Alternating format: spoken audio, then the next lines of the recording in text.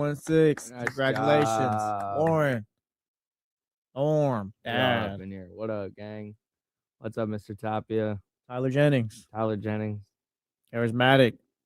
Matt was good. Teal was good. Christian. Filthy McNasty and the whole McNasty Of course. family. Shout out to the McNasties. Man, that bit got me so good that day. We're just in the middle of just this stressful, like, nothing crazy, just my in-laws were out of town, so my wife was staying at their house because they got dogs. And so it was just like I was having to go to that house to have dinner and then like go home. And it's just this whole like stressful thing. But listening to D-Lo and Casey that day, that just got a hearty laugh out of me. I was cracking. Oh, yeah.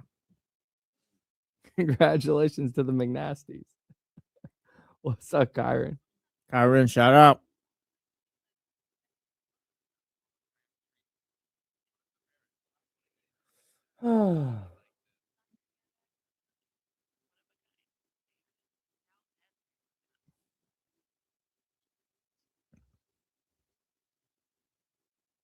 I think I'm starting to lose my voice.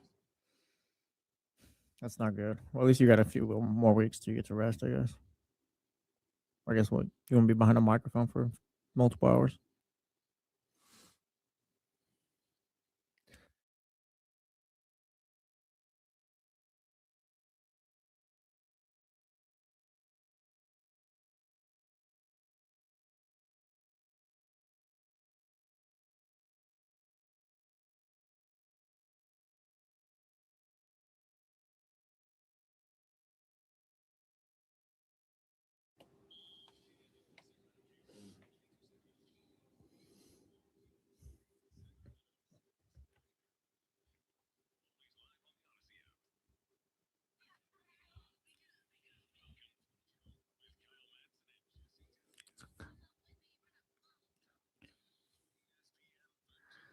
Yes, sir. We are live. Welcome in to the June 3rd edition of this program as my voice hangs on for dear life. Oh, yeah. No, you mentioned it's like, oh, no, I think you're fine. Then you started talking around. I was like, oh, yeah, let's see. It is hanging in there. You need to go get yourself a tea after this and just don't speak till 7 o'clock tomorrow after 9 o'clock today.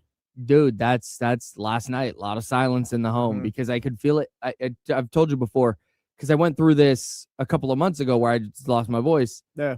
And my wife and I have this thing that we do when one of us gets home. We go, hello. And we do it like, but I went to do that like yesterday and I just had nothing. Oh, yeah. And I was like, oh no, is my voice going out? So I was very quiet. Usually when I come in, if I've got music on and there's a song I know, I'll like sing along or whatever. Didn't do that today.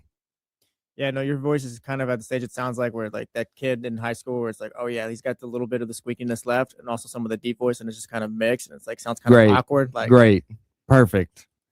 Good thing I don't talk for a living. No, I'm just kidding. No, it's good. No, it's good. The good news is we're not going to speak this entire show because all we're going to be doing is playing 82-0. That I didn't know what that was. I thought this was like a playoff rule or some little NBA rule that you were gonna tell me about. It's like, oh no, this is some little app, website, whatever. And like, yeah, no, I've been on that since yesterday. So if you're not familiar, buckle up because I'm gonna ruin your day and the following days. My friend Randy sent me a link yesterday to a website. No context. He's in Disney World right now. Sends me no context. This website, 82and0.com, 82-0.com. I'm like, what is this? It's interesting. Randy and I have a lot of the same interests. He's one of my best friends in the world. Link, Randy? What is going on here? I knew he wouldn't do that to me. And so I click on it. And what it is it's a site that it's plain, no ads, no, it is just a game. Mm-hmm. And there's two versions. There's one with stats and one without. And on the one without, that's the one we've been playing. Because we know hoops. You click spin, and it gives you a team and then an era, a decade, 70s, 80s. I think it goes as far back as the 60s and as recently as the 2020s. Gives you a team and an era, and then you have to build a team. Once you pick a player from that era, you hit spin again. You build your starting five. You build a starting five out of these 5 different teams and eras. and you try and build a team that statistically their model has going 82-0. And dude, when I tell you he sent me that link and I sat there eating lunch yesterday, I took a 3-hour lunch because I was just playing this stupid game. Nice. Last night, I'm trying to do the rundown, and I'm like, okay, this is going to be my last one. But then you get one that you go 54-28, and you're like, oh, I can't end on that one. And then you go 67-15, and you're like, oh, man, I'm so close. I got to do another one. No, yeah, I spent like a good 20 minutes on that. I was like, all right, Jess, it's time to go to bed. Be an adult. Oh, buddy. I had no chance yesterday. I have made no less than 114 lineups. I built a 61-win team with Jameer Nelson this morning, and I was pretty happy about that. Yeah, that's big time. I could care less about the 82-0 now. Yeah, that's big time. I had my best record this morning, actually, 77-5. And keep in mind, when it doesn't account for like team building. It's not like, wow, this player would look really like this player would be really effective next to this player. Like, no, it's just all stats. And it's only within the decade. So if you get the Washington Wizards of the 2000s and Michael Jordan's on there, you only get his stats from the 2000s. You don't just get prime Michael Jordan. Yeah. You only get their stats from that era.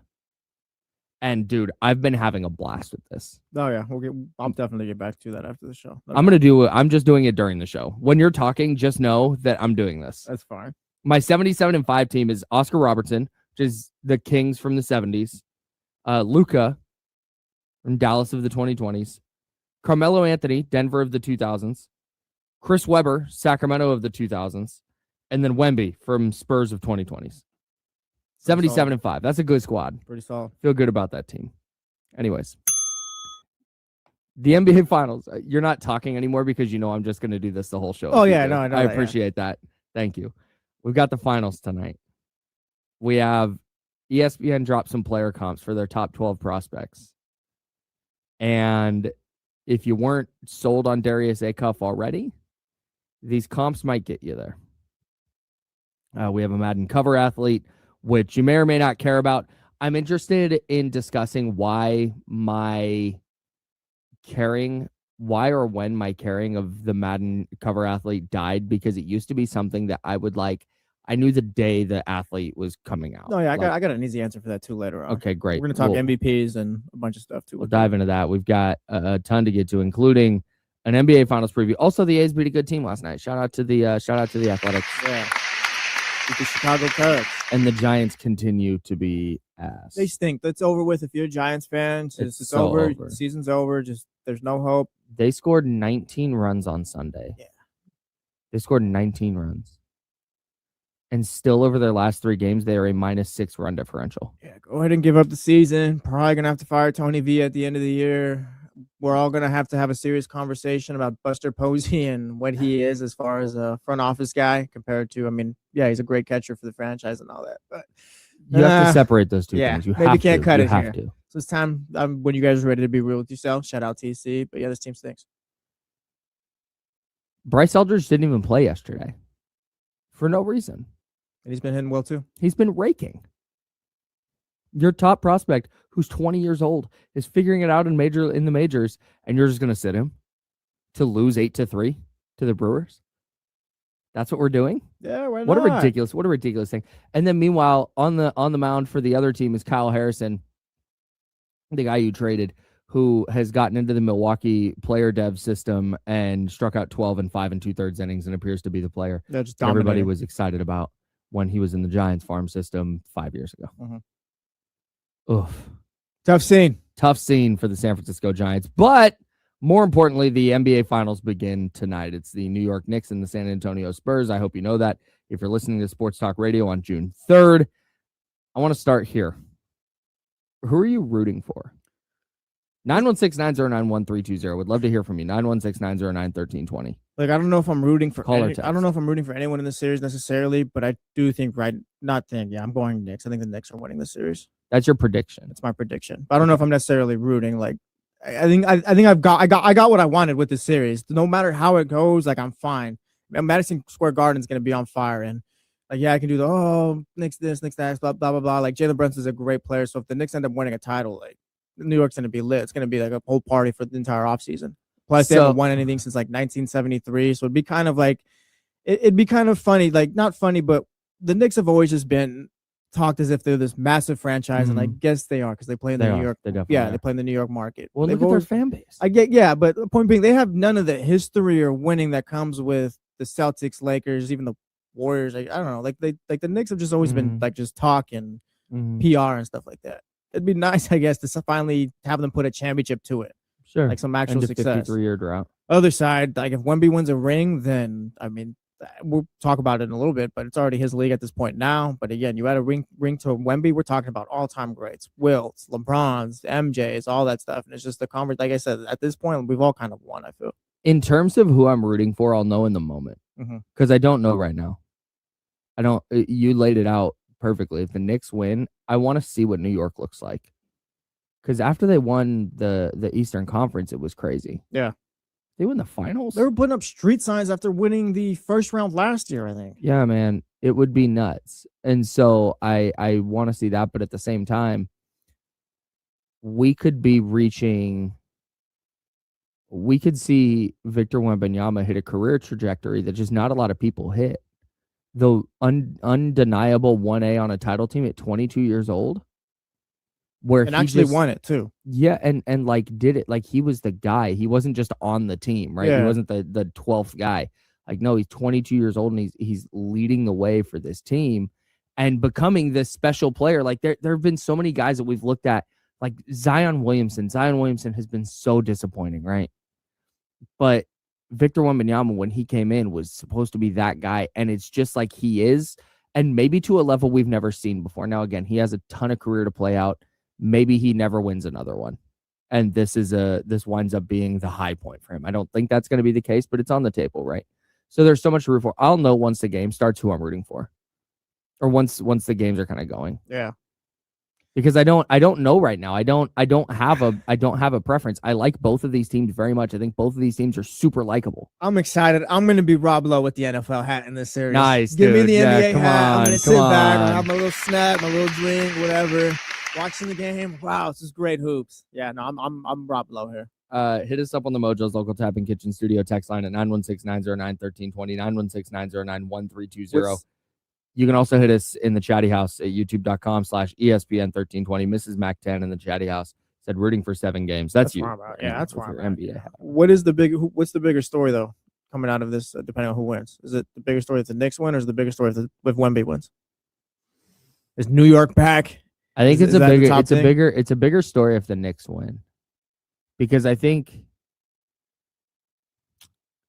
Wemby is where he is.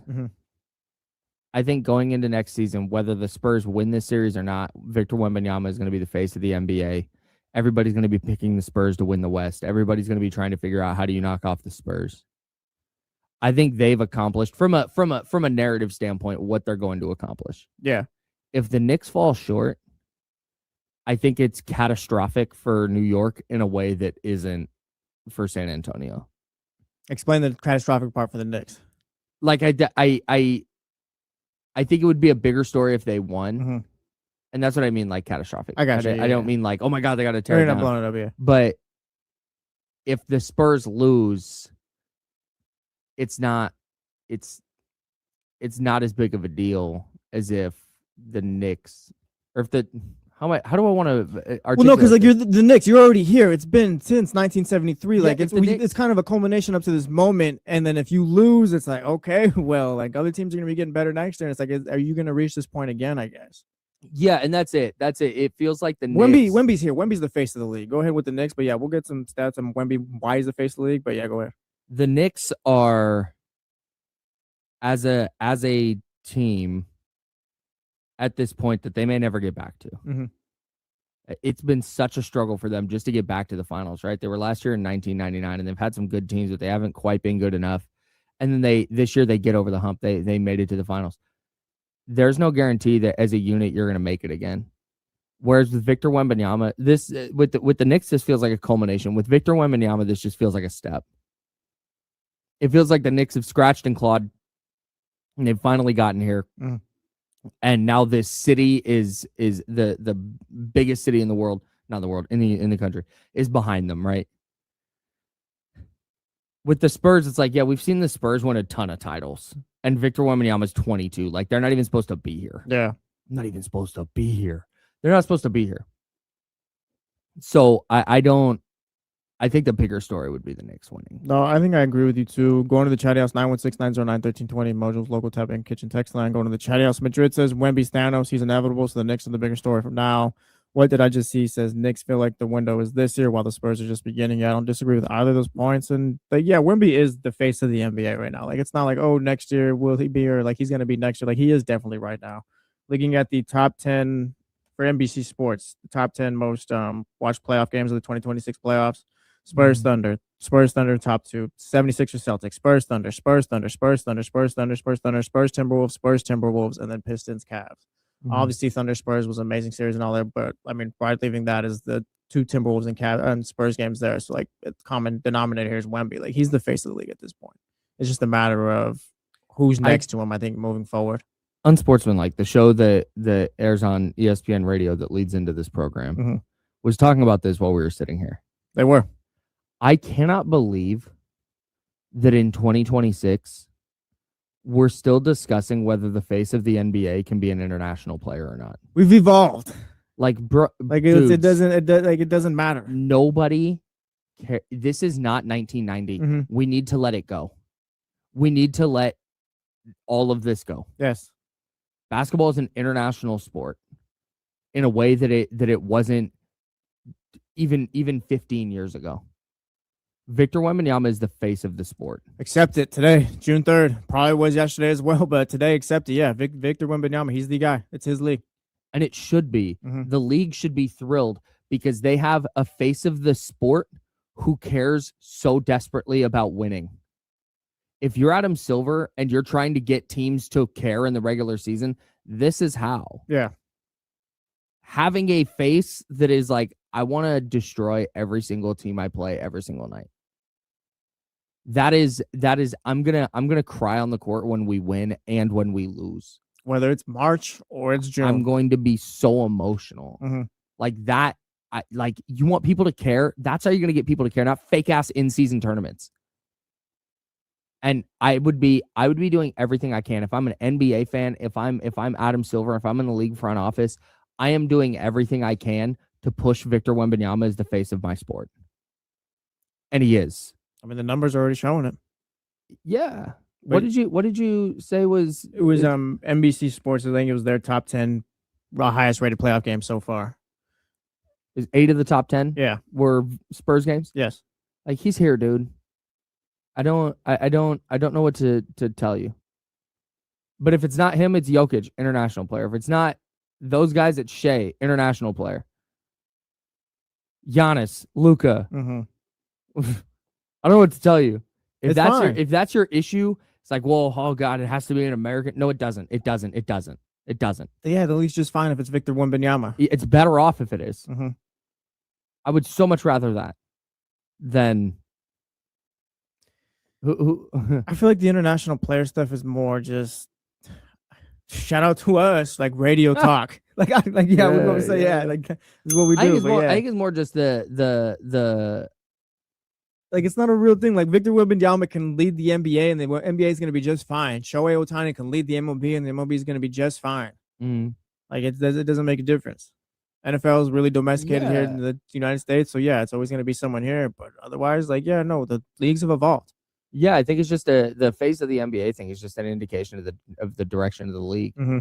It's just an easier way to say, like, who's the most popular player in the sport right now, and I think you'd be hard pressed to find somebody. I mean, because you could put up ascending who's more popular than Victor Wembanyama. Yeah, you could put up Anthony Edwards next to Victor Wembanyama. I'm sorry, it's Victor Wembanyama. They're not on the same tier right now. Not even.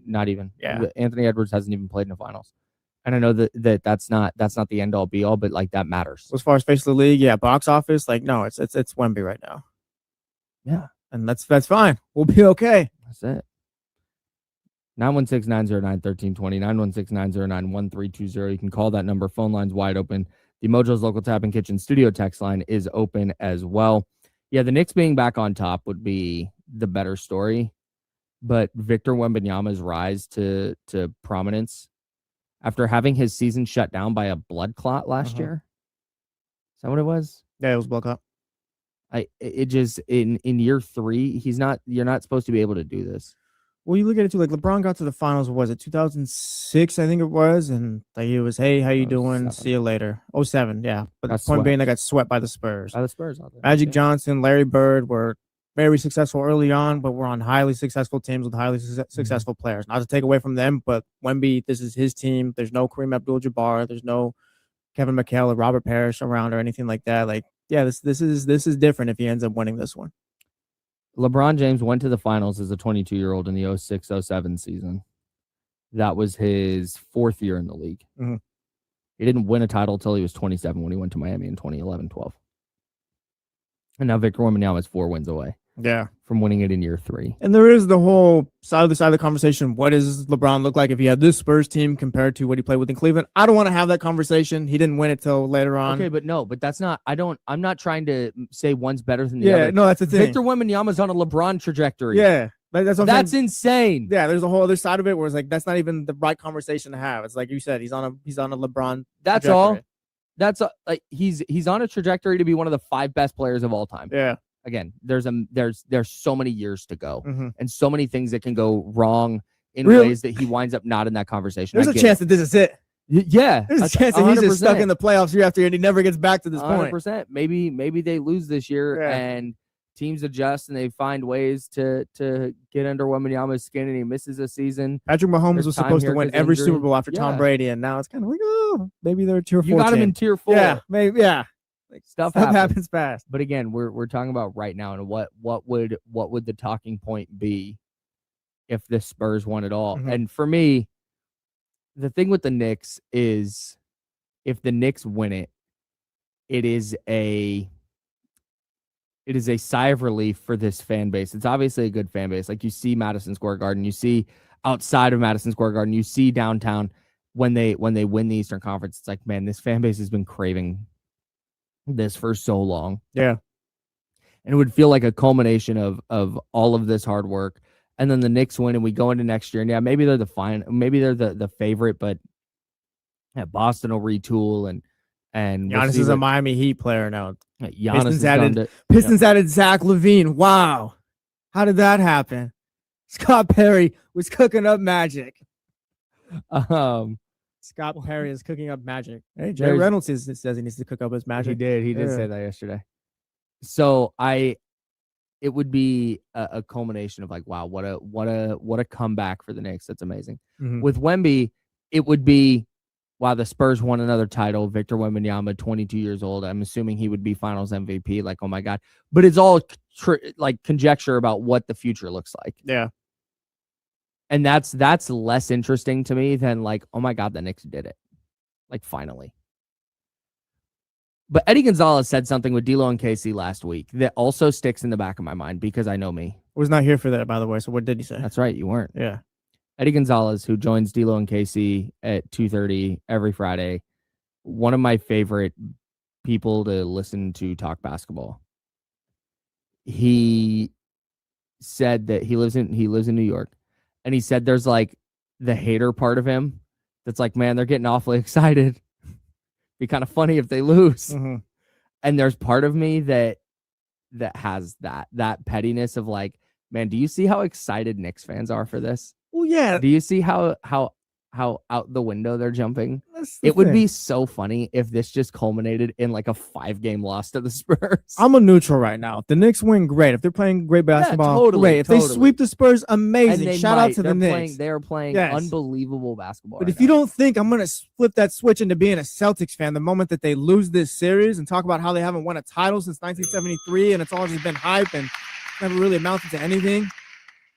And I've had 2 seasons that would be the seasons of their life as far as the Knicks fans of my age. Like, yeah, no, I'm going to talk about all that. Yeah, it's just there's part of it. It's part of being a sports fan. And don't let anyone tell you otherwise. It's okay to hate a little bit in sports. Yeah, man. Yeah. You're not. Your team's not playing. What else are you going to do? You are not obligated.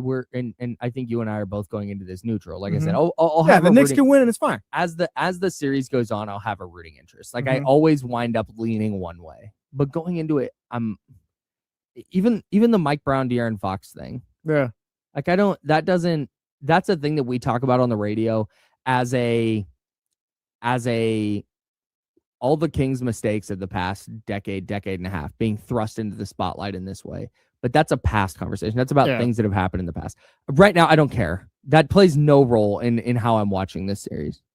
No, I'm over the Mike Brown and De'Aaron Fox. And we kind of talked about it the other day. Yep. Like, if Vivek hasn't learned anything, then we're all doomed. And if he has, great. But at that point, like, it's fine. Yeah, De'Aaron Fox and Mike Brown are in the finals. We can all kind of move on now. I think we've had the conversations. We've said everything we kind of needed to at this point. Yeah, it's all good. I do want to bring it back up because I have a little bit different angle. Okay. Just a little bit different. Just a little bit different. But going into this, but at the same time, I think this is important. You're not obligated to like the Knicks. You're not obligated to like Victor Wembanyama and the Spurs. Yeah, you can hate on the Spurs as well. You're super allowed to do that, especially as a Kings fan. We're talking about, man, what is it? Can they get this thing turned around quickly? Can they get this where they're competitive by 2030? It's like, brother, you're going to run into this Spurs team. You're very likely going to run into this Spurs team. If you want to hate on that Spurs team, please. Yeah, get ready. Lock in. If you're like, man, I want De'Aaron Fox to experience no joy because I think he stabbed the Kings in the back. You requested a trade out of here. Then salute. Root against him. If you're like, I hate Mike Brown and I don't like Jalen Brunson's face and I don't like what Karl Anthony Towns stands for. Jeez, okay. If you just then do it. Yeah. You're under no obligation, because I see this like scolding sometimes on the internet, and I think sometimes I'm guilty of it, but like this scolding of like, hey, why are you hating? Because it's fun. Yes, that's Enjoy it. That's it. Yeah. You're not a worse basketball fan if you have a rooting interest here. Yeah, it's fine. Fan how you want a fan. That's good. Hell yeah. Anyways, one of the things I always look at in regards to the Kings is what. Real quick, Cast Media heard, but says they're rooting against HB for missing that shot. Harrison Barnes. Hey, talking about you know what? Honestly, yeah. Hey, same but different. If you know, you know. Where time just kind of. If you know, you know. Where time just stood still. If you know, you know. But I always look at successful teams and I try and figure out, all right, what can the Kings learn from this? And not the Vivek thing that we talked about the other day, but what can the Kings as a team building practice, what can they learn from this?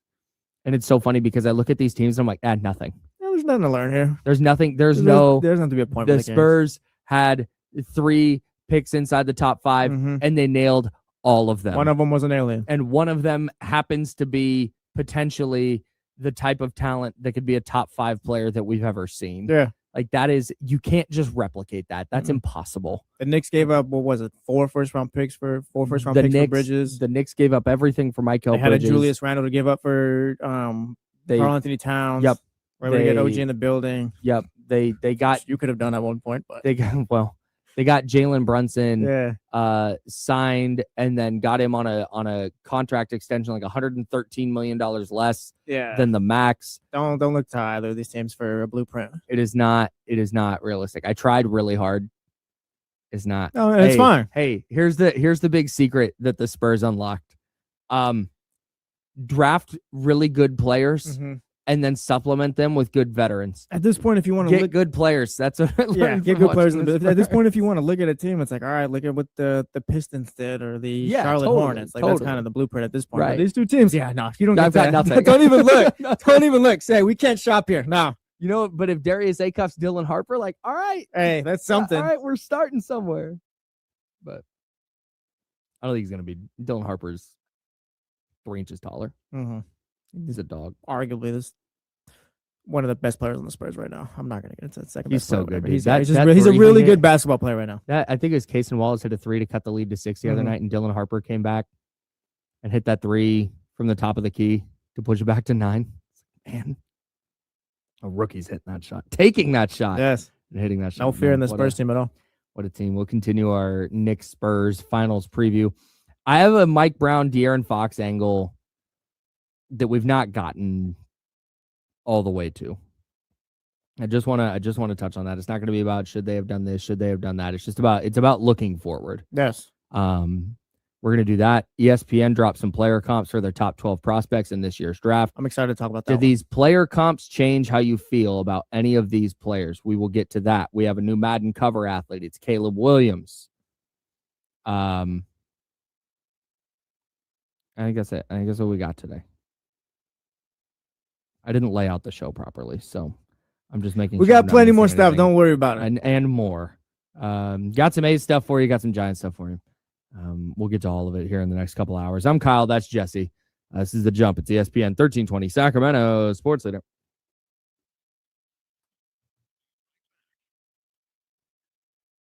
What's going on, everybody?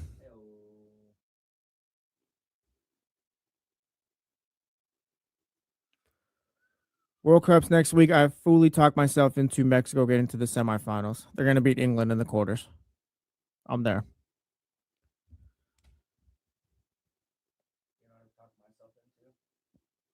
What?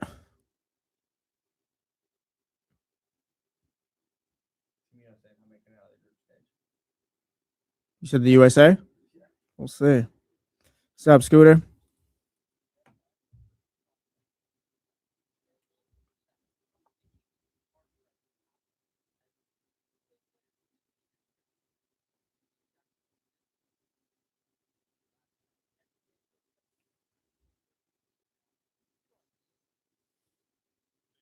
Look, Carlos, I know it's funny, but they're playing at home. Like I said, what else am I supposed to do? It's either that or they get grouped.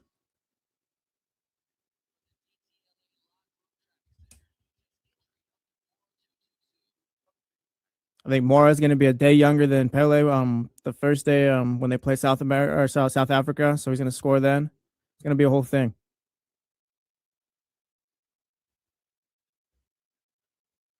Yeah, this seems to be the popular pick coming up right now.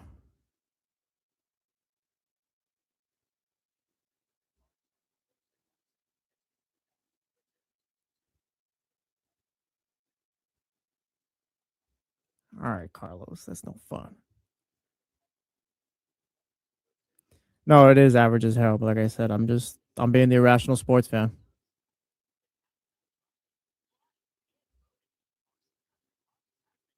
Also, I gotta check the details, but I believe we might be doing a little watch party for USA Paraguay next Friday.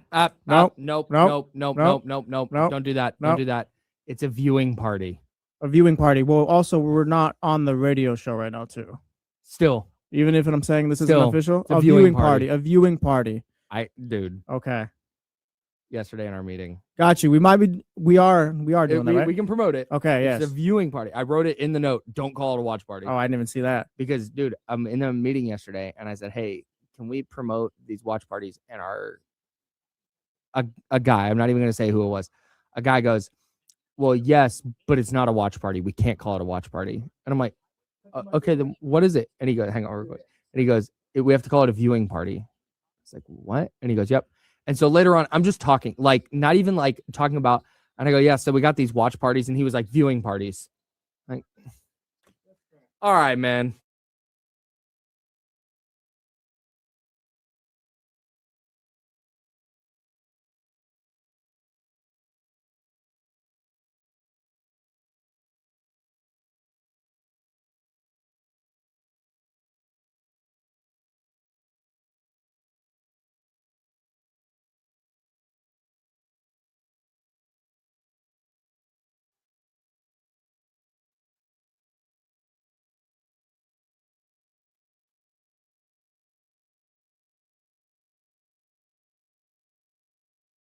Yeah.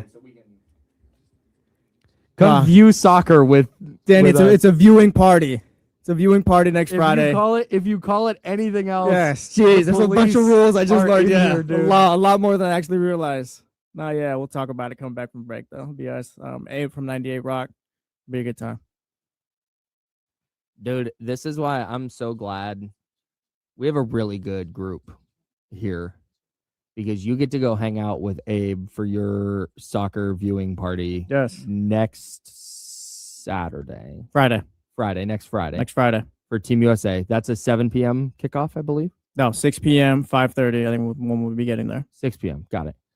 And then mine is the following week, the following Friday on June 19th. which I hate, but whatever. It's on June 19th, and that's at noon. We'll be there at 11:30, and I get to hang out with Dallas. Oh, nice. 94.7.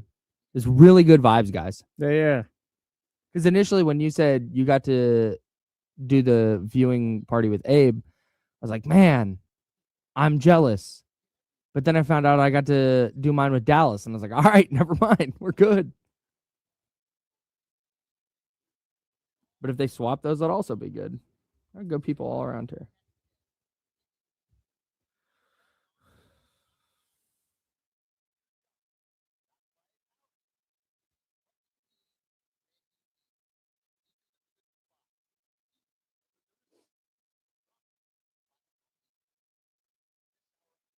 It's kind of crazy that Deebo Samuel hasn't been signed yet.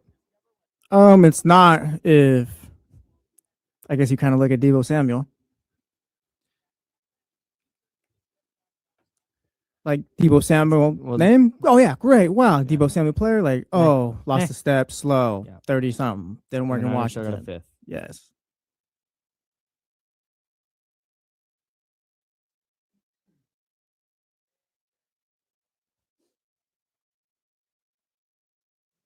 Got a couple of good texts.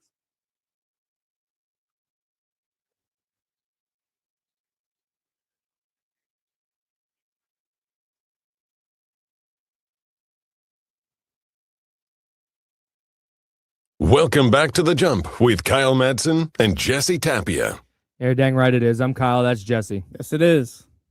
You can hit us on the Mojo's Local Tapping Kitchen studio text line. It's open, 916-909-1320, 916-909-1320. The 530 said, Kyle, you good? Just tuned in, and it sounds like yesterday really had its way with you, dude. First of all, that's a crazy way to say that. Yeah. Yesterday kicked Kyle's ass. Yeah, no. Yeah, talked about this earlier. My voice is just deciding that it's going to leave. Yes. I don't feel sick. My voice is just like, meh. We got a couple more days for you to get through it, though. Gonna come out of this sounding like RFK Jr. Heard there's an impression that can be done. I don't even want to try it with my voice. Yeah, no, not today. No, we're towing the line right now as far as your voice. We need to keep as well as we can. And then the 916 on the Mojo's Local Tapping Kitchen studio text line. We were talking about who you're rooting for in the finals. Are you rooting for the Spurs or are you rooting for the Knicks? And many of us, you and I included, are like, man, I'm right down the middle. I want games. I want this to not be a 5-game series. But the 916 said, I want the Knicks to lose so we can see and hear the pain in Super Knicks fan Casey's voice. That'd be fair. Casey does the whole I'm not a Knicks fan, I'm a Knicks supporter thing, but he does seem emotionally He's a Knicks fan. He does seem emotionally invested in this. Yeah. It's fine. Yeah. It's fine. There's no worries. Yeah, I think everybody on some level has that like the Cubs. I have a weird soft spot for the Cubs. Because when I was growing up and I was, 15, 16 at home alone during the summer, it's just like on WGN, the Cubs were just on. Yeah. It's like in the afternoon, like, all right, cool. There's a Cubs game on. I remember watching Rich Hill's debut start. Like I just was part of life growing up. But then my guy, Randy, who introduced me to this 82-0 game that we were talking about earlier, he's a huge Cubs fan. And so going through and when I lived down in Arizona, it was 2014, 2015, 2016. And that was when the Cubs went through their rise. And then, of course, in October of 2016, they finally win the World Series for the first time since 1908.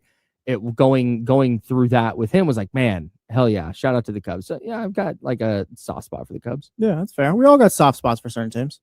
Yeah. Yeah. Kenny just, his is for the Knicks. Yeah, no worries. I kind of figured, I kind of figured he was more than a Knicks supporter when he said last year when they got eliminated, he stood silently for 10 minutes after the game. Just distraught.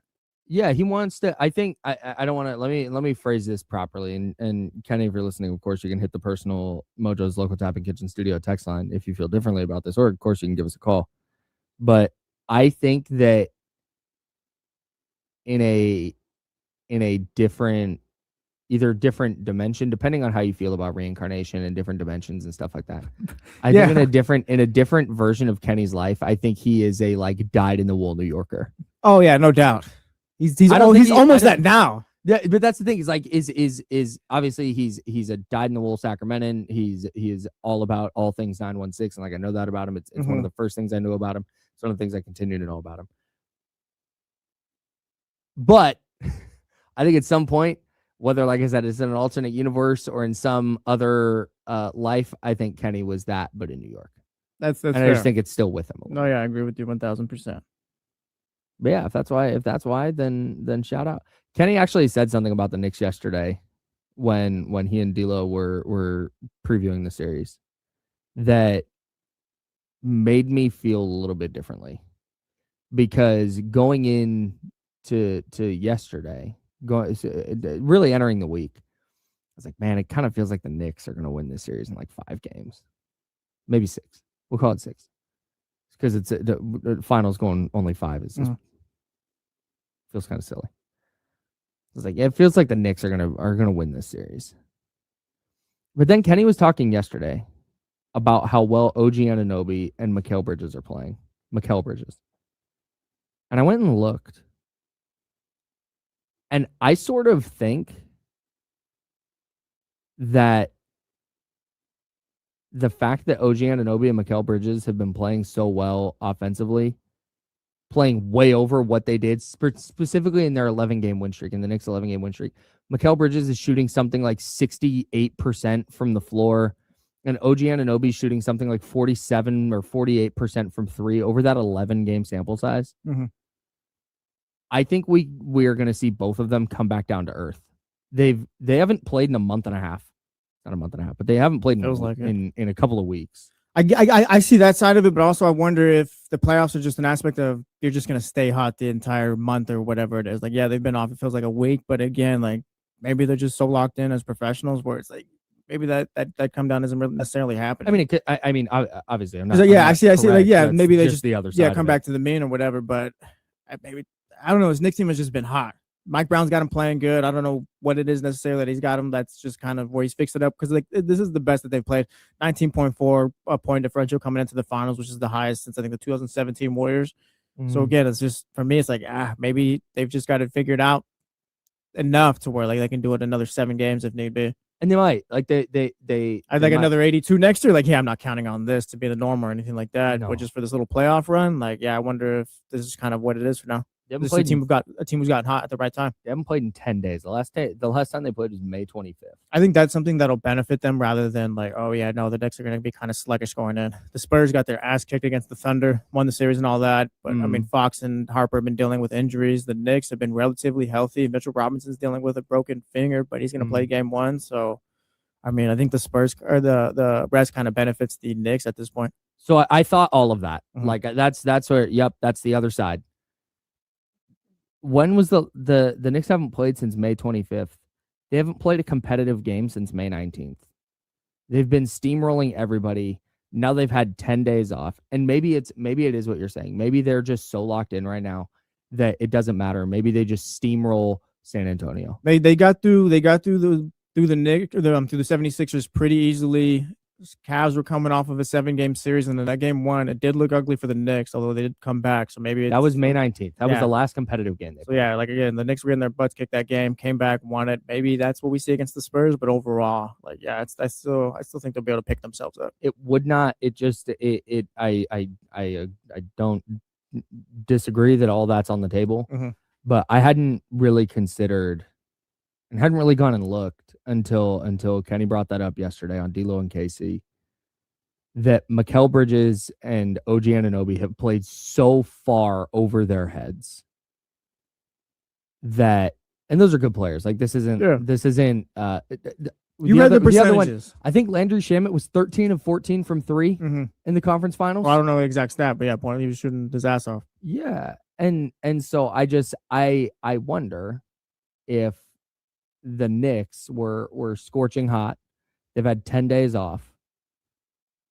Maybe they come back down to earth a little bit. And that doesn't mean I think the Spurs are going to win the series in 5 or anything like that.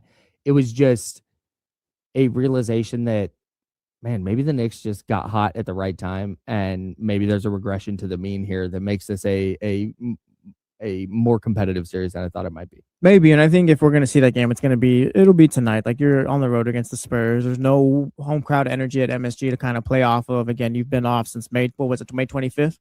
Yeah, May 25th. So yeah, they've been off since May 25th. So I wouldn't be shocked if the Knicks kind of come out flat today. Maybe they kind of play themselves back up like they did against Game 1 against Cleveland. But if that game happens, it's gonna be today. But I do think it's just a matter of how Mike Brown has his team playing. So like Game 2, I'm not sure that Mikal Bridges is shooting 68% from the field or anything like that. But again, I think they're going to stay hot enough to where they'll pick themselves up. This is probably a 7-game series. I think 6 to 7 games. And I think the Knicks are like, do the Knicks have to be as good as they've been to compete with the Spurs team? To compete, no. What about to win the series? Yeah. I don't think you can have a massive regression from either OG or Mikal Bridges, because I think that one of the things we're going to see is I think it's going to be really tough for Jalen Brunson when he gets into the paint to just do his footwork thing and beat Victor Wembanyama. Yeah. If Victor Wembanyama is waiting in the paint. And I say that not because of Jalen Brunson. I say that because I just watched it happen with Shai Gilgeous-Alexander. I just watched SGA completely warp his game because of Victor Wembanyama. And I think because of that, they're going to need Mikal Bridges to hit threes or hit shots. They're going to need OG Anunoby to hit shots. They're going to need Landry Shamet to hit shots. That's going to be the counter, is when Jalen Brunson gets swarmed in the paint and he kicks it out and they work for an open three. Can you knock down that open three? And if you get some massive regression from OG Anunoby where he shoots 28% from three in the series, like that's going to be really tough to win in that situation. Yeah, you're cooked at that point, no doubt. So that's what, but I don't think there's a realm where the Spurs come out and just, it's like, wow, the Spurs were just the better team, because I don't think they are. I think this is a coin flip series. Yeah, the Knicks have been playing above who they've been. I mean, like if they have historic numbers right now so far this postseason, I'm sure there's maybe a little bit of regression coming, but I think overall it'll still be the same great team we've seen so far in the playoffs. They're not going to kick the Spurs' ass every game or anything like that, but I mean, as far as winning 4 games, yeah, they can definitely get that done. I'm interested in the Stephon Castle part of this.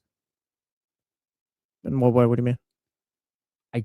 I those first couple games against the Thunder when he was turning the ball over like crazy, it was like, man, maybe he's just going to be a detriment. And then he wound up being. Then De'Aaron Fox came out there. Yes. And I just wonder if, and I guess Dylan Harper too, to a different extent. But the other thing I wonder about on the Spurs side, where I wonder like, hey, did the Knicks have this regression to the mean? I also wonder if the Spurs, the entire postseason, I was waiting for them to hit that wall of, oh, this is just a young team. And I thought they had hit it in the Western Conference Finals after Game 5. I thought, oh, there it is. Like, Thunder just kind of took control of that game. I said it on the radio. I said, I think the series might be over. Like, it just looks like the Thunder kind of taking control of the series. Yeah, they went up 3-2. They controlled that game. Like, I think the Spurs might have just run out of gas. And then they rattled off the 2 wins, including the one on the road. Super impressive on the road in Game 7 in Oklahoma City. So I keep waiting for them to hit that wall. And after beating Oklahoma City, I kind of said, well, nope, they just defied it. But maybe this is it. Maybe in the same vein that I'm looking at the Knicks and going, maybe they regress.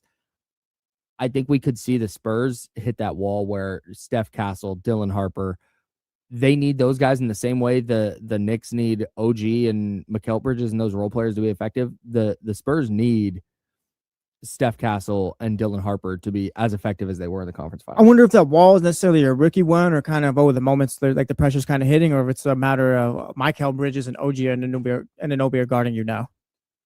Whereas maybe you're dealing with a scared Chet, Jalen Williams isn't really playing or whatever because he's injured, and you're trying to get past Caruso on those guys. But again, the Knicks have just the idea monsters on the wing. Yeah, maybe, and maybe the sizes, but I don't buy the idea that the Thunder aren't good at defense. Well, not good. That's not good at defense. It's just a matter of the Knicks. I'd say would have a little bit more size to throw at them.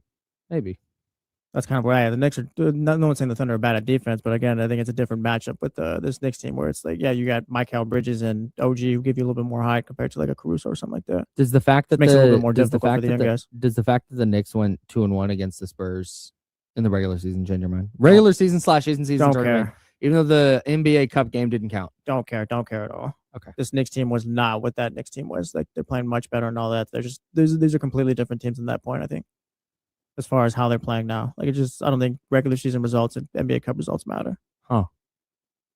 Interesting. So the Knicks went 2-1 in the regular season. They're playing better now, and you don't think that?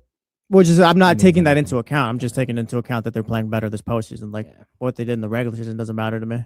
Yeah, because they weren't this team at that point, even though they were 2-1. I have no feel. I thought I had I ended up being wrong about the finals last year. If you remember, I picked the Thunder to sweep the Pacers. Mm-hmm. That didn't happen. They won 7 games. It was the opposite of a sweep. It couldn't have been less of a sweep. But I thought I had a feel going into that series, like, oh, this is what I think is going to happen. If you told me to bet on a result, I wouldn't feel good about any. These teams are evenly matched. Tell me why the Spurs should be much more favored over the Knicks, and otherwise tell me why the Knicks should be much more favored over the Spurs. You can't. If I had to bet $1,000 on one of these teams, just money line to win the series, I would take the Knicks are the underdog, right? Yes. I would bet on the Knicks just because that's where more money is if they win. Yeah. But it wouldn't be out of some I think the Knicks are going to win because of X, Y, and Z. I think we've been talking about it this whole time. I think the Knicks have. These are the 2 best teams in basketball right now. We can say what the Thunder are. They won 64 games, but the Knicks were playing better basketball, and they've probably been playing the best basketball of anyone this postseason. I mean, if you want to throw an asterisk on it because they played the East, fine, whatever, do that. I'm not going to. The Knicks have been playing the best basketball of everyone. The Spurs won 62 games. These are the 2 best teams in basketball right now. The asterisk thing is interesting because I think if they had gone to 7 with it, they beat Atlanta in 6. They beat Atlanta in 6. And then if they had gone to 6 or 7 with Philly, and then if they had gone to 6 or 7, and then if they had gone to thanks, man, I'm a youth. And then if they had gone to 7 with the Cavs, I think that's where they'd be yeah, they're here, but are they? Mm-hmm. They really struggle to get through the East. But dude, they are just dog walking everybody they've played. Yeah, why are we going to discredit them for playing great basketball? You don't. They are playing incredible basketball. Call it what it is. People were calling the Celtics were going to walk through the East because Tatum was back. All right, and then Joel Embiid returns. It's wow, the 76ers. This could be a potential winner of this series is coming out of the East. Don't disrespect the Pistons. They won 60+ games. Exactly. All right. And all this nonsense. The Cavaliers finally got to the conference. Now we're all just kind of these teams all suck all of a sudden. No, the Knicks are just a great basketball team playing amazing basketball. That's all it is. And it's give them the respect. It's putting Karl Anthony Towns in that Domantas Sabonis role, right? Mm-hmm. That was one of the changes that he kind of asked Mike Brown to make, is running more of the offense through him, allowing him to pass and distribute and utilize that part of his game instead of just being this stretched 5.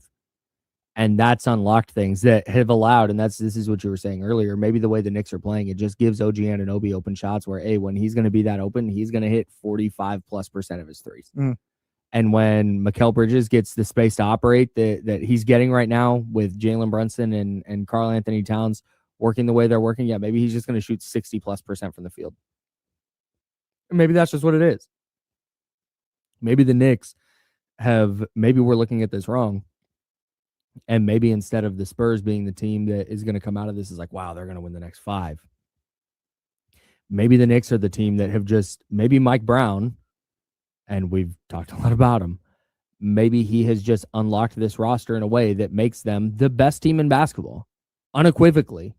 Forget the East, forget the West, forget matchups and this and that. Maybe it's just man, you know what? The Knicks are a really well-built team. And they knew that. That's why they fired Tom Thibodeau. Yeah, and I think too often, too, we talk basketball, we talk hoops with narratives rather than what's actually happening on the court. Yeah, sure. The Knicks are playing amazing basketball, 19.4 point differential. Throw whatever stats you want. They're amazing right now in this postseason. But again, people want to, instead of looking at that and how they've been playing, it's no, they're in the East. The East has been historically bad, blah, blah, blah, blah. It's always just narratives rather than no, this team's hooping right now. The Spurs, it's kind of funny how we do that. And we do it sometimes too, I guess, but I don't know. Of course. We're no better for it and no different. But again, this is at this point, it's just the Knicks are just really good. That's fine. Yeah. That's it. The finals was not between the Spurs and Thunder or anything like that. No, it's here right now. Those Knicks deserve to be here as much as anyone else. Yeah, man. And two, I think unless it's a historically great team or anything like that, I don't think there's usually a matchup where it's this team stands no chance. The LeBron Cavs was LeBron and friends running into course. Kevin Durant and the greatest team of all time. Like the Mavs lost to the Celtics, but if you look at those numbers in 2024, like that was one of the best teams historically, statistically. 916-909-1329, 916-909-1320. Who wins the NBA Finals and in how many games? That's the question. I want to shift gears very briefly. We got a little bit of news in the NFL.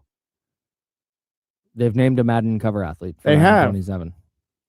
So excited, aren't we? Chicago Bears quarterback Caleb Williams. I used to care so much about this, and now I don't. Buddy, you should have seen me when Brett Favre came out as the Green Bay Packers cover athlete, and then he went to the Jets, and it's like, Dad, we have to print the Jets cover now. We have to print the Jets cover. We got to get the new one. And if you have the Jets cover, it's like, oh, that's sick. You guys printed it out. That's awesome. I stuck with the Green Bay one, so I never got the Jets 07? one. 09, I think. Or maybe 07. One of those. It doesn't matter. Either way, yeah. Point being, it was like, oh, yeah, no. It used to mean something, but I think. What happened? How? Because I'm with you. Did we just get old? Yes. Do we pay rent now? Damn. Like we pay taxes. I gotta buy groceries tonight. I can't worry about who's on the Madden cover this week. Can I tell you when it stopped mattering for me? Yeah. Because I when Peyton Hillis was on the cover, I was mad. I'm not even buying the latest Madden. That was a vote. That was like people chose Peyton Hillis, and I was mad about it. I was like, do you think this is a joke? This is serious. When they started putting like multiple people on the cover, and it was like, oh, this one's got Larry Fitzgerald and Troy Polamalu. Or this one's got 9 different people depending on what version you buy. That was a thumbs down. It used to be a really cool thing that I just don't think matters anymore. And they try to make it still matter, but I just don't care that Caleb Williams is on the cover of Madden. Well, that means nothing to me. It's kind of a crabby thing, but let's not act like we all didn't look forward to the Madden cover to see who's going to get the curse this year. Well, yeah. And then that kind of stopped being a thing. Something that kind of plays into it. But again, we were all tapped into the Madden cover because like, who's going to have an awful year coming up? So excited to find out. Yeah. Oh, Peyton Hillis, your career is over. And just like point being like, yeah, we were always just kind of waiting for it. Yeah. Who's going to have this catastrophic thing happen to the next season? We're very excited to find out and talk about it. In case you don't remember the Madden curse, there was a stretch of years where the cover athlete on Madden would suffer some awful injury or just have it down. It was something horrible. Terrible year, get an injury. It was the Madden curse, and that has since been broken. And we looked forward to it every year. It was like, oh no, I hope it's not on my team. But I'm kind of surprised, and maybe this is just because I'm so in the 49ers bubble that I'm in because of the podcast, Candlestick Chronicles. It's an Odyssey podcast. Subscribe wherever you get your podcast. And my writing stuff at NinersWire.com. I did not realize that Caleb Williams was so nationally popular. Iceman. Sorry, George Gervin. Damn. Chuck Liddell's well. Drake. See? I didn't realize. It's not a shot at Caleb Williams. Oh, yeah, he's next. Salute to him. I did not realize that we were just already there. My way too early MVP pick. Oh, nice. I'd actually get some good money on that too. He's not even too high on odds yet. He's plus 1,500 right now. Josh Allen. Take that. Josh Allen plus 600. Get Lamar. Josh Allen, Lamar Jackson, punt. Dude. Yeah, Lamar. I love Lamar. I'm my out. favorite player. I'm but out. Yeah, it's time. Salute. No, they're great. They're still awesome great. But as far as awesome MVPs and stuff, yeah, they're not winning. I don't think. At least I don't want to bet on them to win MVP. Media still loves Josh. So I think you got to leave him in. Then there's Drake May after Lamar, Matt Stafford, Joe Burrow, Justin Herbert, Patrick Mahomes, Dak Prescott, Jordan Love, Caleb Williams. So, yeah, I got my eye on Caleb Williams this year. I didn't realize. Yeah. I had no idea that we were already here. Oh, yeah, we are. It's June 2nd, Shout June 3rd. Man. Yeah. The Bears got a real quarterback, allegedly. I think he is going to go we just made fun of him right now, but he's going to kind of go the Josh Allen route, I think, where he's got all this arm talent and all that. Fun of Josh Allen? We'll not make fun of him, but it's kind of like, all right, get him out of here for right now. Yeah, just as an MVP, I don't think he's gonna have the narrative on his side to win MVP unless they win like 15 games. Caleb has all the talent in the world, struggled with accuracy, kind of looked better towards the end of last season. I think now he's made the some weapons. big time throws. I think he's gonna put it all together this year, or maybe he's not like the peak of his abilities or anything like that, but he's gonna have a strong year. Shout out to the Bears. I hope the Bears have a real quarterback. That would be so fun. I've watched my guy. Shout out to my buddy Randy, who's now come up for the 3rd time in the first hour of this show. He's a huge Bears fan. And I watched him to use your phrase, jump out the window over Justin Fields. Bought a jersey, every Justin Fields highlight, he's posting it, all the Justin Fields stats he's posting. Like, oh my God, we got our guy. And now Justin Fields is doing whatever Justin Fields is doing. If you're a Bears fan, you've never seen a franchise quarterback in your life so far. You'd have to go back to when they played. Disrespectful to Jay Cutler to me. No. You'd have to go back to when they played with like leather helmets or something like that. Yeah, man. It's like Sid Luckman. Yeah, Sid Luckman is the Bears quarterback. Yikes, dude. All right. I want to talk about the finals from this De'Aaron Fox, Mike Brown angle that we haven't quite gotten to. It's looking forward. We're not going to look back anymore. I want to look forward with that. And then ESPN has some player comps for their top 12 prospects in this year's NBA draft. And it might change your mind. These player comps, we're just going to act as though they are true. These are exactly what's going to happen with each of these players. And it might change your mind about a player or two. We'll talk about it next on The Jump. It's ESPN 1320, Sacramento Sports Leader. I watched about like 25 quarterbacks start for the Dolphins, so I can't laugh at anyone as well. But Jay Cutler was definitely one of my top 5 favorites. That Monday night game against the Patriots was one of the greatest things ever. I think Jay Cutler is misunderstood. Misunderstood? Yeah. I'm joking. No.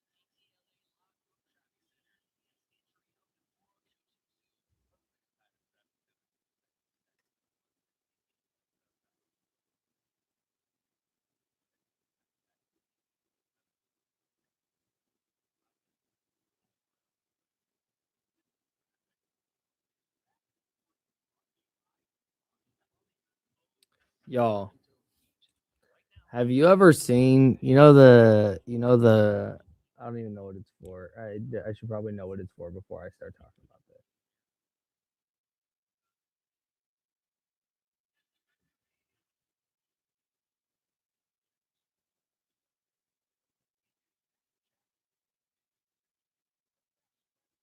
All right, bet. So, the prescription drug Skyrizi? I've always listened to it, but the guy says something that I've never quite registered, and I just clocked it just now.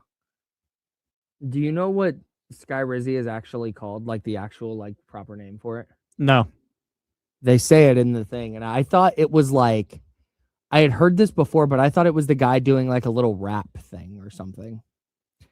The actual drug is called risankizumab.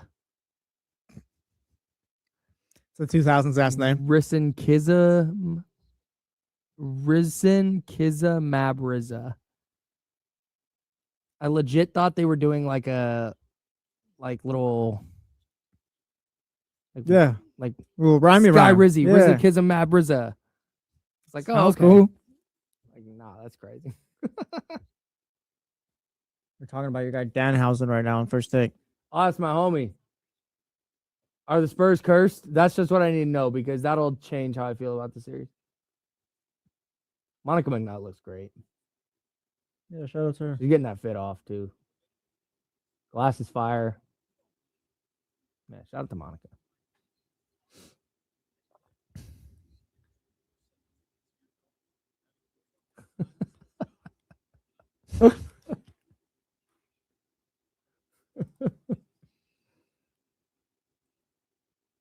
There's some kids in Mabrissa.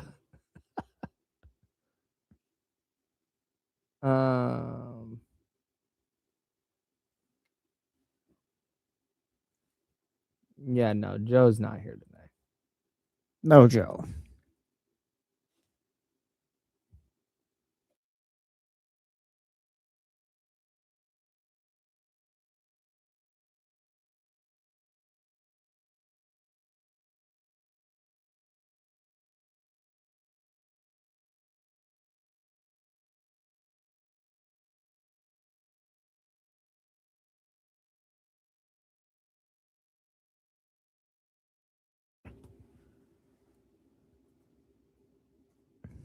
Dude, the Corgi's not.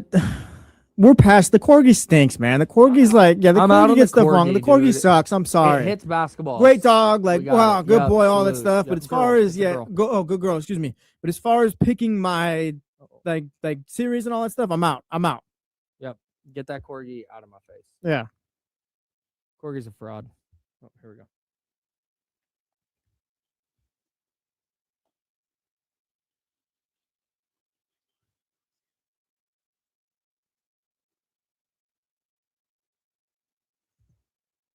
What are we doing here? We're on a radio show. You're gonna hit the voice guys button. Welcome back to The Jump with Kyle Madson and Jesse Tapia. I got distracted because in the chatty house, which is the YouTube chat, because if you're listening on the radio, we're also on YouTube at youtube.com/ESPN1320 and twitch.tv/ESPN1320. And Jay Frederick in the chat said, is the Aaron Donald unretiring stuff real? There's noise.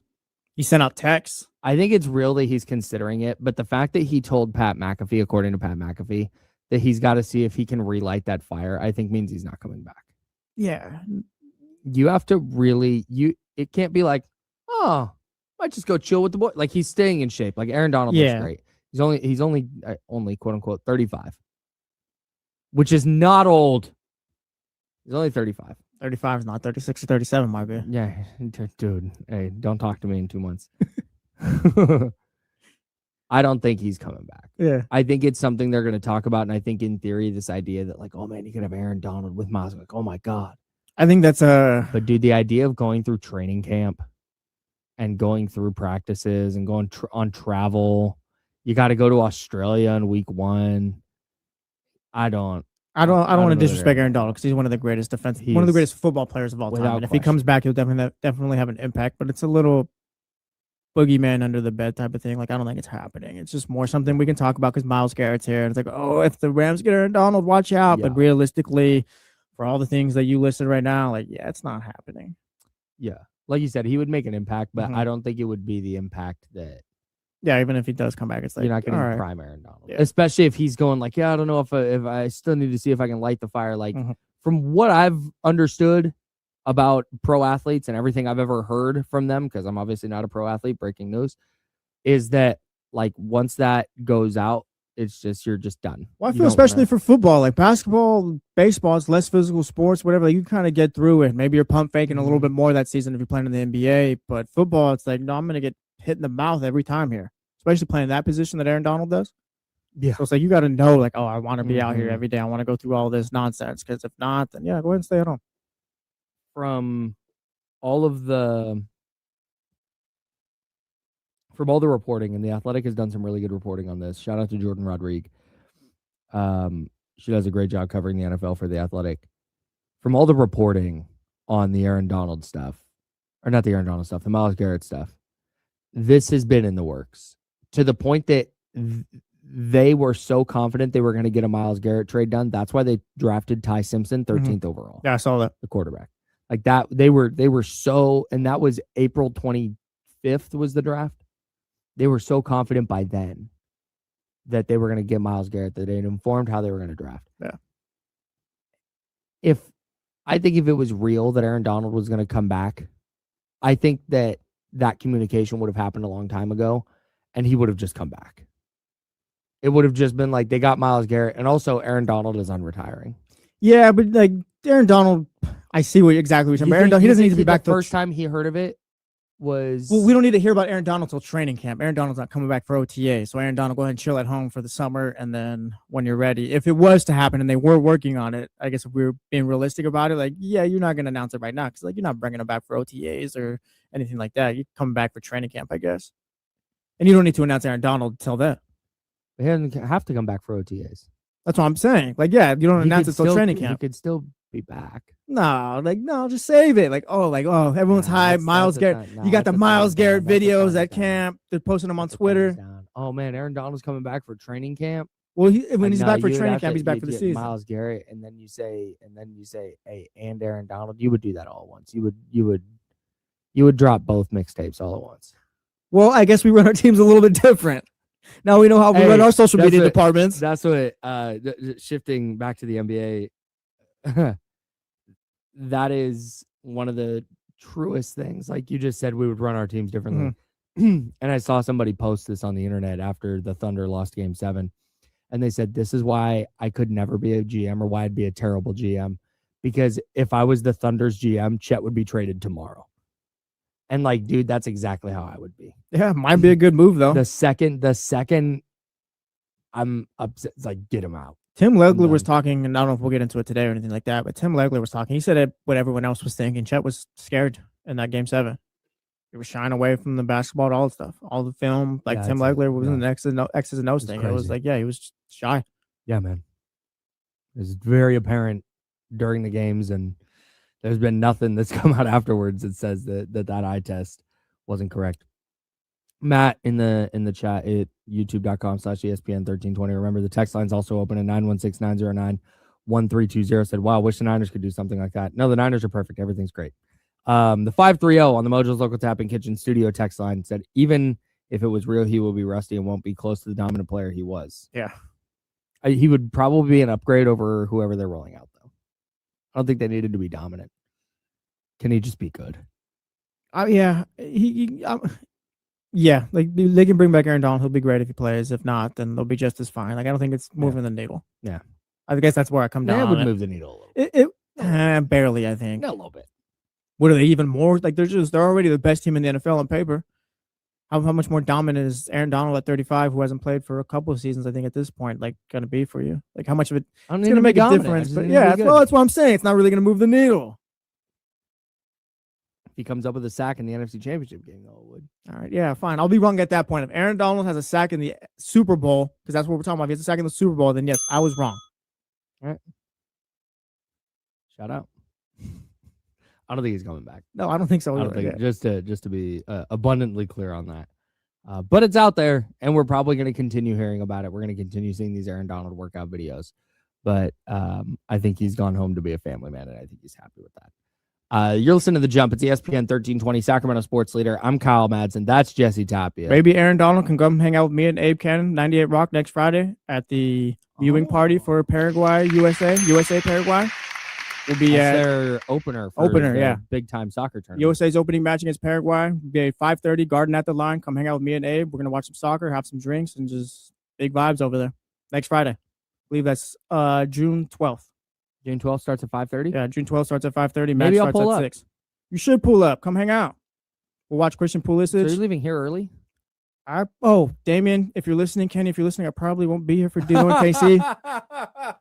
Yeah, so we'll work something out. Yeah, we'll work something out. But either way, yeah, come hang out with me and Abe. Seems like Kyle's gonna pull up. Viewing party for USA versus Paraguay. Yeah, man. USA's opening match. The big World Cup. I'm hyped. I might have to be here. Maybe. Well, Dame's learned how to run the board and stuff. Charismatic said he's sliding up. So yeah, make sure you come hang out with us. All right, yeah, man. Pull up. Come view some soccer with us. It's gonna be a really good time. Yeah. Yeah, again, we'll be at Garden at the Line next Friday. I'm not gonna pretend to be the world's biggest soccer fan. I love the World Cup. The World Cup's in our home. Like it's okay to be excited about it. Yeah, man. Even when it's not. Yeah. But even like this is different now. Yeah, for sure. And don't feel like because you haven't watched soccer before that you can't get into it. Like, dude, it's the vibes are great. The quality of the play is typically very high. Yeah, the vibes are going to be up. Literally, come hang out with me, potentially Kyle, Abe. Like I said, from 98 Rock, we'll be at Garden at the Line next Friday. So come have some drinks, come hang out, and just watch some soccer. Let that be. That's going to be an awesome time. Let that, if you're not a soccer person, let that be your first World Cup experience. Just go. Vibes will be way up. Even if you don't watch a game, you're going to have a great time. Mm-hmm. Hell yeah. Can't wait. Used all the right words there. Didn't say any of the bad keywords. You did a great job. Nice. I'm so proud of you right now. That was awesome. Viewing soccer at Garden at the Line. Yeah. Is that on 65th and Elvis, I believe? Let me see. Yeah. Right by Sac State. Yeah, 6415 Elvis Avenue. Yeah, right by Sac State. Mm-hmm. ELVAS. Make sure you tap in. Mexico, real quick. Mexico's World Cup opening match is next Thursday at 12. I think I'm going to have to be here early for that. Everyone's going to get to see me go crazy, I guess, in the building. Oh, yeah, dude. You want to watch together? We can watch it in my office? I'll pull up. We'll watch it at your office. Nice, dude. Come on. I'm telling you, I've already talked myself into them getting to the semifinals, and I'm going to be heartbroken. But that's my favorite thing as a sports fan is that I'm so irrationally confident now. You have, dude. I can't wait to be heartbroken. It's the best. You're so fired up for this. Tyler Jennings asking next Friday, June 12th at Garden at the Line. USA, Paraguay, come hang out. Viewing party, me and Abe Cannon. 98 Rock and Kate. And 1320, yes, viewing party for soccer. For the international soccer. For the big tournament. The prominent international. For the big soccer tournament coming up, yeah. ESPN, I want to shift gears to the NBA draft because the NBA draft is coming up in less than 3 weeks. 20 days. We'll also, allegedly, there will be a live show and viewing party for that, but we'll get to that at another time. ESPN has dropped pro comps for their top 12 prospects.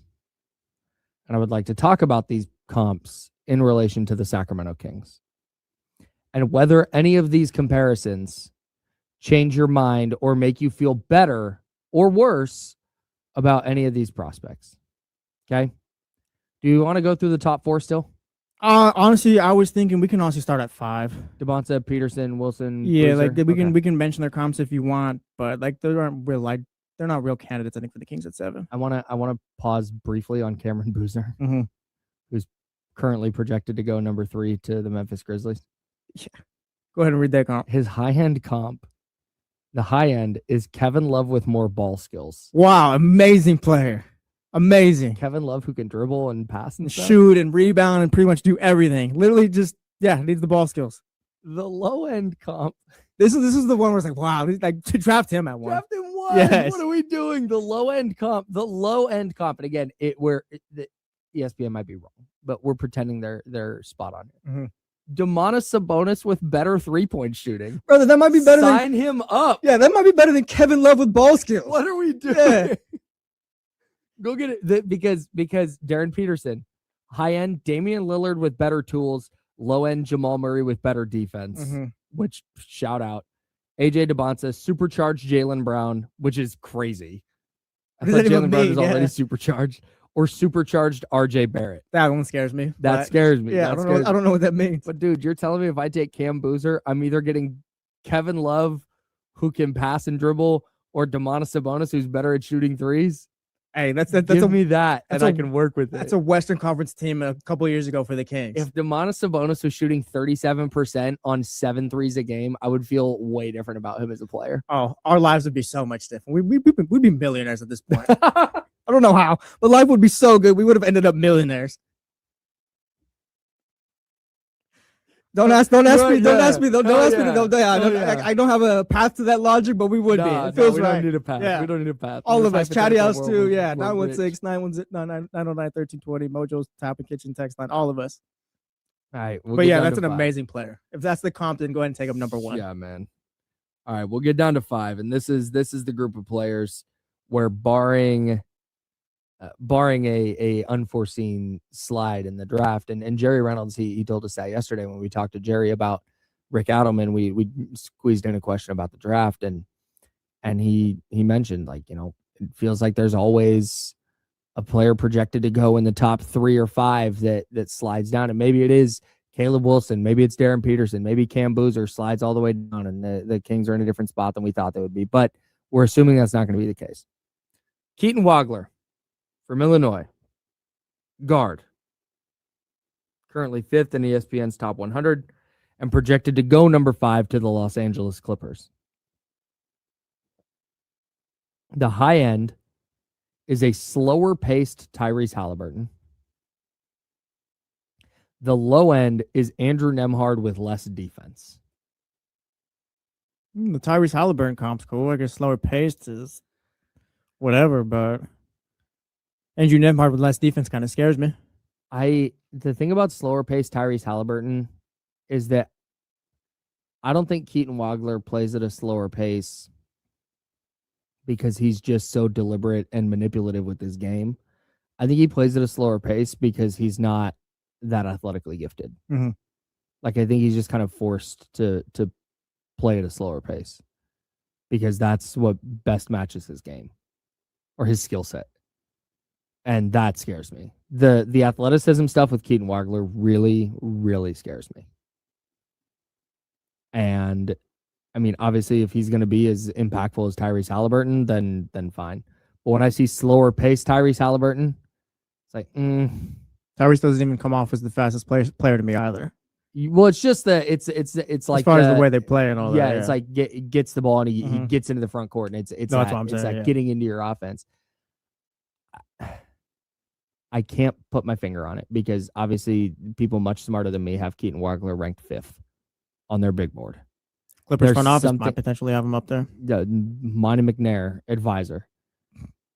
There's something about when I watch Keaton Wagler versus when I watch Michael Brown, when I watch Darius Acuff, when I watch Kingston Flemings, when I watch Braden Burries, there's something about Keaton Wagler that I just can't get past, and that I can't buy into him all the way as a prospect the way I have with the other guys. He doesn't necessarily play like he's 6'6" either. Right. Like he's the guy he doesn't dunk. Yeah, exactly. That's what I'm talking about. Like, that's crazy. He doesn't. He James Ham had this in his NBA draft minute. Keaton Wagler did not dunk last season. He had 0 dunks. It's insane. Yeah. Not one time he did a fake dribble handoff and put it on the floor. And like I said, in the next workout, hey, just go ahead and dunk this basketball if I'm Scott Perry. We'll take all the shots, all the layups. Go ahead and just dunk real quick. Go dunk this basketball into that hoop. Yeah. Like, can't we just do some shooting drills? Like, coach, I'm 6'6". You know I can do it? Yeah, I'm sure you can, but I want to see it. Prove it. I didn't see it on tape. Yeah. That's just, again, I would, if the Kings wound up drafting him, I'm sure I could talk myself into it. We can look at these player comps too and look at as far as the Kings. Do we like these comps? Are we okay taking these players as far as if they fall to the floor to up or hit the ceiling? And as far as, I guess, if you can draft Tyrese Halliburton again, sure. Mm-hmm. But are you okay with Andrew Nembhard with less defense? No. Okay, so we'll pass right here on Keaton Wagler. Passing on Keaton Wagler. Yes. Scott, write that down. Yeah. All right, number 2. You're listening to The Jump on ESPN 1320 Sacramento Sports Leader. ESPN did some comps, some pro player comps for their top 12 NBA draft prospects, and we're going through them right now and deciding if this is accurate, if this is exactly where they're going to land. This is the exact ceiling and floor. Are you still comfortable drafting that player? Keaton Wagler moves down for me if I'm getting Andrew Nembhard with less defense. Mm-hmm. Because now I'm getting like a bench score. Yeah, that's the bare minimum is a top 3 player. Yeah. Third best player, if anything. Yeah. All right. Darius Acuff. High-end Jalen Brunson. In the finals has proven the you can't win with small guards argument wrong unless you're Becky Hammond. She's waiting for him to win a title. She is. Fair enough to her. Salute. She set her standards. The low end, very interesting. And I can't decide if they did this because he's been so frequently tied to Sacramento or what. But the low-end comp, Mike Bibby. I think this plays. Less about the Sacramento thing, but Bibby was a top 3 guy on a title team. I mean, go ahead. Well, I don't know if you're mad at him being a top, like he was the 3rd guy, I think, on that Kings team. 4th. I mean, you can argue either way. I mean, I think when you hear them talk about it, kind of changed it when they went from Jason Williams to Mike Bibby. So when you brought him in here, kind of elevated them and all that. But again, like 2002 didn't work out. Point being, like, yeah, I think he was good enough. And you were throwing some stats at me yesterday when we were texting about this. Like, yeah, this plays. This is what we've kind of been talked about. You brought up Bibby's stats. Like he was like a 14-5. 14-3-5. Yeah, 14-3-5. It was a different league back then, different style of play. So I'd imagine just as open as the offenses are now, as many shots as people getting up, like his points per game would be up. So I don't think if Acuff's 14, whatever it was, 14-3-5, whatever you just read, then yeah, that's a problem. But again, if we're just going for NBA inflation, I'm sure those numbers would be a lot higher. So if I'm leaving this with Acuff being Jalen Brunson or Mike Bibby, like, yeah, that's perfect. If he can be the starting point guard on a title team, on a team that can win a championship, which obviously those Kings teams could. If you're going to be the starting point guard on that team and you're going to have the stones to take and hit big shots, I'm fine with that. Same. And this goes back to what we've been talking about this for months now. But this is why I say you don't necessarily need a 1A. You'd love it. You'd love to get that superstar, all NBA, unequivocal dude, right? Shai Gilgeous-Alexander, Victor Wembanyama, Jalen Brunson, like those guys that are the guy on their team. You would love that. But if you walked out of this draft with a player who's going to be your third best guy, but you know what, you can rely on him to take and hit a big shot, and he's going to have the basketball in his hands all the time, I would be happy with that, because you can use that player as a foundational piece. Yeah, that's a foundational piece for a title team. So yeah, as far as these comps for Acuff, yeah, I'm good with this for the Kings. Yeah, same. 916-909-1320, 916-909-1320. If you're an anti-Darius Acuff person, if all you tell you those are your ceiling and floor, are you still in or out? Are you still out? The next one, Kingston Flemings, the number 8 prospect, projected to go number 7 to the Sacramento Kings. High end, De'Aaron Fox. Low end, Brandon Knight. De'Aaron Fox is a thumbs down. I'm out. Yeah. I'm out. De'Aaron Fox is a great player, but De'Aaron Fox didn't really develop that 3-point shot till a little bit later on in his career. Even then, it's not like it's a late or anything like that. And as athletic as and explosive as Kingston Flemings is, like it's not what I'm looking for right now if I'm the Sacramento Kings. I think there's an intangible thing with Flemings that might be there that isn't there with Fox, just in terms of how they approach the sport. That I think matters. But again, we're taking into account the floor here as well. If you're telling me for sure he's going to be as productive as De'Aaron Fox, then yeah, cool. Draft that player and feel good about it. But if you're telling me there's a possibility that he winds up as Brandon Knight, that's not going to get it done. That's not going to cut it, man. That's not going to do it. And I wonder, there's a section in here on this ESPN piece where it says Scouts Take, and it says, quote, many evaluators like Fleming's intangibles and his defensive chops, and they have compared him to Fox, Derek White, and Drew Holiday as guards who can run offense, make shots, and play defense. His wingspan being 6'3" and him measuring in at 6'2" makes me really wary of that, because Derek White can guard multiple positions. Drew Holiday could guard multiple positions. I don't know that Kingston Flemings is going to have the size to guard multiple positions. And if you're going to bring in a guard like that, and you're going to talk about his defense being able to just match up with the other team's point guard, doesn't do a ton for me. Yeah.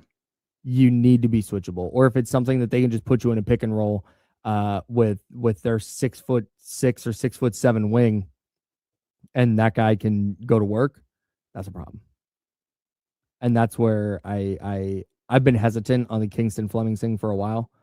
When you drop the Brandon Knight comp in there, I don't doubt that scares me off. Yeah, I don't doubt he's going to be a good player or anything like that. But it's just, I wonder if he's closer to what we're looking for the Kings, or if he's closer to like a Keegan Murray type, where he's going to be a really good starter in the league. But just, that's kind of what he is. Yeah. Again, not a bad player or anything like that, but just not necessarily what the Kings are looking for right now. Yeah, that's it. And that's what's tough about these conversations is that's not, Kingston Flemings is not going to be a good NBA player. It's like, no, man, the Kings are just in a spot where you need to take a. They really need to hit on this pick. And if you can find a player where the floor, like Acuff, where the floor here in this instance, according to ESPN, is Mike Bibby. Yeah, man. If that's the worst version of his career is he's Mike Bibby, yeah, dude.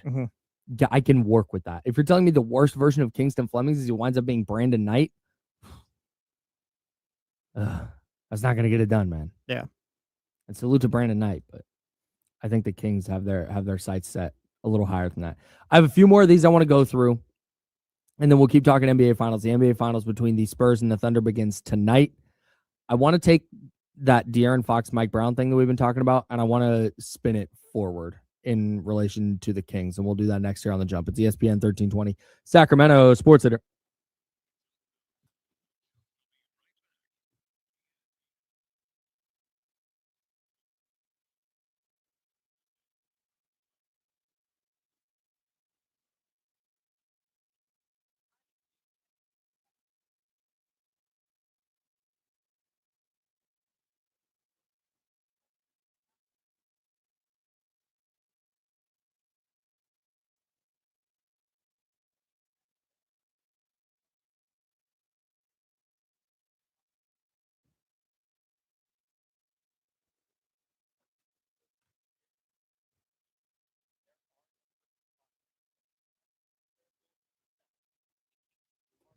Hit the thumbs up, chat. I appreciate you guys being in here today.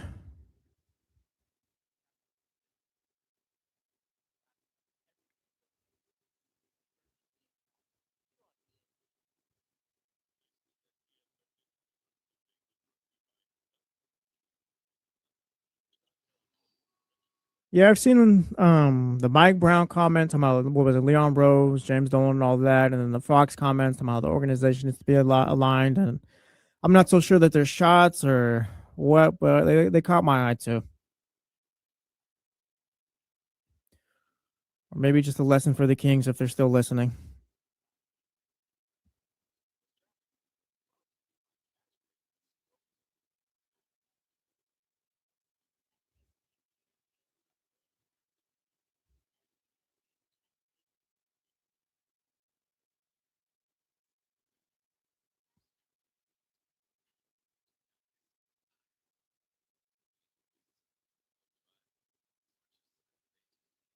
Appreciate you, Charismatic.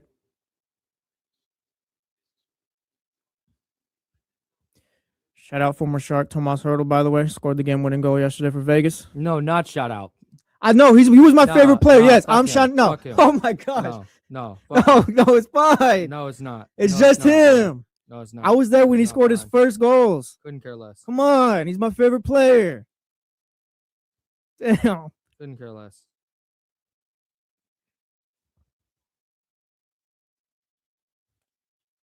Oh man, Derek White hit the game-winning 3 in the finals that's for the different. Lakers. That's not no. So Derek White was never like my favorite player or anything like that. Well, Jason Tatum hit the game-winning 3 for the finals for the Lakers. I'm so happy for him.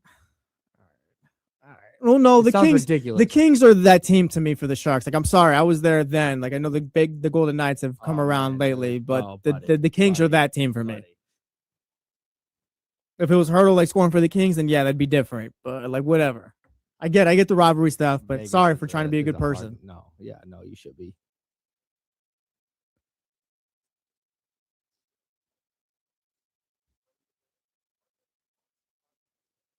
Yeah, I mean, why not? So happy for Bogey. So happy for Hurdle.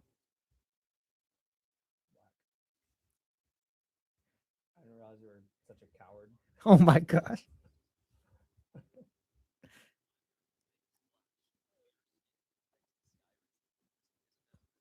Rizakism Abriza. Such ridiculous.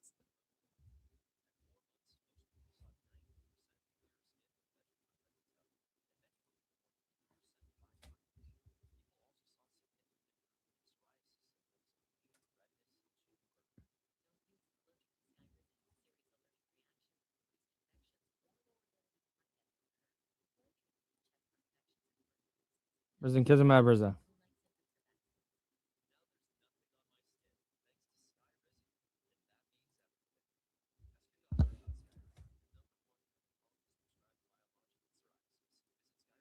I mean, like, fair enough. It's not like the Sharks were this model franchise at the time, but things were going good.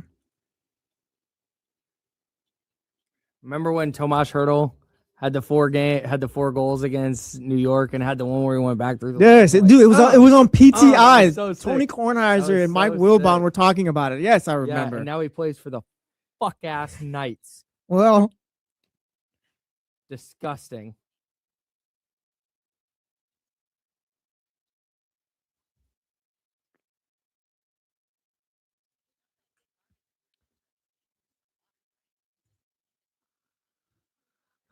Oh, so happy for Tomas Hurdle. Shout out for a shark.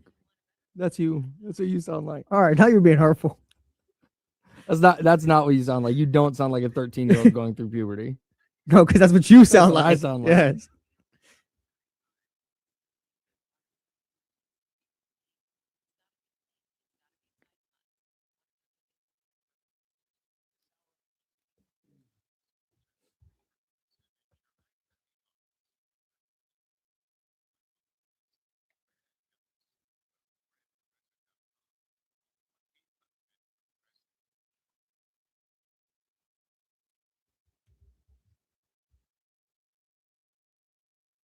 Welcome back to The Jump with Kyle Madson and Jesse Tapia. I'd have to have the voice guy change what he says.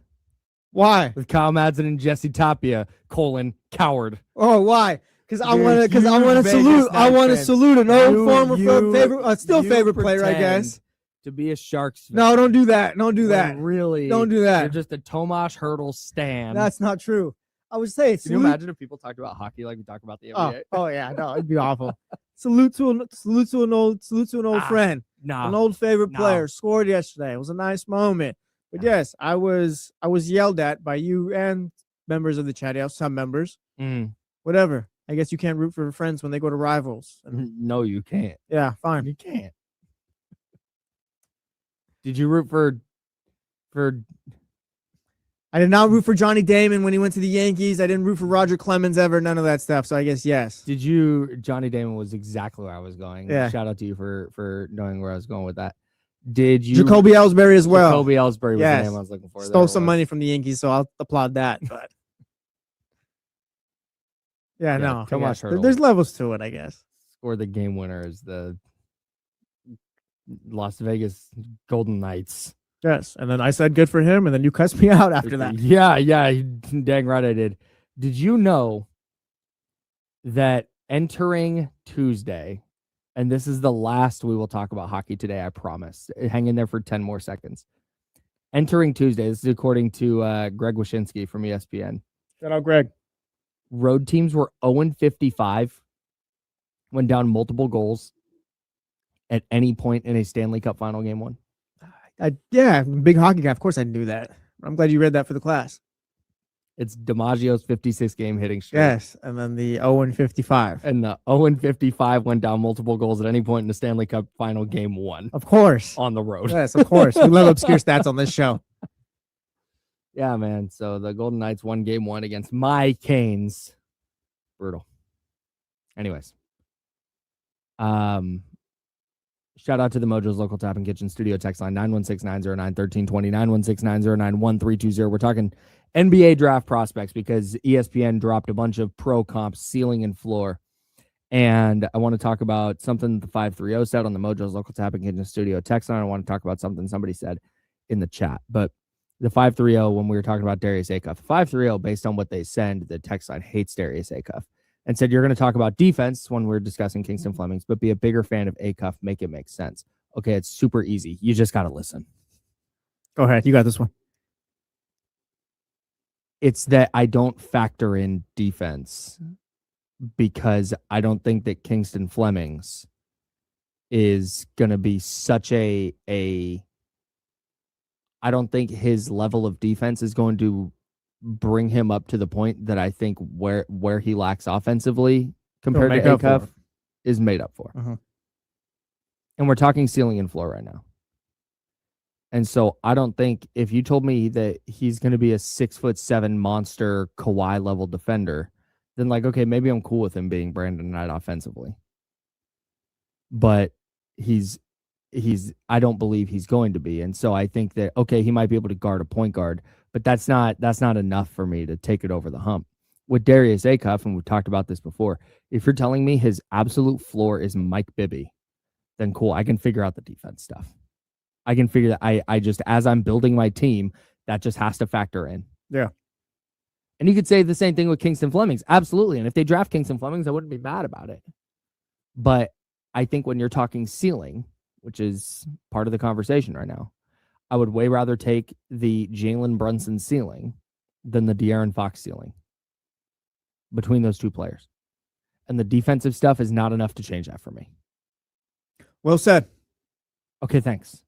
I didn't think it was that difficult, but apparently we're here. The other thing that I wanted to get to is on youtube.com/ESPN 1320. Where did it go?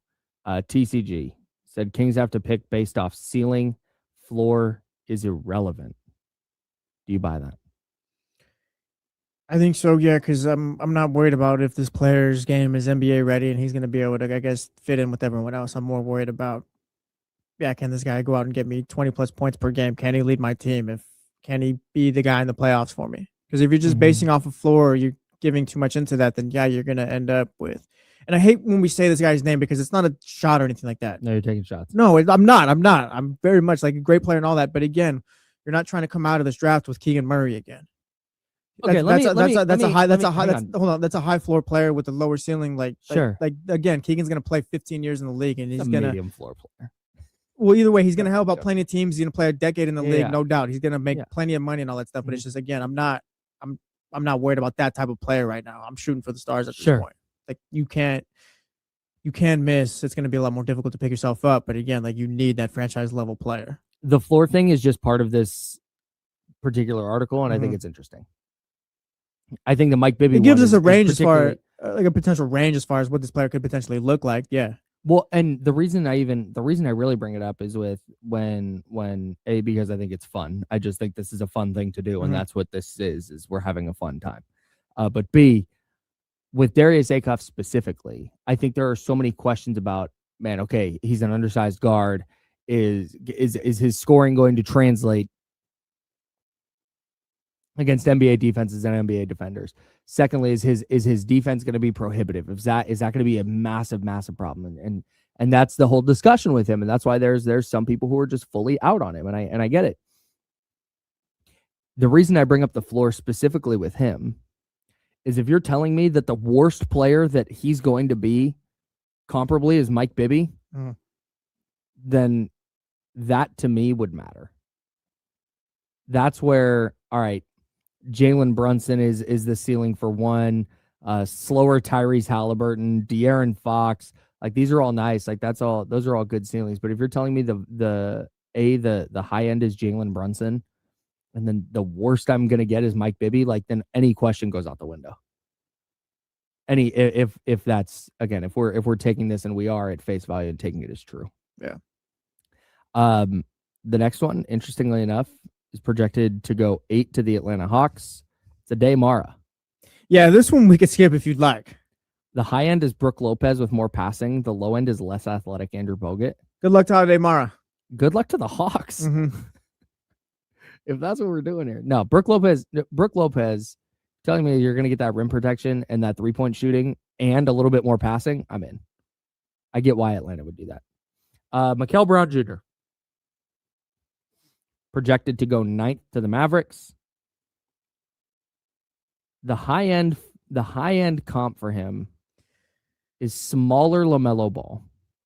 This one's a bit of a wild card. Does that make you? I can't decide if that makes me in or out on Mikel Brown. What is a smaller LaMelo Ball matter? Like he doesn't play defense now with his height. I mean, a smaller LaMelo Ball means he plays less defense. That way, like, does it affect him offensively? Like, I'd assume he'd still be fine, but can shoot over guys more. I don't think it really makes a difference there. Yeah, man.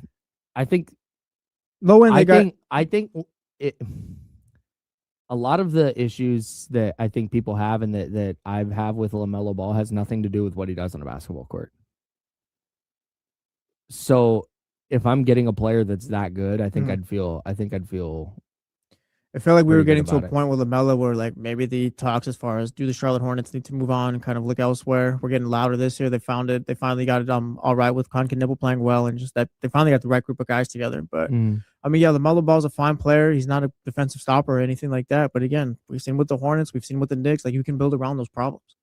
And I think if anything, had some injury problems. Yeah, he's had some injury problems. And I think if anything, this list is just showing us, I think, what kind of player we're looking for the Sacramento Kings. Because Kingston Fleming's like, yeah, if you're De'Aaron Fox, that's fine. But also, I think I look at a Mikel Brown Jr., I look at a Darius Acuff, and I am looking for, I guess, that high scoring type. That's what, like, the 5-3 are talking about defense. Like, yes, I will give up some defense for the sake of scoring as far as these players. and yeah, man, playing offensively. That's kind of what I'm aiming for here as far as Sacramento Kings. I am as like defense matters as anybody. Mm-hmm. The game's a lot different now. I am as defense matters as anybody. But when it comes to your best player, like Kawhi wasn't great because Kawhi was an awesome defender. Kawhi was great because he's a 3-level scorer who you can give the ball to, and he's going to go get you a bucket. And I keep seeing this point too, like when it's been with the Thunder, Spurs, like these teams that are just kind of playing out. It's like, oh yeah, well, like, can you imagine this player? Or would they contribute in this series? Like, are they a winning type of player? I've been saying that a lot. That's fine. Like, yeah, you can look for winning type of players and guys who are going to do their job, like the Alex Caruso's in the world and all that. I'm not drafting an Alex Caruso type or anything like that at 7. Like, you got to aim for the SG, not necessarily doesn't have to be SGA, but again, you're aiming for higher than that. I don't need winning. Like, you need winning players, but again, that's when you're adding like around what you're supplemental. Yeah, thank you. It's supplemental right now. I don't need a Case and Wallace right now, or like they're great players, but again, I'm aiming for a top 2 guy on my team. I'm aiming for J-Dub and SGA. I don't have to say Wemby, but just those guys. I think we have 2 different arguments here, because I don't disagree with that.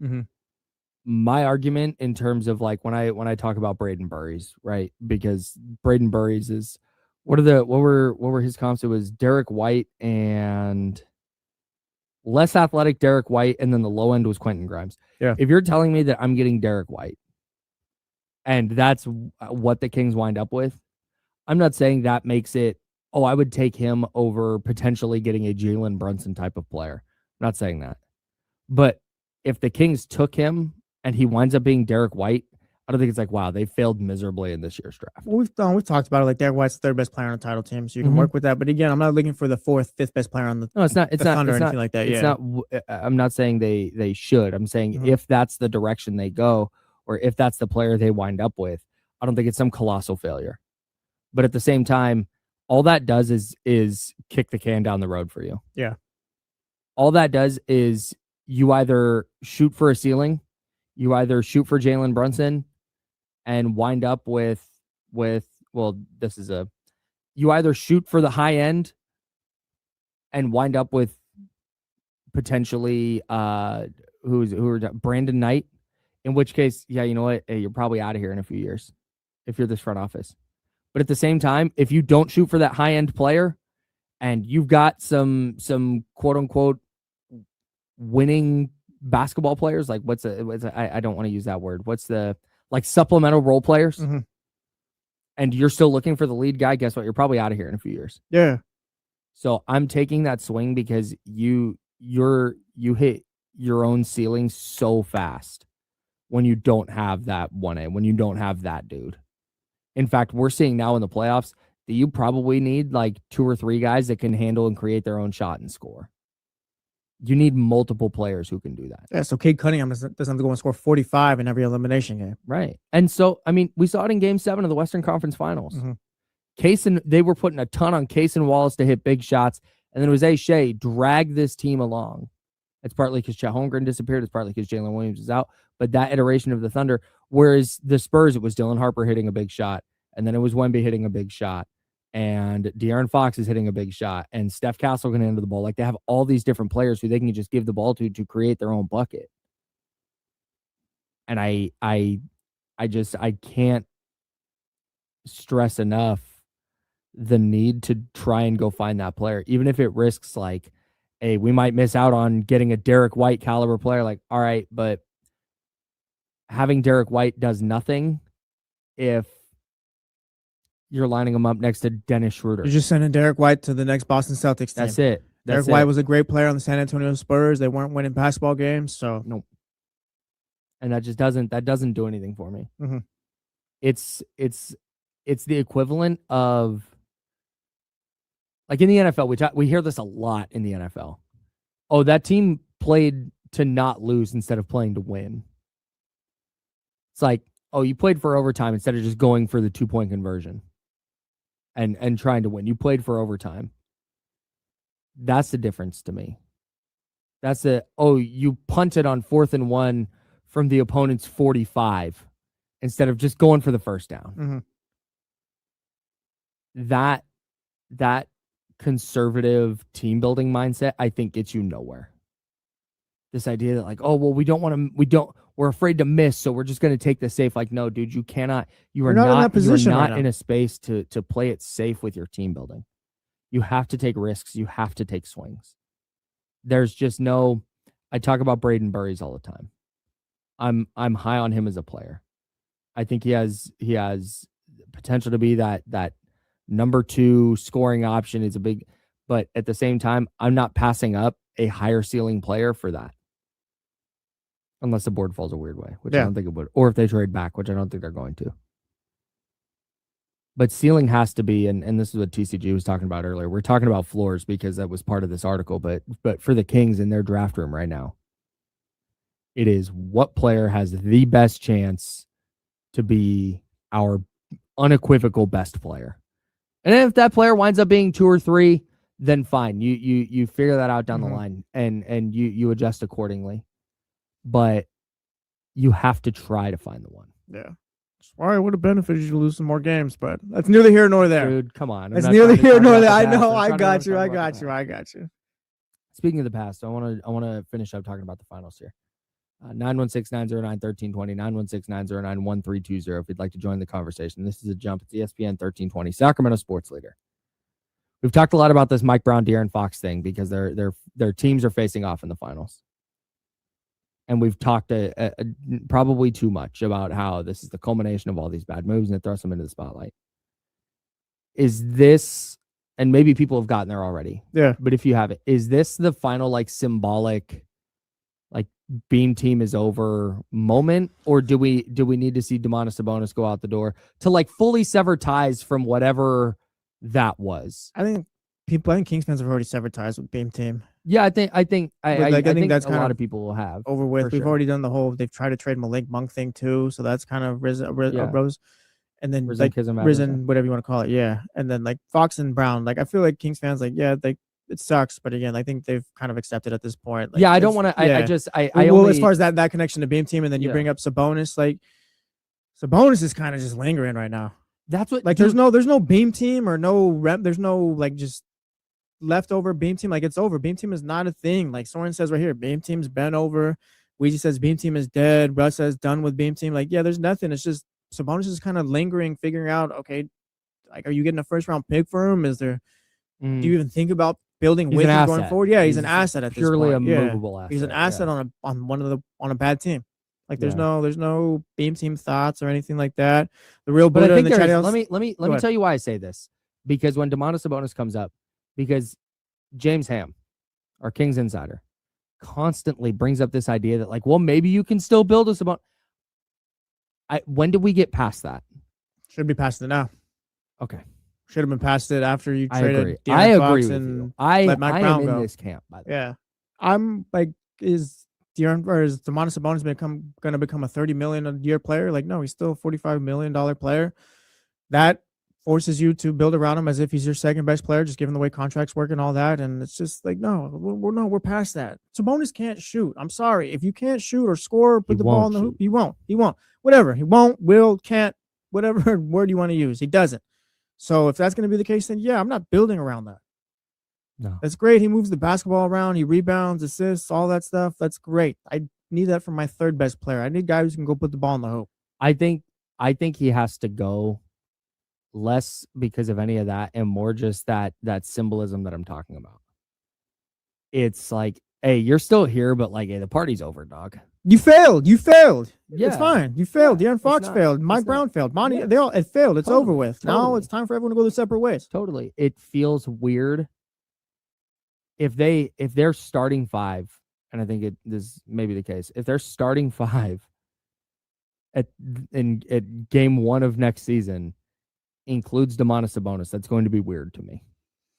That would be strange. He can. And I get why if they can't trade him. I get it. I'm not saying like you got to force him out, and that's not what I'm saying. No, yeah. It would just be strange to me because it does feel. I feel like that the beam team stuff is dead. It's been dead. It culminated in the Mike Brown, De'Aaron Fox, and the finals thing. Like, okay, cool, we're past it. We're beyond it. Oh yeah, and Domantas Sabonis is still here. Like, I have no interest in a basketball team that moves the basketball around and they're all dependent on the role players and everyone's got to be hitting their threes and blah blah blah. Because when Kevin Huerter can't shoot in the first round, I need Domas to go score. So that's not going to work. But again, like, if Domas is here for the last 2 years of his contract, like, whatever, it's going to be a little weird. But it's weird. I'm not. It's definitely weird. It is. But again, it's not like he's here with the future in mind here. Like, all right, Domas is just here till his contract's up. I agree. And that's weird. But again, I'm not going to fight it. It's just awkward. Yeah. That's all. I'm not trying to build a basketball team. I'm trying to win games. We're so past that. I am strictly discussing how strange it is that it's like, man, Fox, Brown, gone, doing whatever they're doing. Finals or not, like they're gone. We've separated ourselves from that. Monty McNair, Wes Wilcox gone. Oh yeah, and then there's Domas. Well, it still kind of stems from like the De'Aaron Fox deal you made for Zach LaVine was with the idea in mind that, hey, we can still kind of salvage this. Yeah. And of course that failed miserably. So here we are, Kyle. Yeah, man, we sure are. All right. See, Russell Wilson's taking a TV job. Yeah. Good riddance, nerd. Mr. Unlimited. Shout out. What a dork. He's going to be great on TV. But he's not someone that gets discussed well off probably the going to field go live as far as the way he's kind of carried himself and just been dealt with. Or the dealt day with after other the people. draft. Depending on Or how maybe he the figures this out, whatever. He's a really good player for a stretch. Depending on how the draft goes. Hall of Famer. If the conversation in the morning is good. He's gonna, I think, yeah, probably.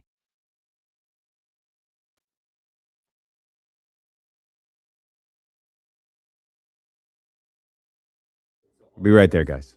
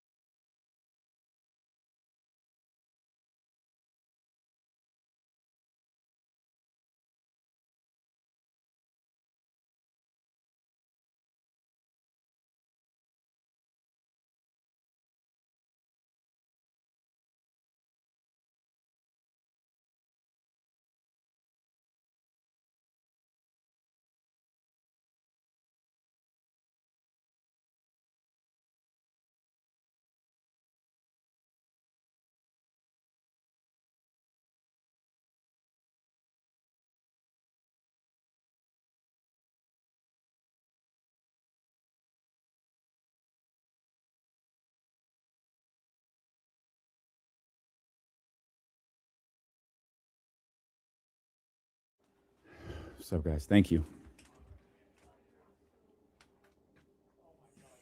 Check 1, check 2. I don't know why Kyle always has his headphones all the way down. Check 1, check 2. Dr. David, what's happening?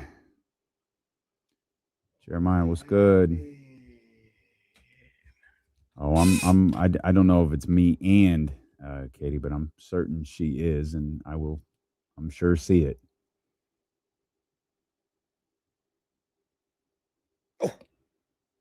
And step. Oh, this is going to be a series. This going to be a series. Not exactly.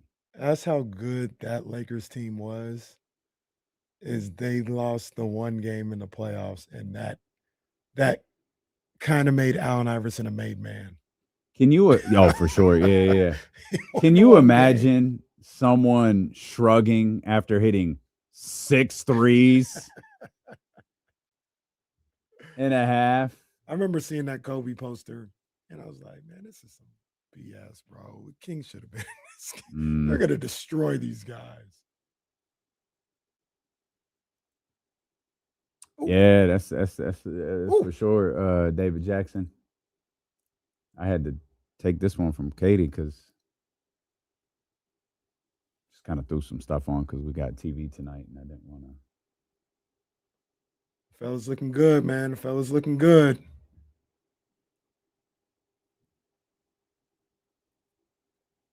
Is that OVO? Why does Mom look like he got a gun holster on?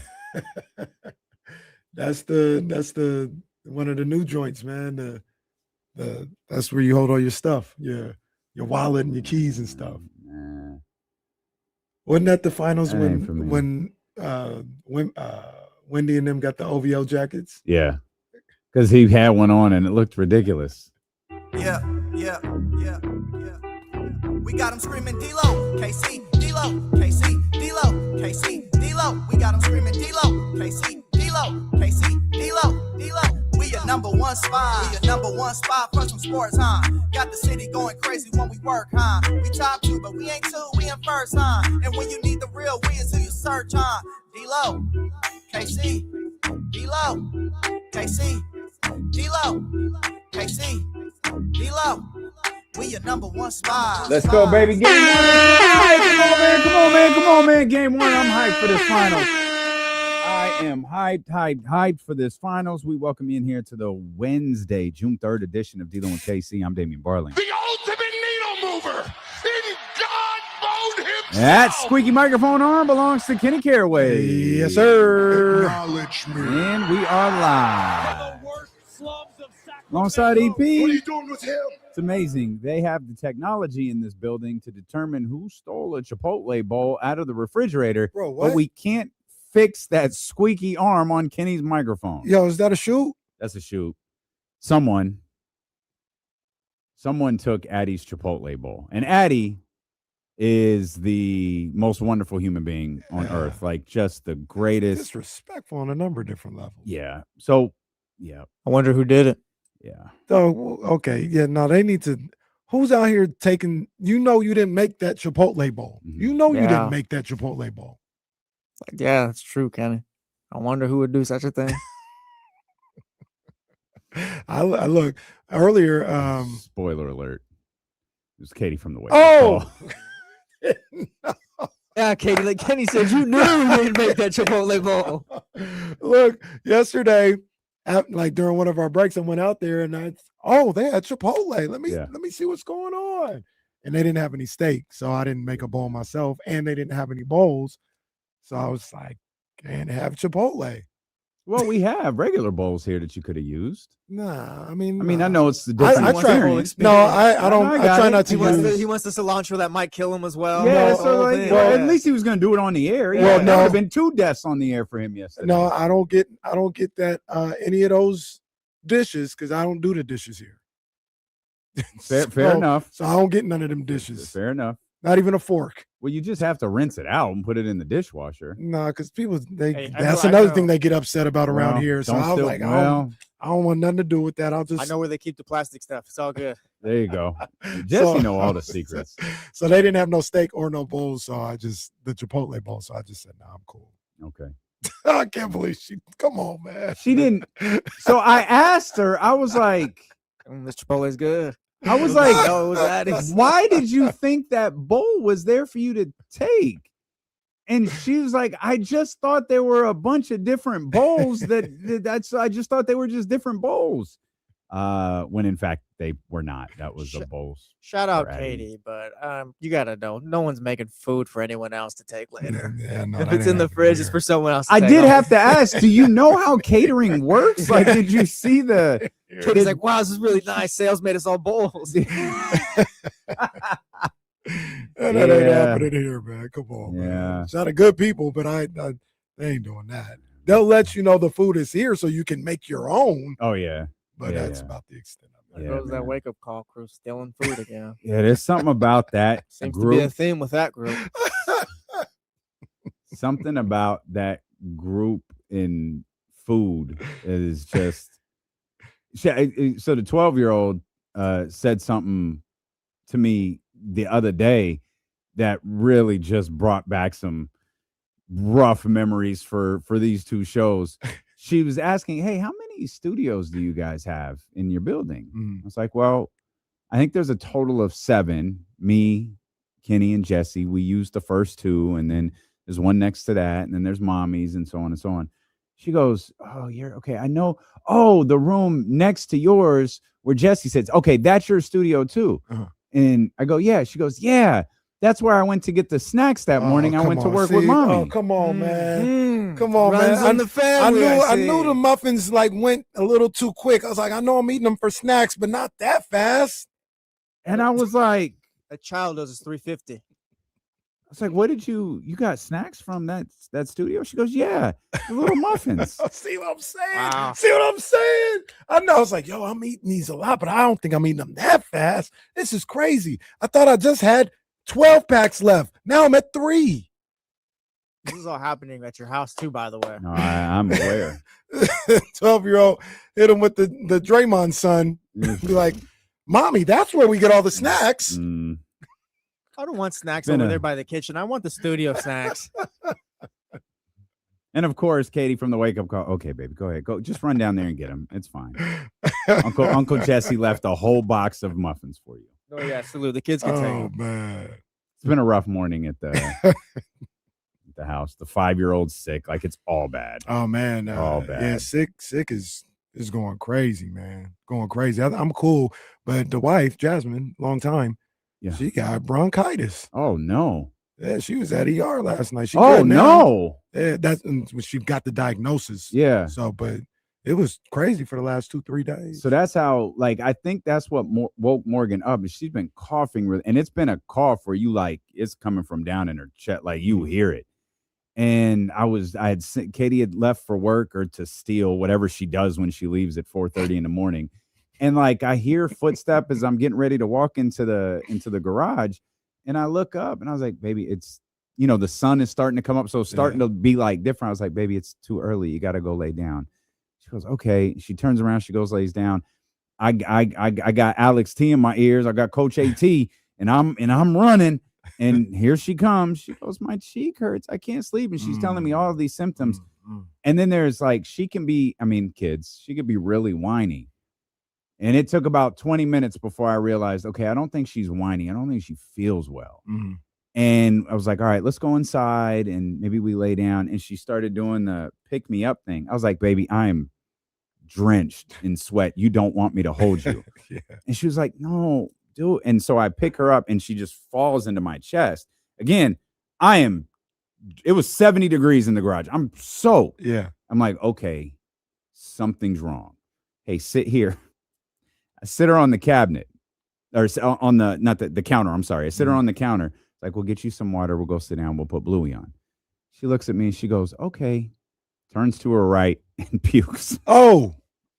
Lock it in. And just looks at me. I go, are you okay? She goes, yeah. Okay. And it wasn't even like, it was more like spit. Yeah. Like a bunch of spit. It wasn't like, hot dog particles came up or anything like that. It was just, and it was very quick. It was just like, yeah, okay. And then she just turned around and looked right at me. I said, you're okay. Yep. Okay. Was it in the sink, on the counter, on the floor? No, it was on the counter. Yeah, it was on the counter. Ooh. She threw up 2 more times, once in bed, and once I think she was asleep. Oh man, that's tough. But scary. She started to turn a little bit as I was leaving. She's gotta get it out of her system. Yeah, but it's I've seen this child just, I don't feel good. I don't feel good. Like a drunk person. Oh, I feel so terrible. Walk over. The first time she ever threw up, she threw up on me. Oh. And I mean, like, I'm holding her and she throws up. Not the first time she ever threw up, but I mean, with me. A 5-year-old, Morgan, new daughter. Threw up all over me. And I said, it's okay. How do you feel? She was like, Threw up again on the floor. Oh. Waited for the pause, picked her up, took her to the bathroom, threw up a 3rd time. That kid was ready to party after that. She was good. Yeah, I mean, that's what it is. She Just was get it out your good. system. You'd be good to go. So that's my morning. Wow. Wife-to-be is a thief. Well, 5-year-old is sick. 17-year-old is off at the lake as part of some graduation thing. And I've got a 6-year-old who's now going into 7th grade, or a 6th grader who's now going into 7th grade. It's going around though. There's a lot of people that's been sick lately. A lot of people that's been sick. I got a great immune system, so I'm good.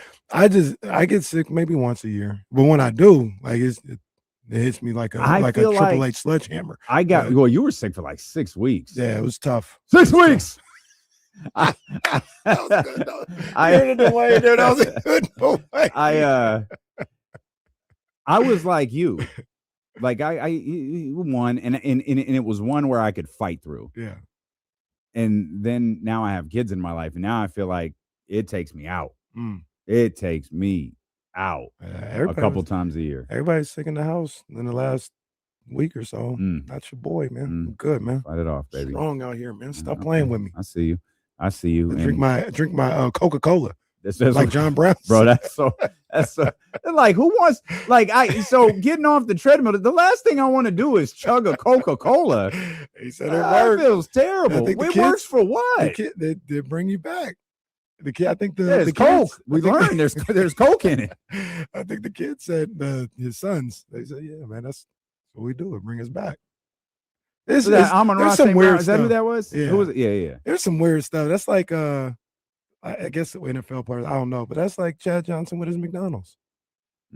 It's just bizarre. Dwight used to be the candy. Dwight Howard and Lamar Odom. Well, let's not talk about the things Lamar Odom did that were a little. It's crazy. Look, and he was still hooping. That's crazy, bro. Some people that's one of those things. Like, and I wonder this with because I criticized Shaq a little bit for this. I think Dwight's ultimate downfall. I don't think Dwight's ultimate downfall was his back. But I always wonder, like, if he and I think people like Chris Paul did it.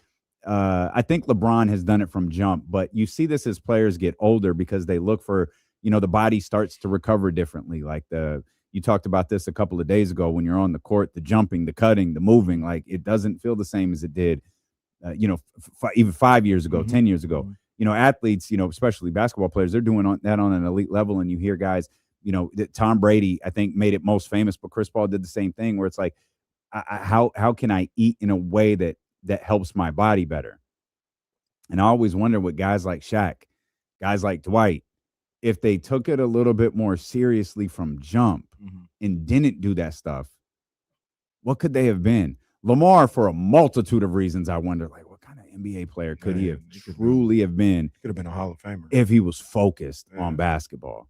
And there's a lot. I mean, there's a lot of those players in the history of the league, but I harp on Shaq a lot because his decline matches his physique changing. And you go and you look at, there's been a lot of talk, rightfully so, this week about Orlando 1995, Shaquille O'Neal, and, the Victor Wembanyama thing and the dominance of the center so early in their career. And you go back and you look at Shaq and it's like that almost looks like a different basketball player than the one in the later years. Even the Shaq that won championships looks very different. That 95 Shaq was like, oh my God, I have never seen someone look like him before. I wonder if Shaq in particular was just always like, even if he did take care of himself a certain way, just the nature of the human being he was physically, it was always going to be like that. It kind of feels like it would be a lot of work for Shaq to stay the size of 95 Shaq. You know what I'm saying? Sure. A lot of work, a lot of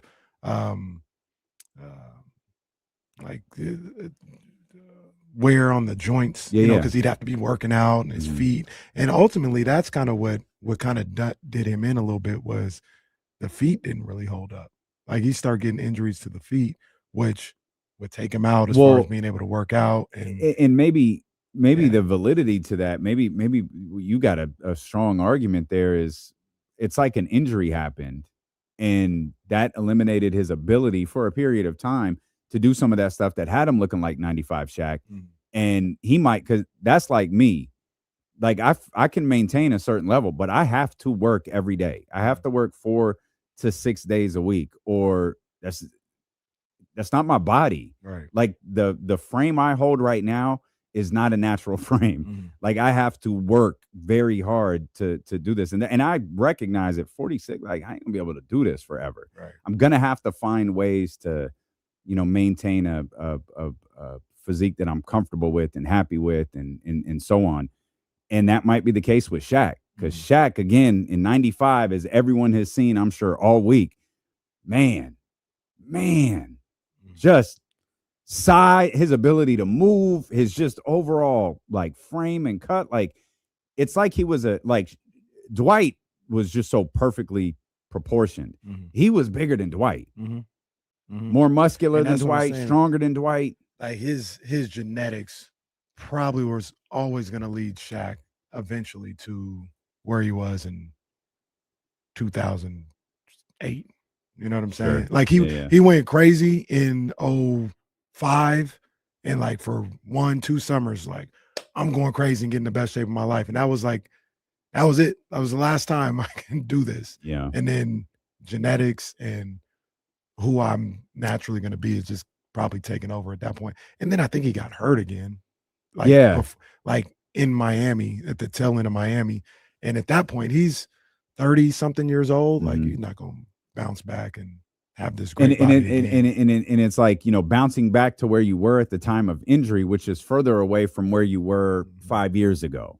Like it's tough, and everyone's body is different. Everyone's makeup is different. Metabolism is different. It's just everybody is different. It's funny you bring up Shaq and everything because Reese, son, 13, Yeah. forever. He, I don't want to say discovered, but he came across something with David Robinson the other day. And he's like, yo, Dad, I was like watching David Robinson. It's like, that just seemed crazy. Like to be that tall, to be that muscular, to be that agile, like that just seemed unfair. Admiral. I was like, I'm not the biggest David Robinson guy. I was like, he was really good. We seen Dwight, but he was more skilled than Dwight. He had more of a natural touch than Dwight. Dwight, like you said, the back got him, but he was always going to kind of decline because he was just Dwight. Yeah, he didn't have any natural touch, and as soon as the athleticism dipped a little bit, his game was going to dip. I don't know this. I feel like I can say this about certain athletes in history. Dwight, I don't know, but I have wondered. I think Dwight might be one of those guys who didn't love basketball. Could be. I think Dwight was one of those guys who was tall. He was big. He had very, what's the word I'm looking for? Strict, the parents, driving. Yeah. Like his parents were Preacher's son. No joke. Yeah. His mom, just a delightful human being. His dad, very intimidating. Very, very intimidating. Like I watched like his teammates in 08. I watched the way they addressed his dad. I was like, oh, okay. Okay. Goodness gracious. All right. And I wondered, no, boy, you're going to do something. Yeah. You're going to sit around here. And it was like, oh, I'm tall. I'll play basketball. Right. And again, I don't know that, but I've always wondered about that about him because everything about him looked so natural. And I never heard stories. Again, it doesn't mean it didn't happen. I just never heard stories about Dwight's work ethic. All of the stuff you've been reading about Wemby, all of the videos that you're trying to figure out whether they're AI or not, where Wemby's running underwater with 2 dumbbells in his hand. I ain't never seen anything like that with Dwight. Yeah. You know what's funny about that? Because I haven't either. And I'm sure he worked a lot on his game. There's a clip that I saw when he was with the Lakers. And it's one of those, I think it was post-game. Like, I don't even think it was a pregame workout. It was a post-game workout. He getting shots up in the Staples Center, Crypto. And it's like a 1.5-minute long video. And he's just draining threes. Just drain, just whew, whew, whew. And I talk about like he has no touch and he never showed any of that in a game. And that's just how good these guys are. Like he's just Dwight Howard is like, and from the bend, like the longest 3-pointer you could shoot, just whew, whew, whew, draining them. And then I think when he went to Taiwan, when he went overseas, he started doing some crazy stuff as far on the basketball court, on like tween, cross, hezzy, step back, pull back. Like I was like, Dwight Howard, what the hell? And this is at the end of his career. Like he's done. Yeah. And he's like playing at a like a Wemby level. It's crazy. Was Dwight on that 2021 Lakers team? There was some sort of like redemption story about Kobe, the Lakers. He had the Mohawk. Was he on that team that won the title? Or was he on a different team? I think he was. I think he was on the team that won the title. It's a shame I cannot remember that. Of course, it's 2020, so it wasn't real, bro. That's why you can't remember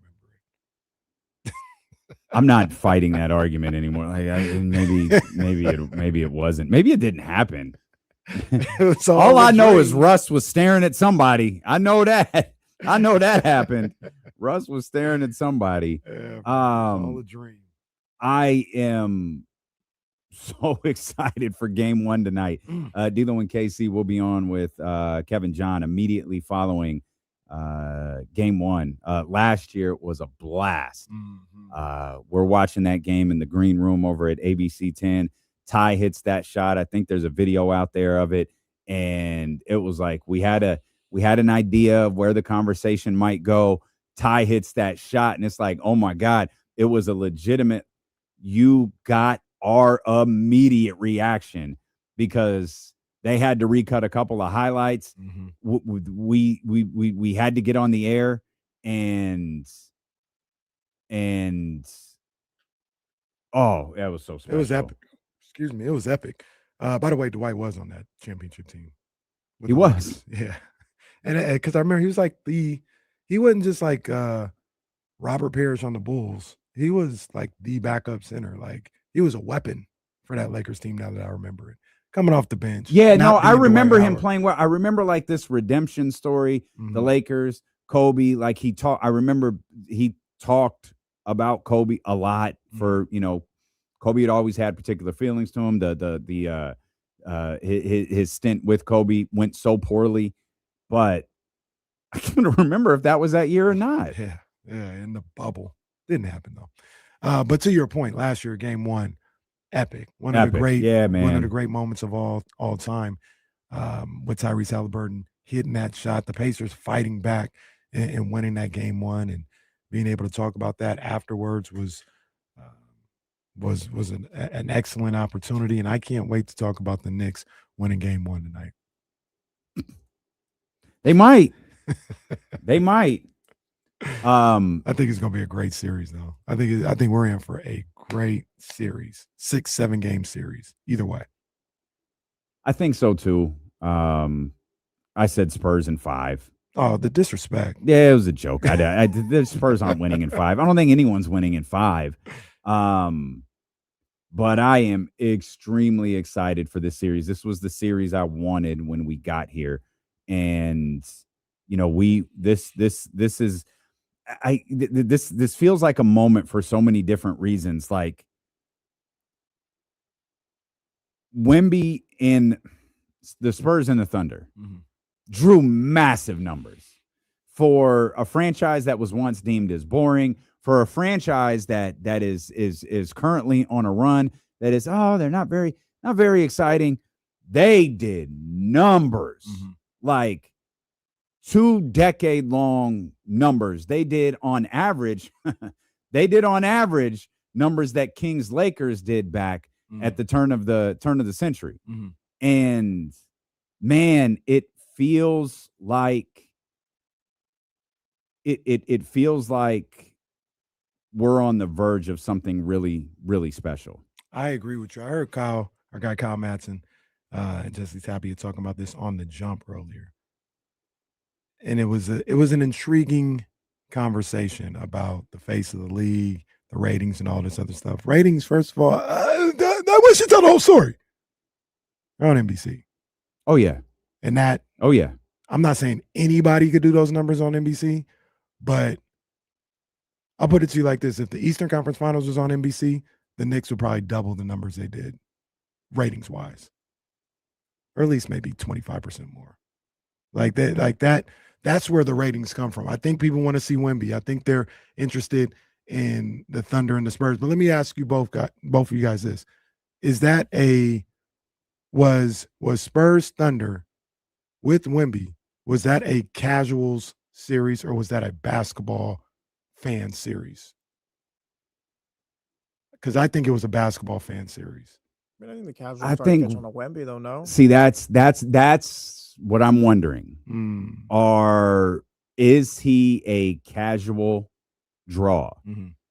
I'm not sure yet. I think he might be. Like, see, I mean, he's go ahead. He's 7-2. Like, think about the way that series started. That game 1. game one, I'm sure was a massive. I'm sure we discussed it. I think it was like 7 million. I can't remember. But what did 41? Oh, was it 12? Wow. Yeah. What did 41 and 24 do for the? Wait, who's this? 7-4, 7-5, and what 41 points? I think it was. You saw 3 of them over and over and over again. And what did you on? If this is probably an ESPN thing, you certainly saw it on social media. You saw it next to Steph, and it's like, no, wait a minute. I get why Steph is doing that. How did he do that? I wonder if that pulled in a. Let me see what this is about. I always go to the mom test. My mom's a little different because she watches all the basketball. Did your mom watch 7 games of that series? My mom's not the biggest basketball. She's more of a W. But fan. That's what I'm saying. She watched Kings Warriors for 7 games. I know that. But that's what I'm saying. Like when I talk about the casuals, like sure. What? Who's this guy? Sure. I gotta tap in and watch. I don't know that she's tapped in tonight. Okay. I'll ask her. Yeah. I don't know. I actually have no idea if she'll watch a game. And that's where your mom watched the Warriors though, and watched Steph when he was in 15, 16, all that other stuff. She watched she also watched LeBron though. That's what I'm talking about. Yeah. Those two. But think about those two that's the casual. Like, I don't care what's going on. I know Steph and LeBron. I don't know if Wemby's there yet. You're right. Steph's proximity matters a lot too, because if he was in Atlanta, maybe, sister lives in San Francisco. Her sister, my sister, they all live in the Bay Area. There's a tie with that. LeBron is obviously LeBron. You might be onto something. Like I said, there's a handful of people in the NBA on that level of casual. I know who this guy is. I'm watching him. I don't know nothing about sports, but I know Michael Jordan. I don't know nothing about sports, but I know LeBron James. I don't know nothing about sports, but I know this Steph Curry guy. I wonder if Wemby's there or not yet. I don't think he is. And it's okay. He's got time. He's got a story that he's got to tell too. I don't think he's there just yet, but we'll see. Okay, we'll come back. James Ham text, he's running a few minutes behind, but we're going to talk to him. He did a deep dive on his guy, Kingston Flemings. We'll talk about that, and we'll continue to get ready for a fantastic game one, a fantastic NBA Finals. Go, New York, go, New York, go! About Wemby versus a 53-year NBA championship drought. That's all I had here on Sacramento Sports Leader, ESPN 1320. Sorry, man. I got to step out. You're good.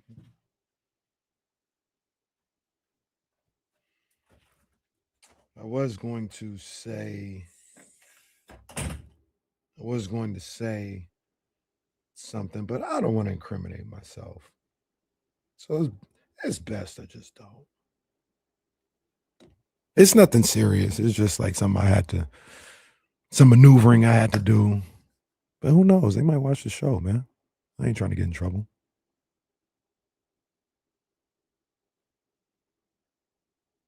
Once again, nothing serious.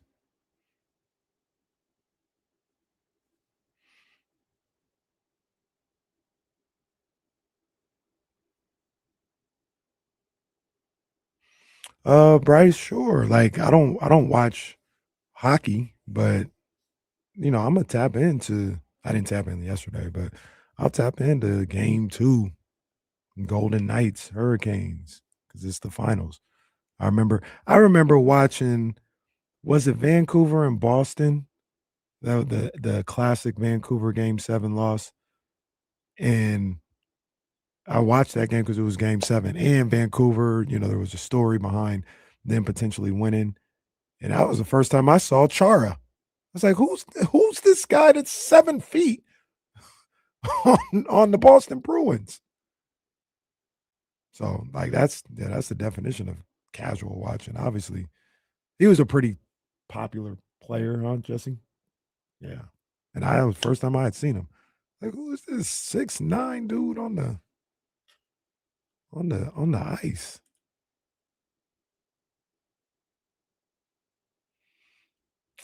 Man, I'm sure there is, but boxing got to figure some stuff out, bro. They got to figure some stuff out, bro. Come on, man. It's all bad.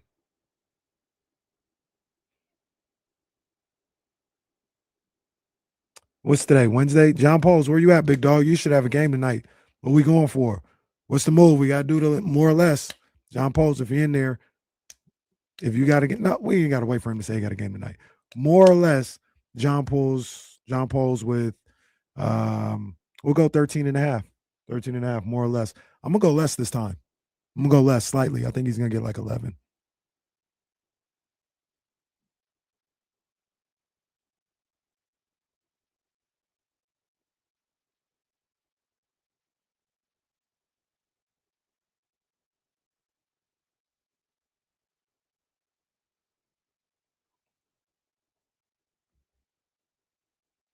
I got John Pauls at less than 12 and a half.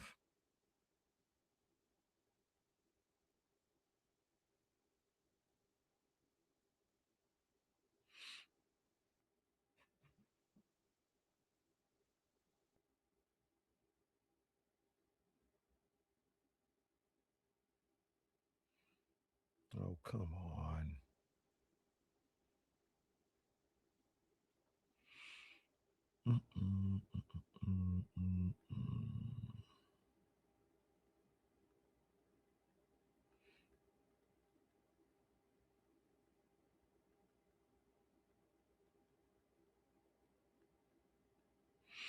Hold on, guys.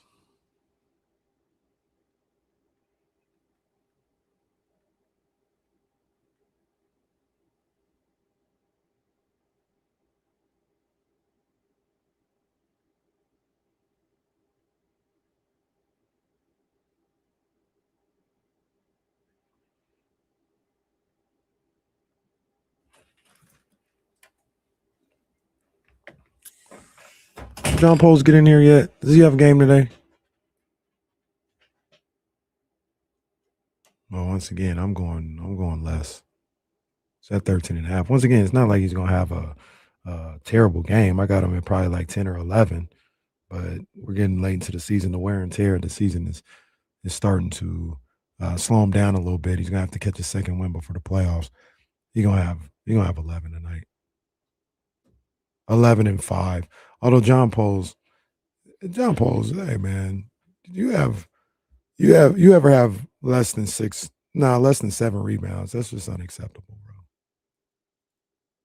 That's unacceptable. I'm gonna say that right now.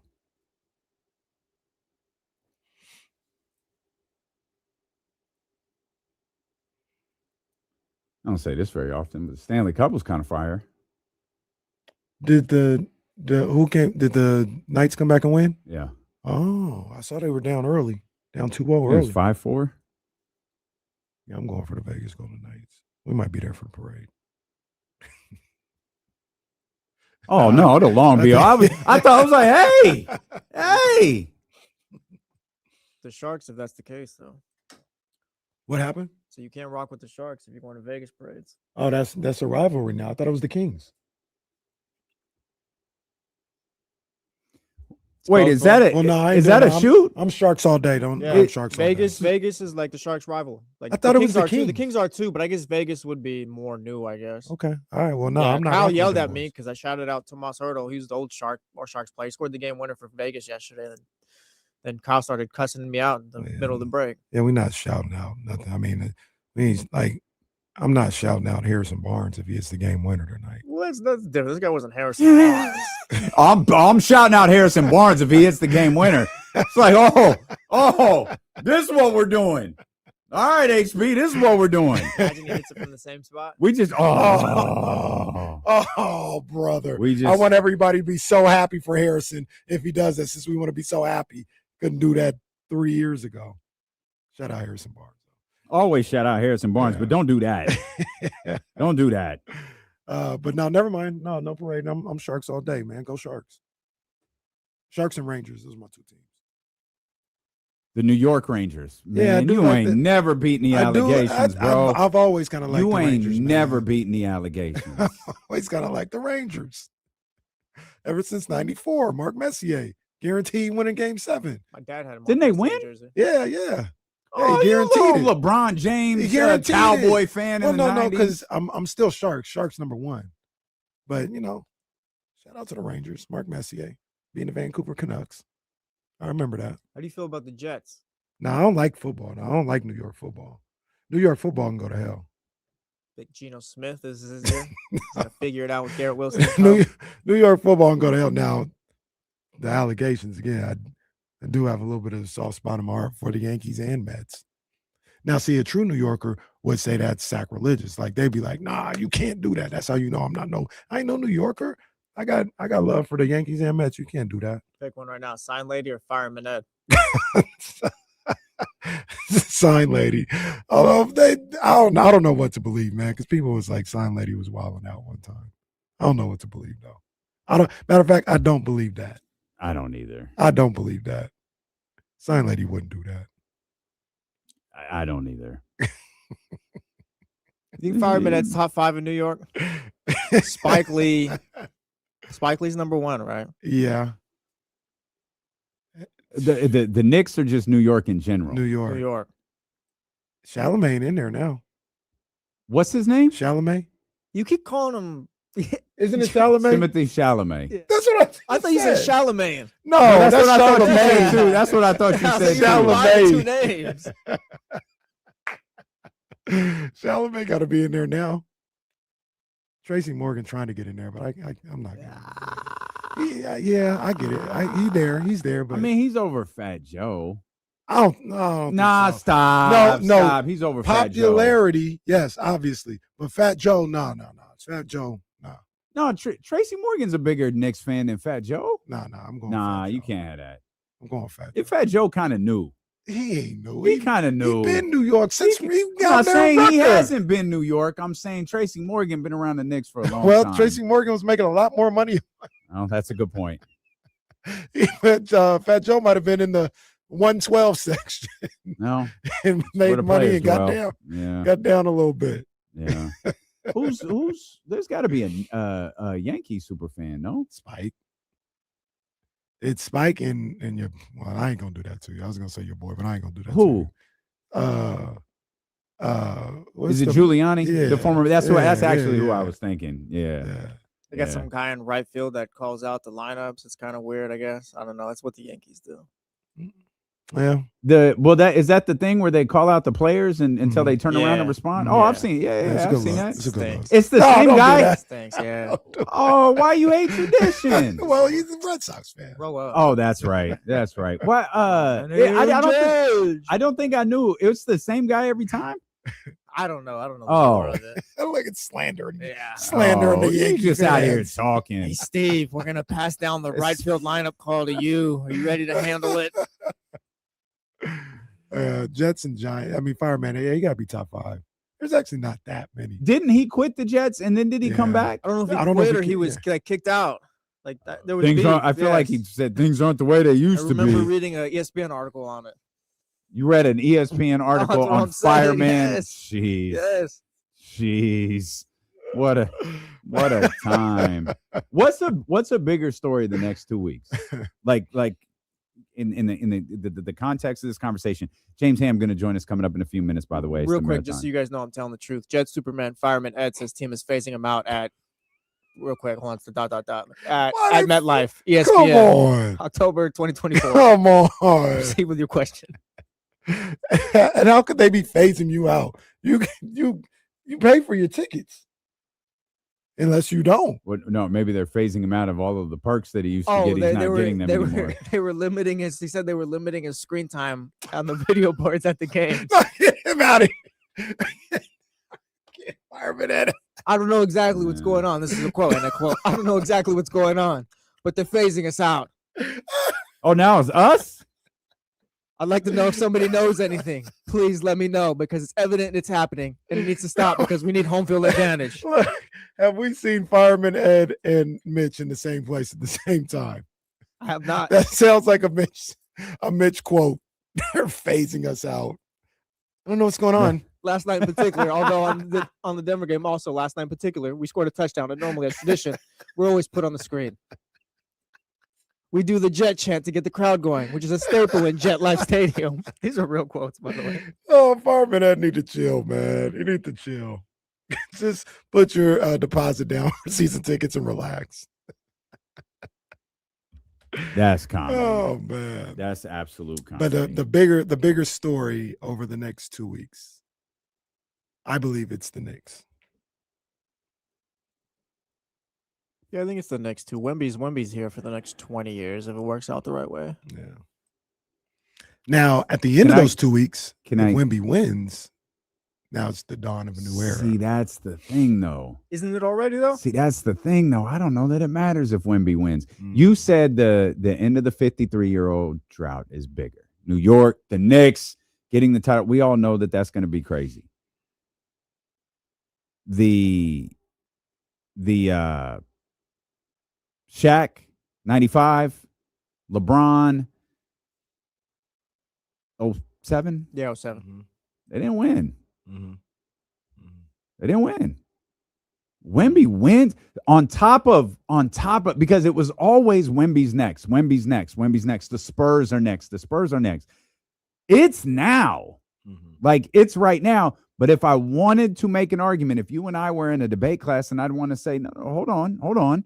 We've seen this. We saw Shaq in Orlando. It was over before it started. Mm-hmm. We saw LeBron in the Cavs. Never made it. Never got past the legend that is Paul Pierce in that group in Boston. That's what they said. In a Cleveland Cavaliers uniform. Yeah. So just because he's here doesn't mean it's his time. Now, it was LeBron's time. He was still the face of the league even without that title. Mm-hmm. It was Shaq's time. He was still the face of the league-ish. It was transitioning. Yeah, it was transitioning. In it just wasn't in Orlando. And the chance to do something that hasn't been done, because you're right, you said that perfectly. Knicks. But in 2 weeks, when the parade is over and the kind of it happened, is done, it's right back to Wemby. And it's right back to the Spurs. What is the conversation if he does win, though? Like what would they have said about, like, because like we said, like LeBron and Shaq were already there, just didn't have the title, I guess. Like, what would have been the conversation if they did pick up those titles that early? It's just officially their league at that time. Like the LeBron James conversation, if he wins in 2007, isn't even remotely close to what it is today. So what do you think that would have been? What would that have looked like, I guess? That would have looked like just a coronation of this is officially his league. Are you asking what it would look like now or what it would have looked like then? I guess what the conversation was, because I feel like wasn't it like, and maybe I'm too young or whatever, but like, wasn't it still LeBron's league at that time? Like, he's this young kid who came in at 2003 and now he's already in the finals, and it's kind of like he's here at this point. Like, yeah, you ran into the Spurs team and got swept, but you look at his team. I mean, I feel like with Wemby, like, yeah, he's again the same thing. It was his league coming into the league, and now it's here. Like, now he's here. Like it was his league-ish.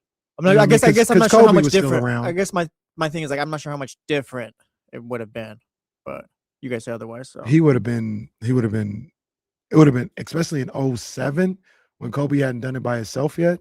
It would have been LeBron. This is his league. He is better than Kobe. Like it would have been literally the king sitting on his throne. Would Shaq have left? If Shaq had won in 95, would he have left?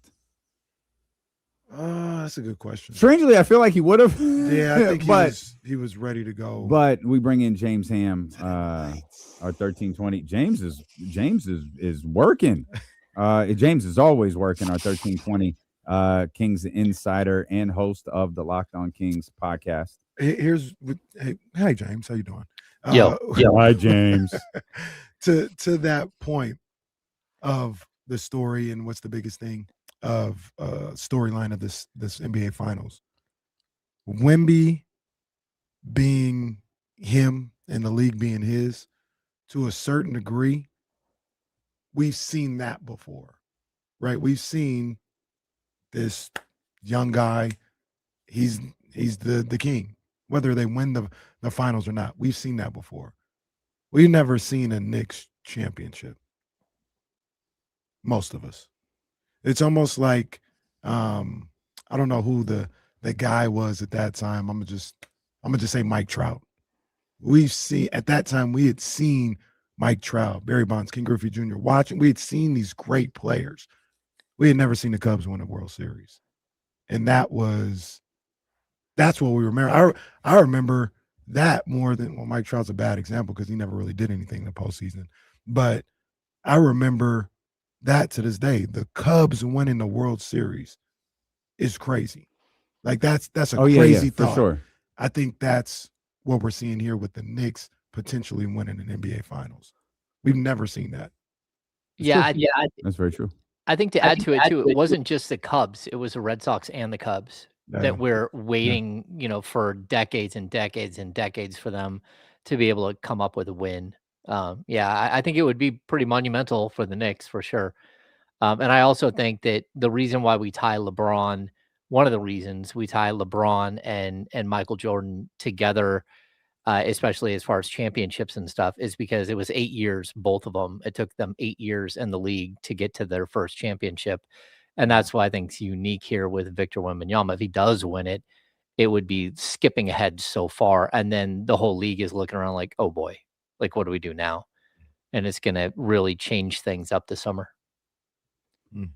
James, let's talk about some things you were tweeting about just a moment ago. There were reports earlier today that the Kings and Hornets were in discussion on a Domantas Sabonis deal at the trade deadline. The Hornets, I think, is a team that we haven't heard before. And James says, no. Well, I mean, just like to pull the Evan Sittery tweet apart. He made it very clear that the Kings and Hornets had discussions last season, and that's what I was told is they absolutely did not have a discussion regarding Domantas Sabonis last season. And just like that is not accurate from my source. And also like the trade package being, brought up, like the Kings aren't doing that. There's no way they're just taking expiring contracts back for Domantas Sabonis. You're talking 1, maybe 2 first-round picks that would have to come back the Kings' way in a trade like that. And, whether Charlotte would be willing to do that or not, I don't know. But they do have the 14th and 18th pick in the draft. And if I'm the Kings, it's a good draft. So those are pretty solid picks. But I'm clearly not trading Domantas Sabonis unless I get 2 of those. Even if that means I've got to trade one of my seconds to get the second first-round pick. But yeah, one of those things, man. Like this is that time of year where people throw stuff up against the wall, and sometimes stuff sticks and sometimes it doesn't. But I got a pretty quick response from my source on this, and just nope. You think Domantas Sabonis nets you 2 first-round picks? It depends on what you're getting. If you're getting RJ Barrett back, then no. But if you're getting, basically not a lot back in that trade, just expiring contracts that are going away, I don't think the Kings are so desperate that they need to trade a guy who led the league in rebounding 3 years in a row, for pennies on the dollar. And that's not even pennies on the dollar. I mean, that trade, there's just not a whole lot there at all. And that'll be another fascinating part of this offseason is we got the draft coming up, James, and I'm excited to talk about the most recent podcast you did with one of your favorite potential prospects. But Domas, Zach, DeMar, like those are all, really compelling components. And maybe some do come into play before June 23rd. Maybe they don't, but we'll be like a week and some change, 10 days away from that next part of the conversation starting up almost immediately. Oh yeah. I mean, the way that the NBA works now with the draft is on June 23rd, free agency really starts on the 30th and away we go. I mean, this thing is going to play out very quickly. The Kings are going to be sellers for a good portion of what we're going to see here. They're trying to reboot as quickly as possible. You can be buyers and sellers at the same time. And maybe that's a possibility, but they're trying to get younger. They're trying to get more athletic, and they're just trying to reset their core. And we're going to see Hopefully some fireworks, but again, I check in all the time with different people, and like, is there anything going on with Zach LaVine as of right now? Absolutely not. So that could be something that the Kings are, they're kind of being held hostage a little bit by the hostage situation that is Zach LaVine. And so I think you have to look at all of these deals as how one can set up another and another and another. And specifically, like, the first domino that you would hope would fall would be the Zach LaVine deal, because then that tells you how much money you need to save in other trades, right? If you have Zach LaVine on your roster, you're going to be over the luxury tax. You might even be over the second luxury tax, over the second apron. And so you have to, like, at that point, you got to cut. And how do you do that? And that's, again, can you trade DeMar DeRozan for a player, or do you have to buy out DeMar DeRozan at the $10 million and then stretch provision him and save, upwards of $23 million there, and just to get underneath the luxury tax? And that's kind of where, everything it's a little bit of a house of cards, but, we'll have to see how it plays out. Vibe check. We do this probably every other week or so, just to see if anything has changed. But what are your feelings on whether or not Domantas Sabonis will be a King opening night? Man, there's been a lot of smoke, and it's been a while that we've heard a lot of stuff. I still think that he is probably, of the Kings' bigger contracts, one of the easier ones to move. You got to find the right partner. But there was interest at the deadline. Again, a week before the deadline, there was almost a deal that went through with Toronto, according to my sources. And so, look, I think that they're going to revisit that. I think they're going to go out there and look at other teams that might need him. I think the way the playoffs played out this year, very specifically, it helped the Kings in a couple of ways. I think rebounding became a huge issue for a couple of teams, and they all saw it. And on top of that, I think secondary scoring became a huge issue. And that's where, again, maybe a Zach LaVine makes sense for somebody, but certainly a Malik Monk could have made a huge difference on a couple of the teams that got bounced because they didn't have that secondary guy. And again, look at OKC, how they had those secondary guys.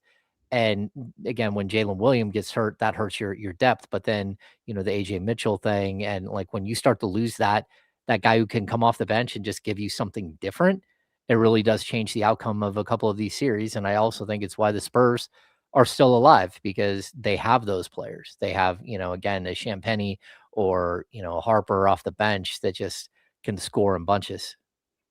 Yeah, and it's James Hammer, 1320 Kings Insider, with us here on D'Lo and KC. And it was one of the things, like Zach LaVine, DeMar DeRozan as well, watching this postseason, it was like, yeah, DeMar really would have helped such and such. Zach LaVine actually really would have helped such and such. And this was, James, I think you made this point. I think all of us have made this point on several different occasions, but the Zach LaVine contract now is different. It's different than it was in February. It's certainly different than it was, when the year started. It's now like, all right, we can give it a shot. And if it doesn't work, it doesn't work. We move him at the deadline and try to see what we can recoup there, or it just falls off the books at the end of this experiment, and it doesn't work. And in that regard, especially if you're one of these potential playoff teams that we're talking about, or these contending teams that we're talking about, you're not pressured to play him. It's not like you have to keep him in the lineup. It's like, we could take a chance at this, and if it works, great. If it doesn't, so be it. Well, and I think when you have a player who basically, if he goes into this season with the Kings, it's the equivalent of a lame duck. It's like a lame duck coach that goes into a season without another deal after that. And that's kind of where it is with Zach. I mean, Zach understands the dynamics of the league. He's looking at this just like we are and saying, hey, man, first of all, there's no way you're getting $49 million again at all. But also, like, when you get done with that $49 million, and let's say the Kings play him in 45 games, but he plays 12 to 15 minutes a night, just as a guy coming off the bench, like, his value in the league sinks, especially after missing half of last season due to injury. So you start to build up this case of, like, it's better for you to either opt out, do a sign and trade, or work with the Kings in some other way. And if not, the Kings can hold on to him till the deadline. Maybe something opens up, but still, moving a $49 million deal contract in the middle of the season, that literally means that you're dumping a 30-year team on some other, the Kings would have to take back that many people. So that means the Kings are going to have to make cuts. That means that the other team is going to have to rework their entire rotation.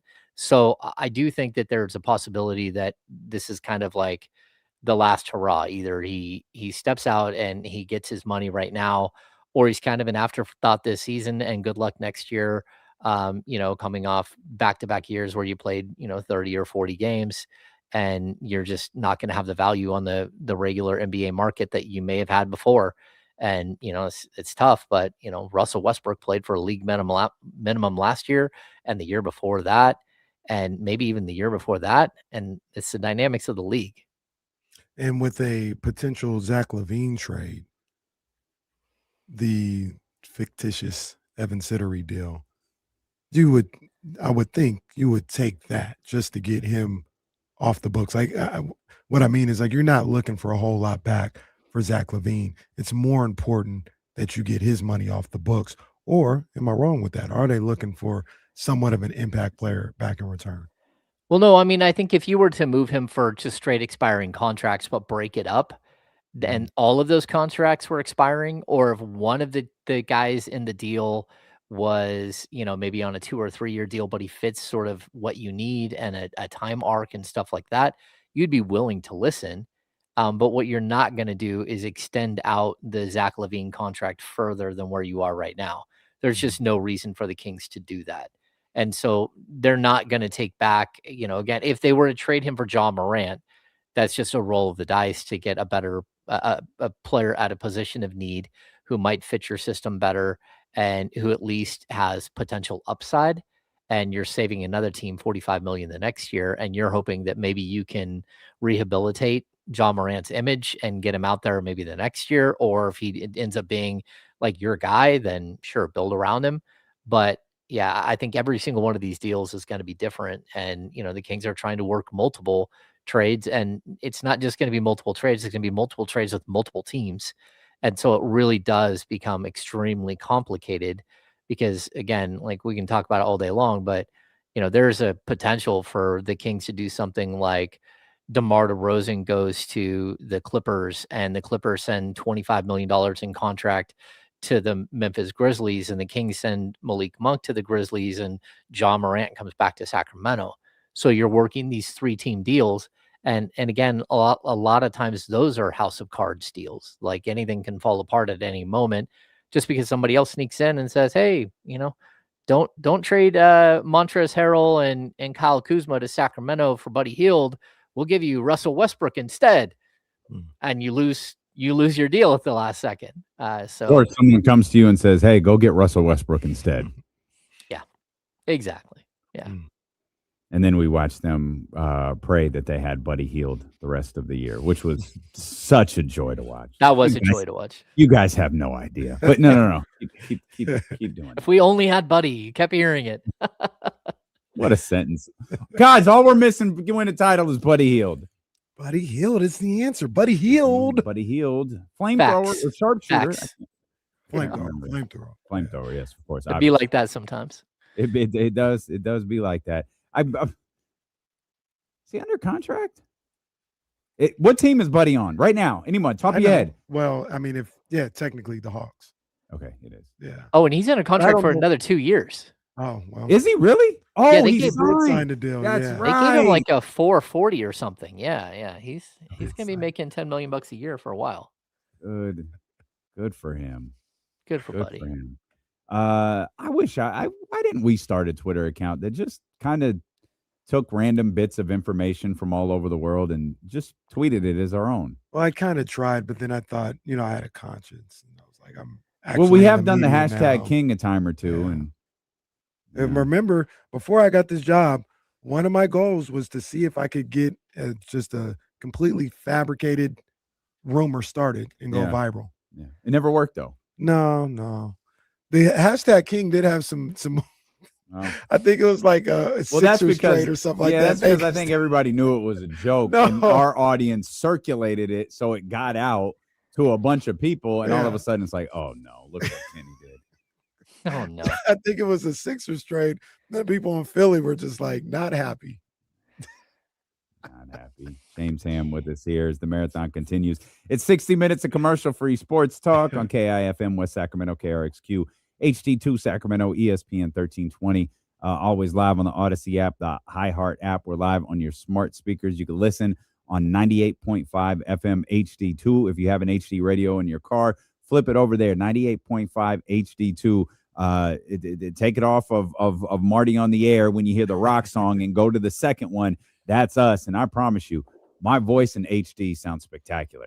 Every time I get in the car at 6 o'clock and Run It Back is on, I'm like, hey, now you've got a future in this business, kid. Now I realize it's not actually what I sound like, but whatever HD is happening, pause, it sounds terrific.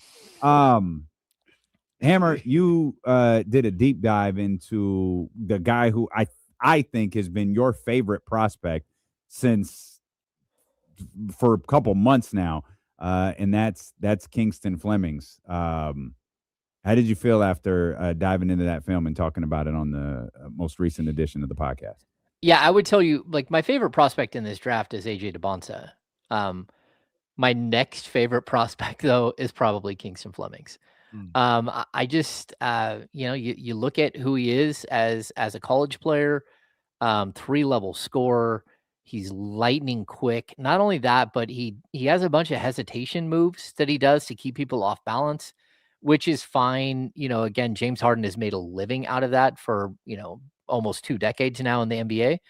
But James Harden doesn't have the lightning quick first step or the top end speed of a Kingston Flemings. You're talking about 3-to-1 assist to turnover ratio. I think it's 1.5 steals. Almost a 39% 3-point shooter, 58% at the rim. Great, absolutely outstanding pull-up game in the mid-range where, again, he uses his speed and quickness, gets downhill very fast, and then pops up. And that's where you start seeing like sort of the De'Aaron Fox comp. It's that ability right there to just really blow by your opponent, get to a spot on the floor and leap off of 2 feet and rise up. So yeah, I'm a fan. And then on top of that, the defensive side of the ball, he's just, to me, he's the best 2-way guard at the top end of the draft. And, we can look at a bunch of different ways that you like analyze players, but Fox and him had very similar numbers in their lone college season, except for Kingston Flemings was like 16% higher on his 3-point percentage than Fox was. And if you look at all of the other stats, they really do line up very similarly. And so I do think there's a possibility he's a better scorer at the pro level than he was at the college level. I was watching this game that in real time, I must have missed it. I think it was around New Year's Eve. That's probably why I missed it. Niners were going on, all this other stuff. But Arkansas versus Houston. And I was watching that with Reese, my son, 13. Mm-hmm. And there was a lot of Bill Raftery going on from me watching that game. Like, woo, look at that. Little puppies with Fleming. And Acuff was hooping too. Ironically enough, I know we're talking about Fleming. That was the most I'd ever seen Darius Acuff play defense. Like, he was picking up Kingston Fleming's full court. He was moving his feet. He wasn't Gary Payton out there. But his engagement on the defensive end in that game was the best I had seen in like the 10 games I've watched him this year. But back to Kingston Flemings, I mean, he was dynamic in that game. He was getting to the bucket. He was setting things up for others. He was finishing at the rim. He looked super quick and super bouncy. I don't know if I love him as much as James Ham does. James Ham, loves Kingston Flemings. But, man, I love his game a lot. I love his game. He's intense. He's a leader. There's a edge that he plays with out there on the court. I love it. The one thing I'm concerned about just a little bit is his 3-point shooting off the bounce on the NBA level. I think he's got range, but it just didn't always give me the feeling of being as fluid as, say, like a Michael Brown or Darius Acuff off the bounce. And that's what you think of with these point guards, because they'll be coming off screens, step backs, things of that nature, off the bounce from beyond the arc. But he shot well at the combine. He shot well in college. I love Kingston Flemings, man. I think he's a great prospect. Yeah, and some of the shooting things, I will say this, like, first of all, he averaged like 3.2 3-point attempts per game. He only had 3 games all season long where he shot more than 6 threes. He shot 6 twice and 9 once. So it's not like he's a volume scorer. That's also probably because of his team, the team that he was on, the style of play, the up and down pace that they played with. So there's going to be some of that kind of limits his 3-point shooting and all that. But some of the things I really like is, I saw someone point out he's 6'2" with a 6'3.5" wingspan. It's like, okay, well, first of all, he's 6'2.5", so he's actually taller than De'Aaron Fox and a half inch taller than Darius Acuff. But also, even though Acuff has that, the bigger wingspan, they have the same standing reach. So Kingston Flemings has long arms. He plays defense. He's a better defender than any of them. So when we're talking about like projecting out wingspan, you're using wingspan as something you're going to talk about on the defensive end mostly. And he has really, really long arms. He just has a narrow chest. He doesn't have broad shoulders. The other thing I want to point out is in comparing him to De'Aaron Fox coming into the draft. De'Aaron Fox weighed 169 coming into the draft. And that was, I think he'd already gained like 6 pounds. Like he played at the college level in the low 160s. Kingston Flemings is 184. And so, again, you look at Acuff and you see this big player. He's 2 pounds heavier than Kingston Flemings. And so you're looking at a player who's probably a little bit further developed physically than even Fox was maybe year 2, year 3 of his development. So there's a possibility that he does translate really quickly. And then lastly, I'd point out that Scott Perry was here when De'Aaron Fox was drafted. That's that 3-month window. And he had a huge part, not only in, scouting and getting De'Aaron Fox to like consider the Kings, but also there's a little bit of sneakiness that went on in that draft where Fox didn't work out and wouldn't share medicals with the 2 teams in front. And so when you're looking at Phoenix at number 4, who took Josh Jackson, and then you're looking at, number 3, which was, I believe, the Celtics, where they took Tatum, they didn't have an option to really take Fox, especially in a draft that's that good. You can't take a risk if a player's not going to give you physicals and not going to meet with you. And so there was a bit of a leverage play that got Fox to number 5. And a lot of that leverage play was, again, Scott Perry. And so it's kind of an interesting thing to look at this. But, I do think he fits what the Kings are trying to build. He also fits the style of play that you can be successful with, because you had De'Aaron Fox, and while they're not the same player, they do have a lot of the same attributes. I would just say that Kingston Flemings has a better motor. And that's one thing that I think separates him from Fox, because you can watch him. He does not have an off switch on the offensive end, on the defensive end. I was watching, and he's tracking off ball, his opponent off ball, where he won't even let him get to the ball.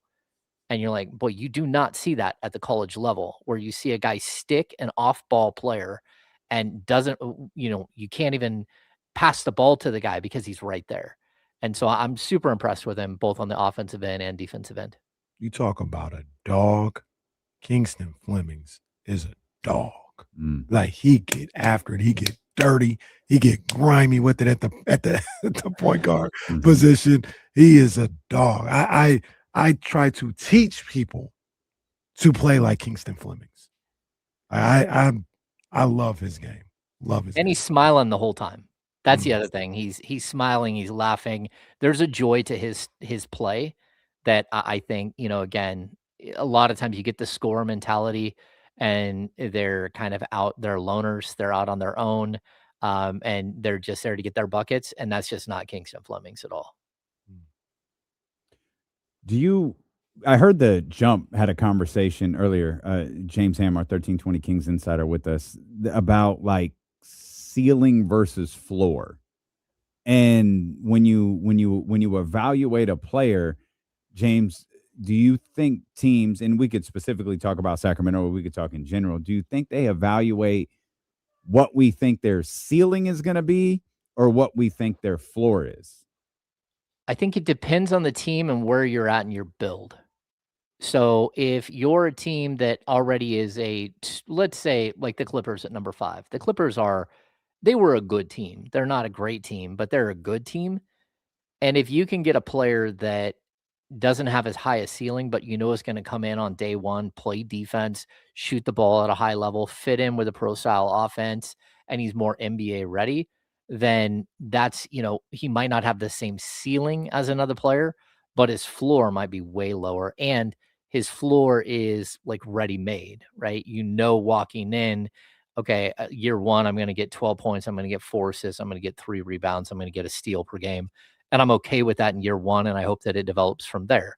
Right. But then we have these high ceiling guys. And if you're a team like the Kings, I get it. If they were sitting there at number 7 and Darius Acuff and Kingston Flemings are both available, and that one is a much better defensive player, but the other one has a higher ceiling as an offensive player, I understand why they would take that gamble, because they're a team that needs that 1A player. And that's why we always talk about, the players you build with, the players you build around. And I think Kingston Flemings is the player you build with. He's, a really, really nice player. There's a possibility that he follows the De'Aaron Fox track where he gets up to, 24, 25 points per game, but I wouldn't bank on that.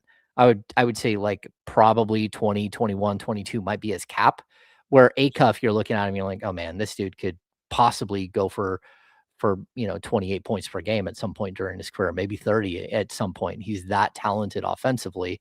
Again, you're looking at a 19-year-old who played in a big time conference, who averaged 23.5 points per game, and his shooting splits were like 48.4 and 41 point something percent from 3.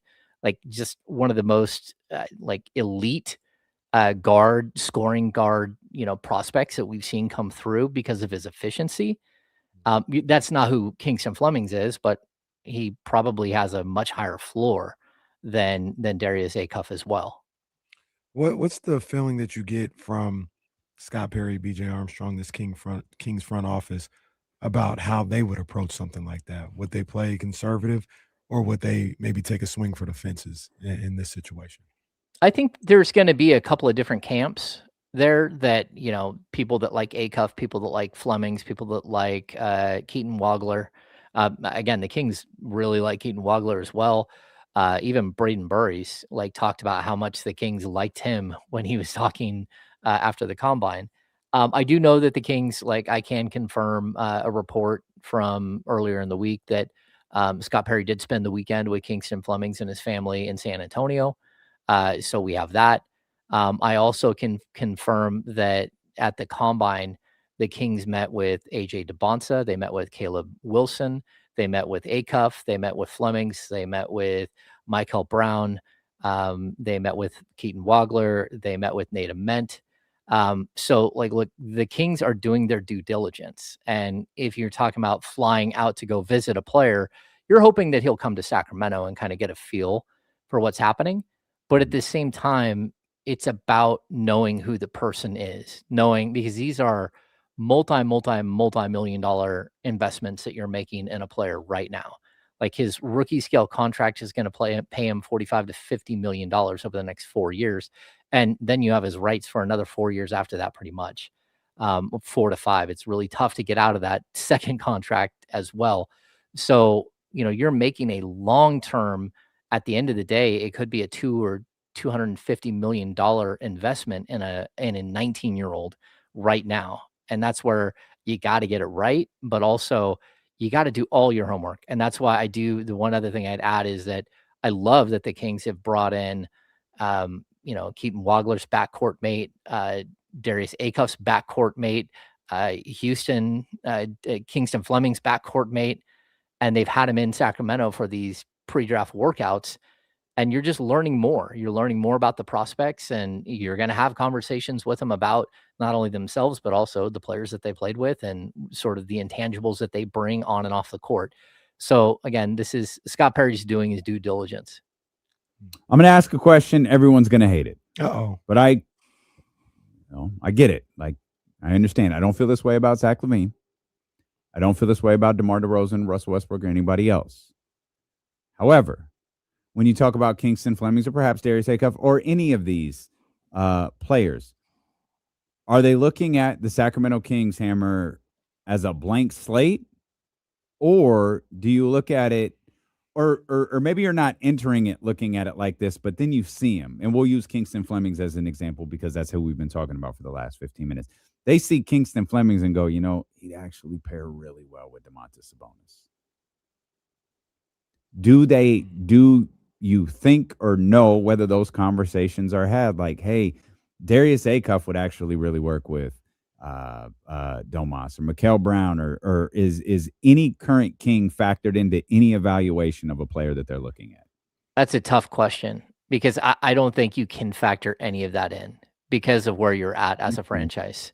And not only that, but if you're gonna talk about like a 19-year-old kid and you're trying to figure out if he'll work with a 29 or a 30-year-old, like their career paths aren't gonna line up by the time one of them gets to like their pinnacle of who they are going to be as a player. The other one is out of the league or in a different stage in their career as well. So I don't think that you can look at that all that much. And I also think the Kings have that sort of ace in the hole is that Max Reynaud and Dylan Cardwell played really, really well last year. And you can come into this next season with those two as two of your centers. You're going to need to bring in a veteran center to go with those guys, maybe a bigger defensive minded center that could work with those guys a little bit, or, again, maybe a stretch five if you could find one of those. But I certainly think the Kings are at like a good spot as a franchise when it comes to that position in particular. Like the rest of the positions, I'm not so sold on. But I do think that they believe that Max Reynaud is going to be a good NBA player. Whether he's a great NBA player, we don't know yet. But that gives you at least some assurances. And, you're not going to make any moves here on draft night that are because you've got that you've got DeMar DeRozan or you got Zach LaVine or you've got any of those other guys. Yeah, one of the things that I'm hearing, and I wonder if both of you guys, Hammer, if you're hearing this too, is the draft is 100% unrelated to what they're doing with the rest of the roster. Like it has nothing, and that even goes for like if they draft a point guard, that does not rule out John Morant. Like they are not related at all. They're looking at them as two different projects, so to speak. And I don't know if that's a good or a bad thing, but that's everything that I'm hearing, that they're not related at all. Yeah, I think you have to look at it that way. And if there's a way for the two projects to sort of, overlap, then that helps. So like we've talked about, if you're going to move Domas to Toronto, can you get RJ Barrett? Can you get one other player that makes sense for your build and just makes you younger, right? And sort of lines you back up. And that's where you got to kind of look at some of the younger players who aren't, well, the Kings don't have any super young player. I mean, Max is the only one that he just turned 23. Outside of that, can you rebuild this thing around, the core of, I don't know, Keegan Murray and, if you get Precious Achiuwa back, like that 25 to 26-year-old, age group, and then maybe you can build that with a younger core with them. So there's not this two timeline thing. There's just I don't know how to put it, like guys that are in the middle of their career, not at the end, not at the beginning. They're in the middle of their careers, and you're pairing those with some guys that are at the beginning of their career. I just don't think that you can really have two timelines where it's end of career and beginning of career guys and think that you're going to figure it all out. So to Kenny's question, do we believe this is the right call? Separate these two entities completely. Whatever you do over there, fine. Draft, fine. Ja's there, great. All unrelated. And we're good with that.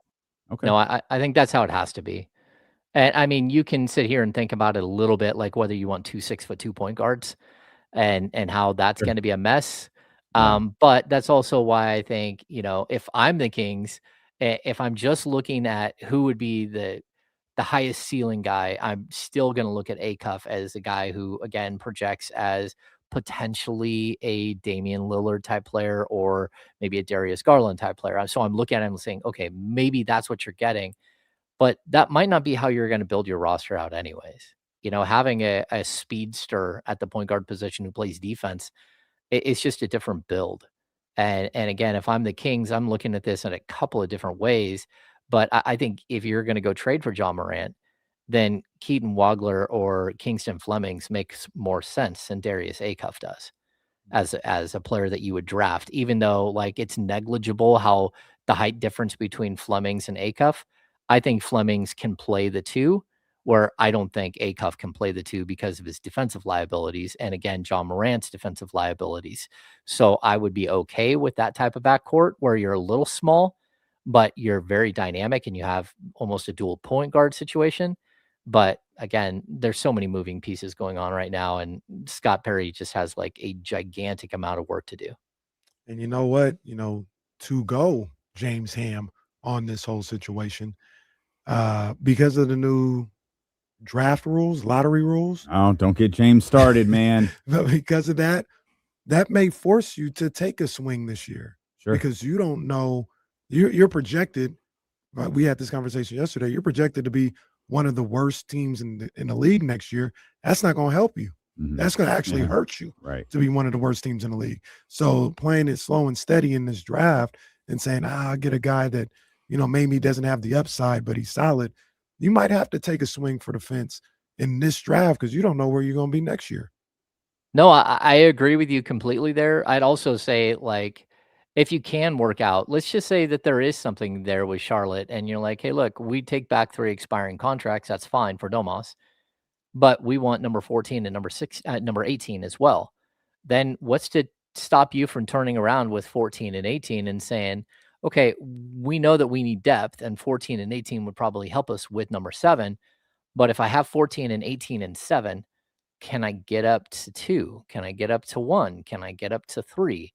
And then now you're dealing with a different type of prospect at that position than you were before. And that's not to like downgrade who Kingston Flemings or Darius Acuff or Keaton Wagler are as players, but also go back to sort of these tier systems that people talk about. And the top 2 players in this draft, maybe even the top 3, are considered potential superstars, guys that you build your entire franchise around for the next decade. And, maybe there's a guy up there that maybe doesn't want to come to Sacramento, but I'll tell you, like any of the crazy reporting that like the Kevin O'Connor, like he knows better. But like to say that AJ DeBonsa might pull an Eli Manning because if the Kings won the top pick, that's just not the case. Like AJ DeBonsa and the Kings not only met at the combine, but remember, he showed up to a Kings Utah Jazz game with his dad. They had tons of conversations, and a lot of players are going to look at the Sacramento Kings situation and go, man, they're bad, but I can go there and average 20 a game. I can be an all rookie selection. I can go there and be a rookie of the year candidate because who else is going to score?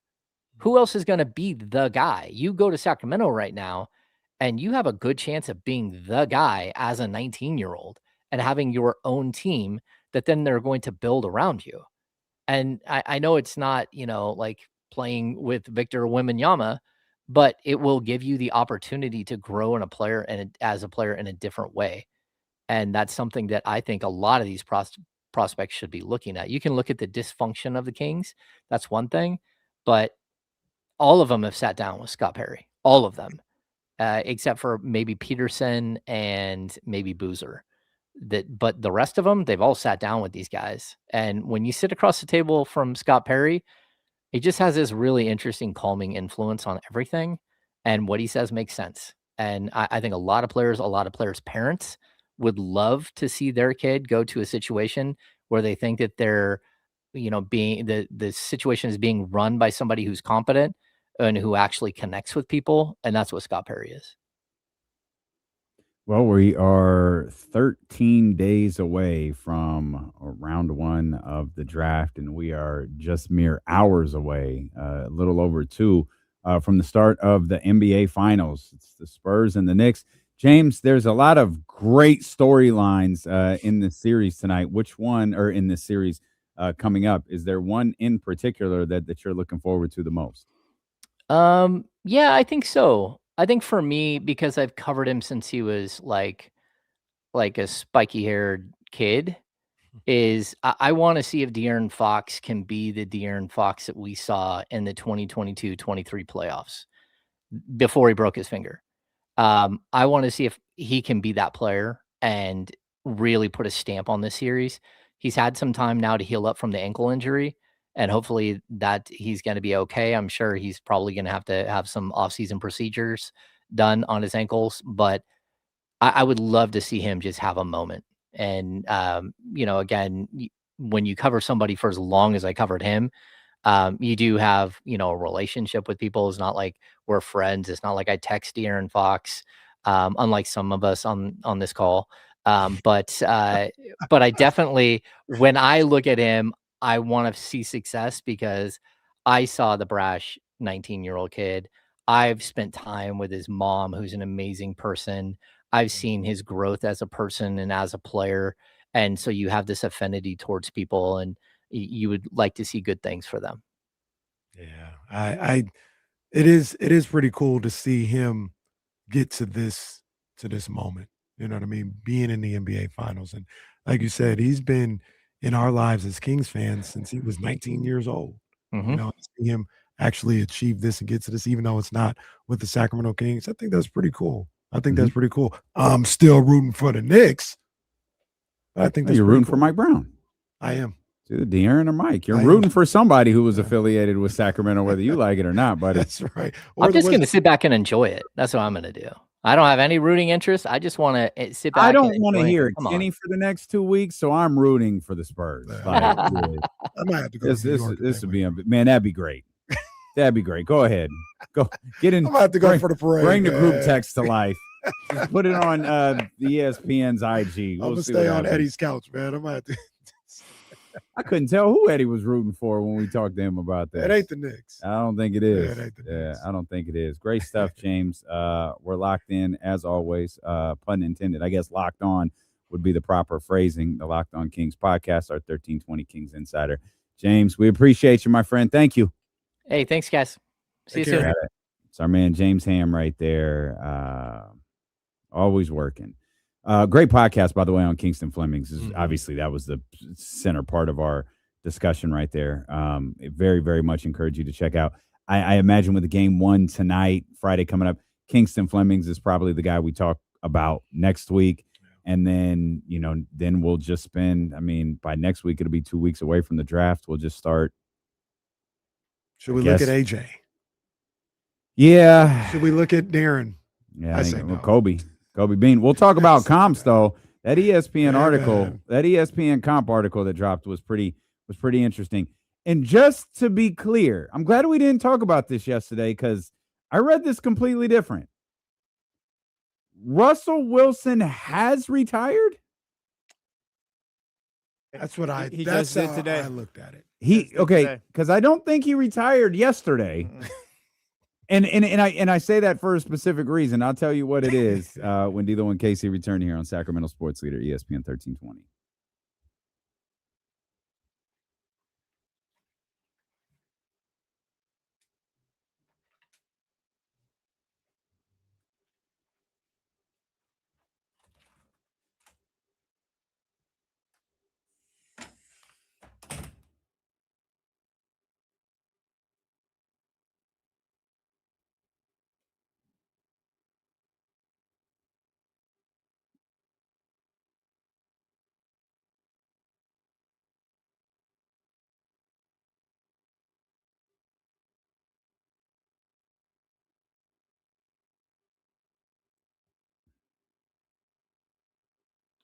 What's Wemby wearing into game 1? They keep sending the notifications for the fix.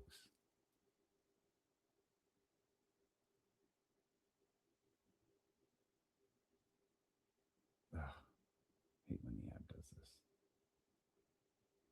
Just let me in. Let me in. Where are we at?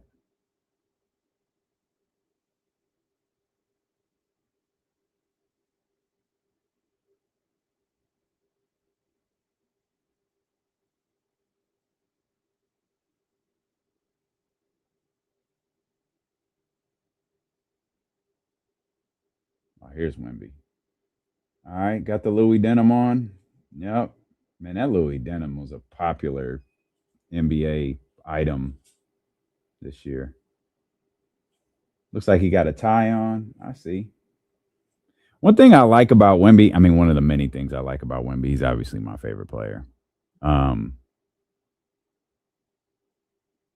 I think for tall guys, and I genuinely mean this, I think for tall guys it's tough. He's got a ton of confidence.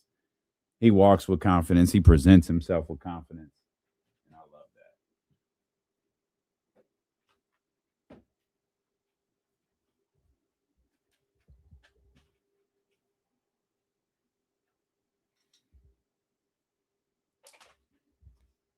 I got so many damn things plugged in over here. I didn't charge my iPad last night. I think I'm going to need it for TV. So got to make sure it's at 100%. Oh, Russ knows, Scooter. Russ always A1 with me. He'll always be at the top of my favorite player list, but I really do love watching Victor Wembanyama.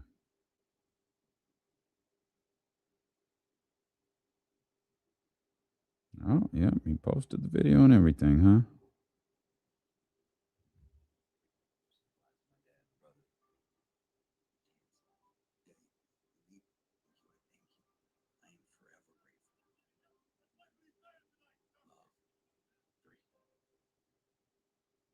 Go for Russ.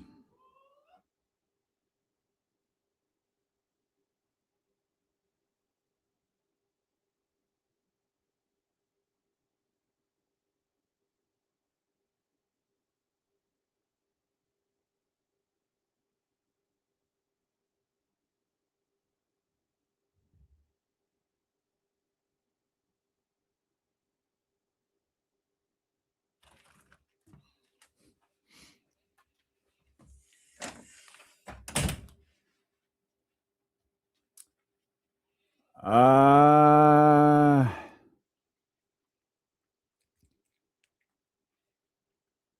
mean, it's the stream. It's at Mojo's.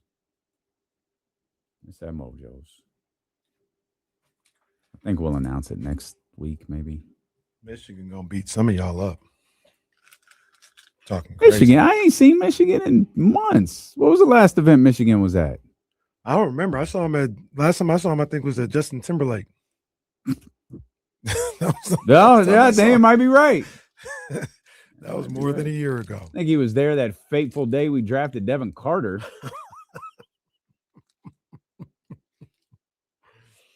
Everybody first guessed that one. Like, what?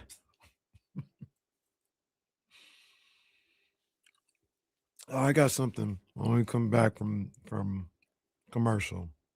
That is pretty damn funny. Okay. I don't know. Maybe you've seen this too, but this is actually hilarious. Oh, look at what they're doing. Knicks by 10, bro. Knicks by 10. Give me the Knicks and the points, bro. They got that damn fiesta going on. That's Vince, right? Yeah. I don't know who the other guy is. He nervous as hell. He is nervous as hell. He's like, man, it's the NBA Finals.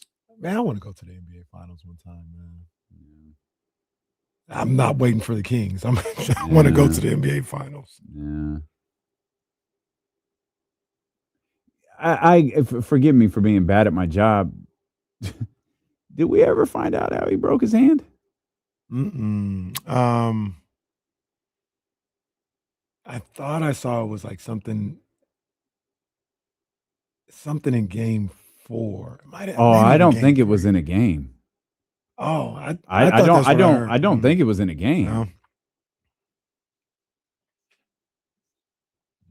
All right, we're looking up here as the NBA Finals about 2 hours from getting underway. Jalen Brunson showed up in all black. The Victor Wembanyama has the very popular Louis denim, which that got a lot of run. I say the last 2 seasons in the NBA, not the same one, not the it's I'll call it the checkered pattern, but it's the pattern of your backpack over there. Yeah. It's gotten a lot of run. Pattern's different. Okay. But you got one over the last 2 seasons. Okay. But Wemby showed up with the tie. I was telling the chat as we were looking at that during the commercial break, like one of the many things that I really love about Victor Wembanyama is he carries himself with so much confidence. And I feel like that is I don't want to say it's rare, but I don't think it's as common as you might think for individuals that tall. Mm-hmm. I always use the example. Now, granted, he was a second or third year player. First time I ever met Kevin Durant, he looked so awkward. Like, and almost like I remember it was in the Nike suite, one of the All-Star games. And sometimes really tall people shorten themselves. And that was kind of him. Like, he had a shirt like a t-shirt, like a graphic joint that barely went to his waist. And he's just kind of like, just kind of brings himself down. Wemby walks like he's 7'5". Like, he walks in, he's got confidence. He knows the camera's on him. And it has been the Victor Wembanyama fan fest for me over the last couple of weeks. And I'm hoping he has a fantastic series, win or lose. I'm hoping he has a fantastic series. Ironically enough, the guy that he's going to be going up against some of the time is like that. If you look at Cat's posture, And I think he absolutely. That's a good call. He absolutely does. I think Cat is a confident man at this point in his life. But what that stop. What do you mean? After all of that, why? Oh my God! That's confidence. Boy, he's confident. They got him Jordan Woods though. She got Jordan Woods. Hey, salute. But that tells me maybe growing up, he wasn't always confident with being as tall as he was. Yeah. And Wemby doesn't seem to ever have that problem. It is, it's not a super hidden video, but you seen that video that circulated in the last couple of weeks of Wemby playing basketball at 9? Yeah. Oh my goodness. Yeah. That is crazy. It is. He's got like a size 15. Yeah. I shoe. This is a true story. I saw that video and it reminded me like 2 or 3 years ago, a video surfaced of Andre the Giant wrestling when he was like 15. Oh, I was like, oh my God, this is crazy. Was he like Andre the Giant size? No. Like Andre used to be really thin. Like Andre used to, like, if you look at the Big Show in WCW, like when he debuted, he was throwing drop kicks. He was doing stuff that giants aren't supposed to do. That was Andre. Like Andre was like throwing drop kicks. He was like really quick. I'll find the young Andre video and send it to you because it's kind of great. It's like in black and white. It's like, oh, we got that, but no Will. Yeah, but no Will. Got 15-year-old Andre, 9-year-old Wemby, no 100-point game, huh? Can AI generate the 100-point game so we can see it? They will soon. They will. Just take all of the reports, the books, get Pablo and the crew that Pablo finds out, and put the AI version of Wilt's 100 points and what together. It would look like. We'll watch it together. Yeah. We'll watch the game together. Real quick, because we got a lot to talk about. Boy, look at this defense. Oh, God. Bam Adebayo rolling over in his grave. Because we got a lot to talk about. But I thought I saw this, and I don't believe I was getting chatty house, but forgive me if I was. No. That's always a bad start. Half of the story is 100% true. Okay. And I think half of the story is 100% true. Is one of the funniest things you've ever said. I think the whole story is true. Okay. Did you hear about Jared Verse at Browns OTAs? I don't think so. So Jared Verse arrives at the Browns facility, participates in Browns OTAs, I think today. Okay. And he's got that. His number with the Rams was number 8. He was wearing number 8 in OTAs. Number 8 is Dylan Gabriel's number. Okay. The quarterback. Okay. So they asked Dylan Gabriel about that afterwards. And he says, quote, allegedly, quote, he says, yeah, I was kind of hoping he'd pay me for my number, but then he just started wearing it in practice. Okay, so I think you were chatty house with that. Oh, I put out the preference. I'm sorry. No, it doesn't work that way. They didn't even tweet out a video, man. It's just a picture of Jared Verse and a picture of Dylan Gabriel. I put out the caveat. I put out the caveat. Nope. No, that can't be me getting chatty house. I put out the caveat.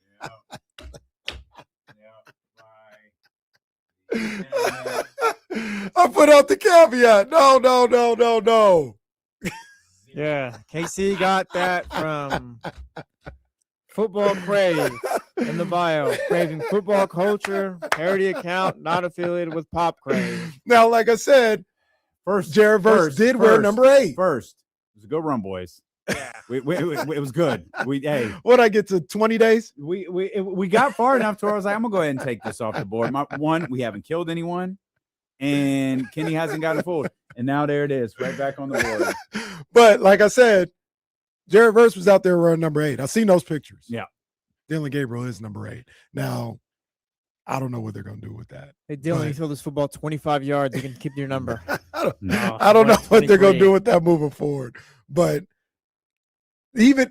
Quote alone, the quote was the icing on the top, even though it wasn't real.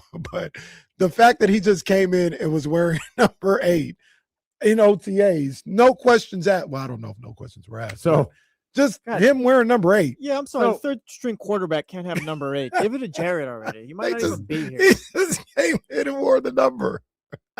I was practicing baseball. Here's the first clue that he didn't say that. They just put a still shot up. Like, oh, yeah, it's just a picture. Like, come on, Kenny. It's just a picture. If he had said it, that video would be everywhere. That wasn't wasn't the punchline. The punchline for me was him just walking off the plane and them giving him number 8. I wonder Gabriel don't get nothing. But come on, I'm still wearing the number. No, I know you're not. I'm still on the team. No. Dude, if Jared Verse how you just gonna give the man my number 8? If Jared Verse wants to be a jerk, you'd be like, bro, you might not even have it by September. Well, I got it now. What are you doing? I signed a 2-year deal. I think I was the 3rd round pick. Yeah, man. Come on, man. They gave that boy off the plane. So what do you do in that situation? Do you just go to the equipment manager? Like, hey, Tommy. I bet you they didn't tell Dylan Gabriel. He probably just showed up to practice. He's like, oh, I guess I'm number 3 today. He was already in his. Yeah, like what am I gonna tell Dylan Gabriel for?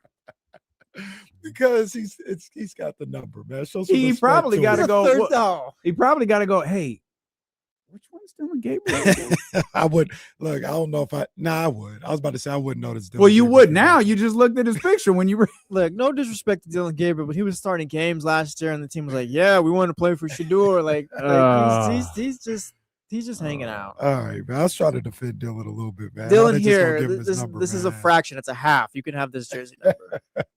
Do you guys think that Brock Purdy should have gave up his number for Mike Evans? No. That's the starting quarterback of the San Francisco 49ers. I'll just say Mike Evans is a Hall of Famer. No, that's sweet. You're joining my team. I agree. I'm with you. I just asked the question. And you know what? Trey Lance should have never called Jeff Garcia to see if he should wear 5 either. Better yet, no one should ever call Jeff Garcia. One of my greatest calls of all time, by the way, saying, hey, let's maybe wait on the Jeff Garcia interview.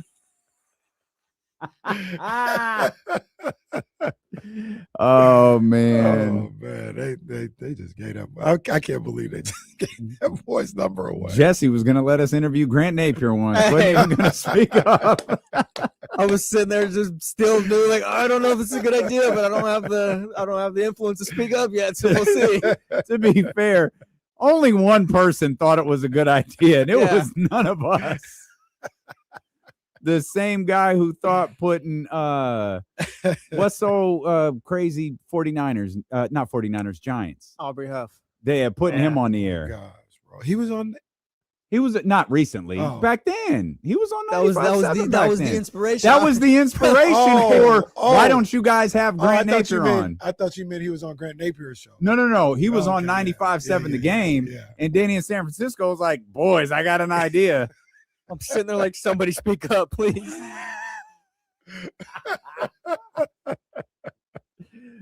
Oh, that's amazing. Brother. Absolutely amazing. Since we're talking football, I do want to get to that ESPN Comps article. So it turns out Russell Wilson retired.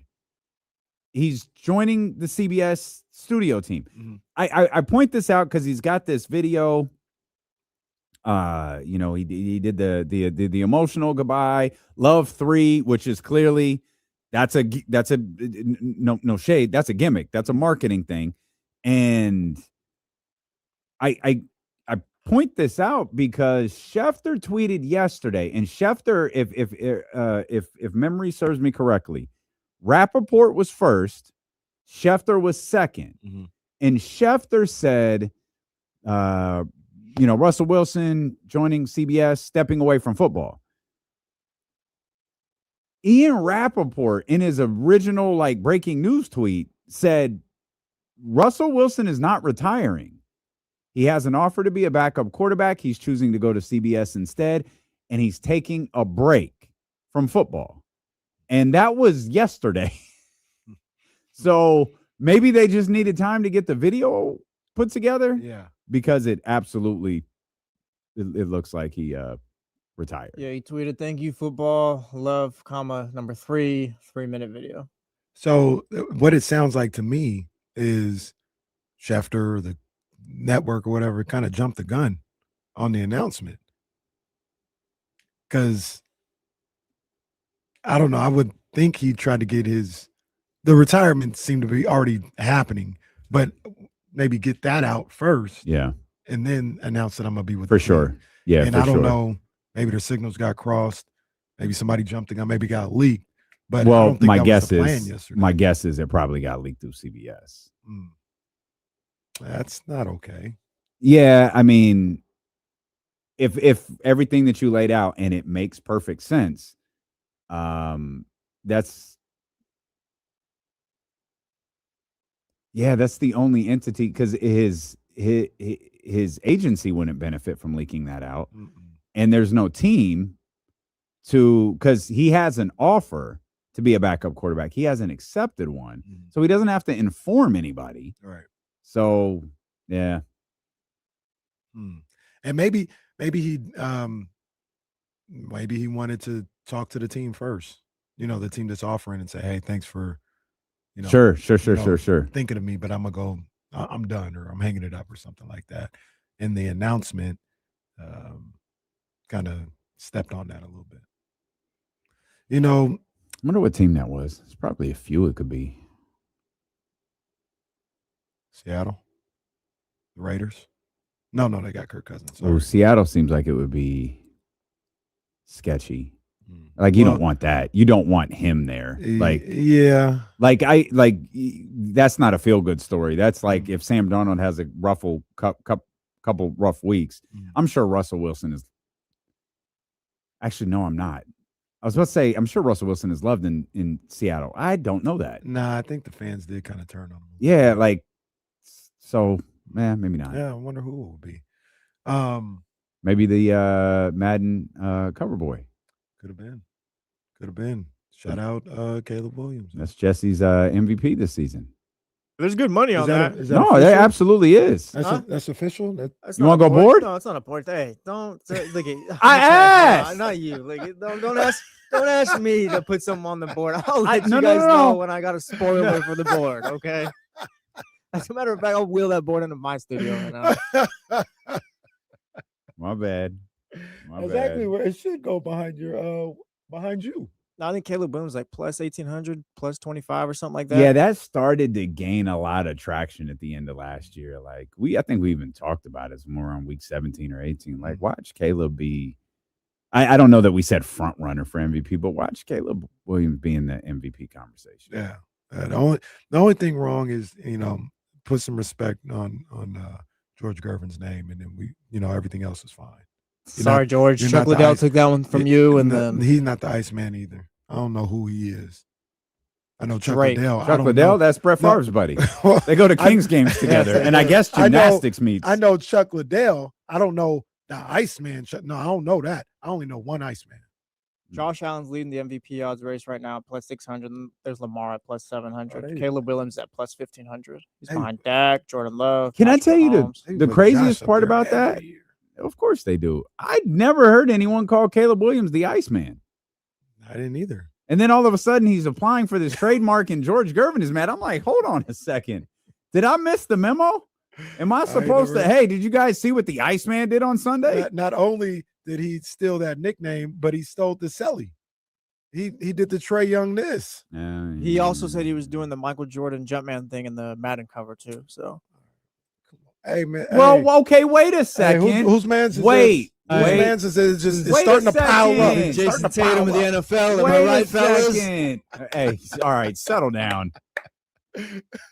Chicago, why not? Because he's not Michael Jordan. Isn't Michael Jordan Chicago? I don't care if they're playing football games at the United Center. No. Air Caleb next. Probably too expensive to put. Oh. Eric. Nike would destroy that man if he even thought of that. Just destroy him. Yeah, Caleb, good choice though for the MVP. There was somebody up there that you had mentioned. Oh, Dak. Dak ain't winning MVP. Oh, if he had a better defense last year, he would have had a big say on that. He would have had a what? They weren't even better defense. They weren't even close to a good team. Did you see the deluxe edition? I cover. Think I did. He's doing the. Oh no, I didn't. He's doing the Iceman Come joint, on, bro. That's not even your celly, bro. Why? It's not even your celly. Hey, I'm relaying information. Don't yell at me. I'm yelling at Caleb. That's not even your Caleb celly. is not here. It looks like there's also snow falling from the. It's a pretty dope cover. I'm sure it is, but come on, bro. I don't know. It's tough. Let me see. It's tough. Got the fingernails, yeah, bro. That's not your celly, bro. Me and Kyle were talking earlier on the jump too. It's kind of funny and weird how we used to just look forward to this Madden cover. It's like, oh yeah, who's gonna get the curse this year? Who's gonna get the catastrophic incident or whatever? It's gonna ruin their season. Now it don't happen, but again, it's just a weird thing to look forward to back then. The hell it doesn't. Why? Who was last time? McCaffrey was on there 2 years ago. That was the year he busted his kneecap, couldn't get his calf right. Christian McCaffrey was on the cover as a 49er? Yeah. Man. And that year he was I'm not video game guy. Look, maybe that's what it is now. It doesn't matter anymore unless it's a Niner on the cover. And then it goes back to the old ways. And we don't get no breaks, bro. Nobody wants to hear no breaks. You whine about the San Francisco 49ers. That's all right, though. We keep trucking. We keep trucking against all odds. Okay, Phil Collins, calm down.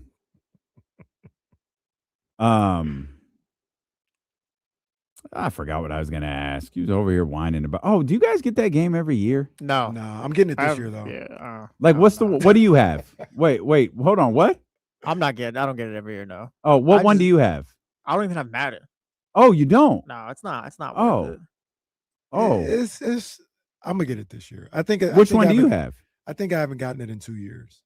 I think I'm gonna get it this year. The way you got to do it is you pay like the little $16 a month for PlayStation Plus or whatever. It gives you like a little catalog of games and you download those ones. I don't really buy games. Are you in charge of the games that it gives you? Not necessarily, but like some of them are good, so it works out. Like I'm not buying games when they come out. So it's what they just give you random games. Randomish, I guess. Yeah, like no, they ain't getting my $16. It was not like super random or whatever, but. Like for the stuff I want to play, it's cool. Don't be giving me RBI baseball when I want to play. No, it's not that. Like you're not getting that. But like Madden 26 is on there. If I don't want to pay for Madden 26 when it comes out, you can wait like 4 months or whatever. They have Madden 26 on there and stuff like that. Is FIFA the best sports game? I'd always heard that's the best sports game. It used to be. It sucks now. Yeah, it's really good. It's really good. I like NCAA football. The show is amazing. Oh, the 2K, show. That's the other one. 2K is fire too. I was just talking to Reese, my son, 13, forever. I was just talking to him the other day. Said, meaning he's been your son his whole life. I was like, man, I might be out on 2K, bro. It's too difficult. Like it's too hard, man. I might be out. We got 26, and I tried to play it a little bit, and I just want to shoot. Well, I just want to be able to shoot. You don't want to play. You don't even want to play defense on the video game, man. That's impossible. I'm playing help side. I am not guarding the basketball. That is impossible. Kenny over here, Buddy Hield on defense. No, bro, I am not guarding the basketball. Kawhi Leonard looking for him on every play. No, I'm switching off every time. I ain't been guarding the ball on 2K for about five 2Ks. It's impossible. 5 2Ks. It's impossible. I'm at help side. 5 2Ks is funny. Absolutely funny. What's the biggest? We'll do this ESPN pro comp for these top 12 prospects coming up here in just a minute. But what is, talking about defense, the most intriguing defensive matchup tonight, right? It's got to be Wemby versus the Knicks, right? Yeah. Is it Jalen versus? Yeah, it's someone. I guess this isn't a matchup, but like, what do they do with Jalen? But nah, I mean, that's even thinking too much. It's probably Wemby. What is it, Jalen and Wemby? Is it De'Aaron? Probably. Because I don't feel like you want to. I feel like. Yeah, you don't want to put De'Aaron anywhere else. That'd be a problem. Yeah. Maybe Josh Hart, but you might put Wemby on Josh Hart. And we'll obviously we got about 90 minutes before the game. We'll talk a lot about this as the day progresses. Is it Castle? Is it Castle on Cat? That would be a mistake. Who's Cat? I'm sorry. Who's Castle guarding? He probably guarding like a Bridges or something like that. If they put Castle on Cat, that means Wemby's on Josh Hart. Let him roam. Mm-hmm. That might be a play. That might be a play for sure. I think, and like you said, we'll talk about this later. I think both teams are going to start off pretty traditional, and then as the game goes along, as the series goes along, you'll see the wrinkles in the game plans. I agree. We will get back to that before the game starts. But I do want to talk about these pro comps. Yeah, that was interesting. It was. It was, and it's dangerous, but it's interesting. Well, we'll talk about it. It's Stilo and KC here on Sacramento Sports Leader, ESPN 1320.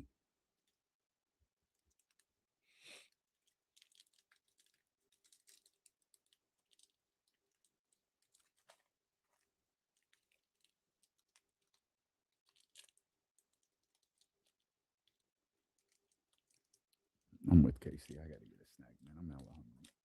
This is awful. All that nonsense. All that stuff at the house. How am I going to eat tonight? Man, Mom got new candy bowl too.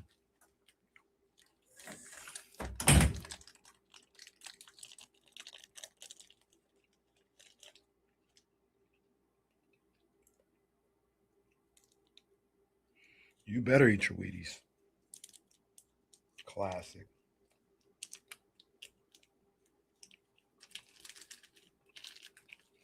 We've talked about this on the show before. I can't believe James Worthy signed off on that.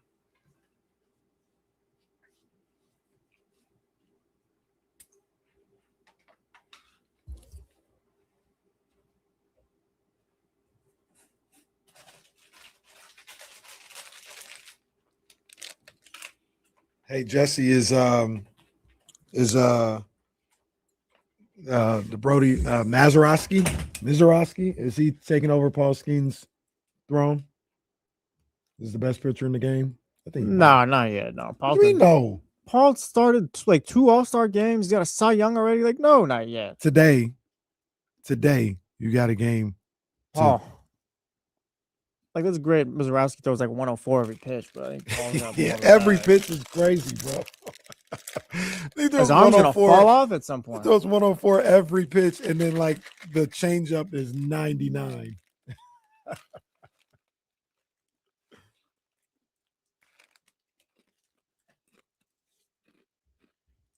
I've been mapping this out too because the Pirates are coming to Sacramento in a couple weeks. I think Paul Skeens is pitching like the last day of their series against the Marlins before they get here. Oh yeah. Oh, we're gonna miss him. Yeah, like just barely, like literally the game right before the series, I think. Come on. Damn.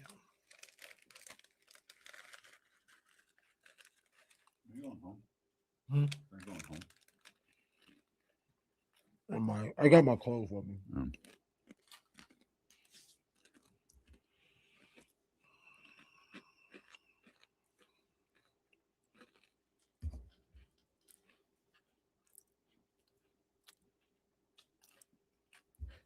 John Pauls, I think the Giants miss him. Else, you're right. That might happen. I thought they missed him because he pitched on Sunday, I think.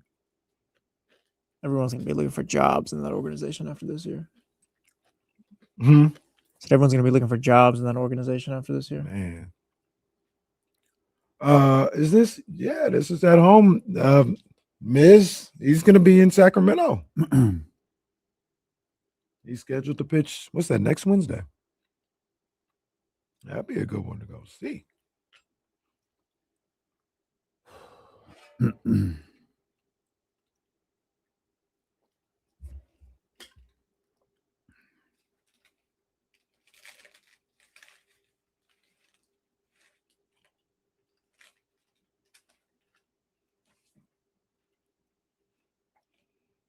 Is that the most overrated play in history? The step over. It didn't amount to anything. Like, it's the one game you won. It's okay. It's okay. That was. Why don't people care about the play? Just more the step over. I wonder if people don't even know, like some people, that's in the finals. They just started it like is there a play more associated? Well, there's the one against Jordan, more associated with Allen Iverson than that one? No. I think that tops the Jordan crossover. Yeah, I think so too. They got shirts about the step over. No, I mean, to your point, like they lost the next 4 games in the championship, but man, it's iconic. Once again, that win made Allen Iverson a made man. He lost 4-1 in the finals. No, it's a shoot.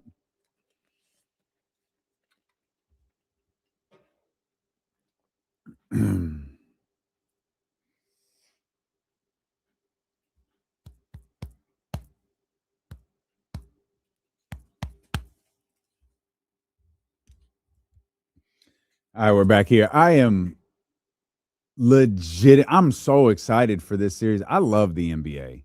Like, I really do love basketball. And I don't get this excited for the Super Bowl.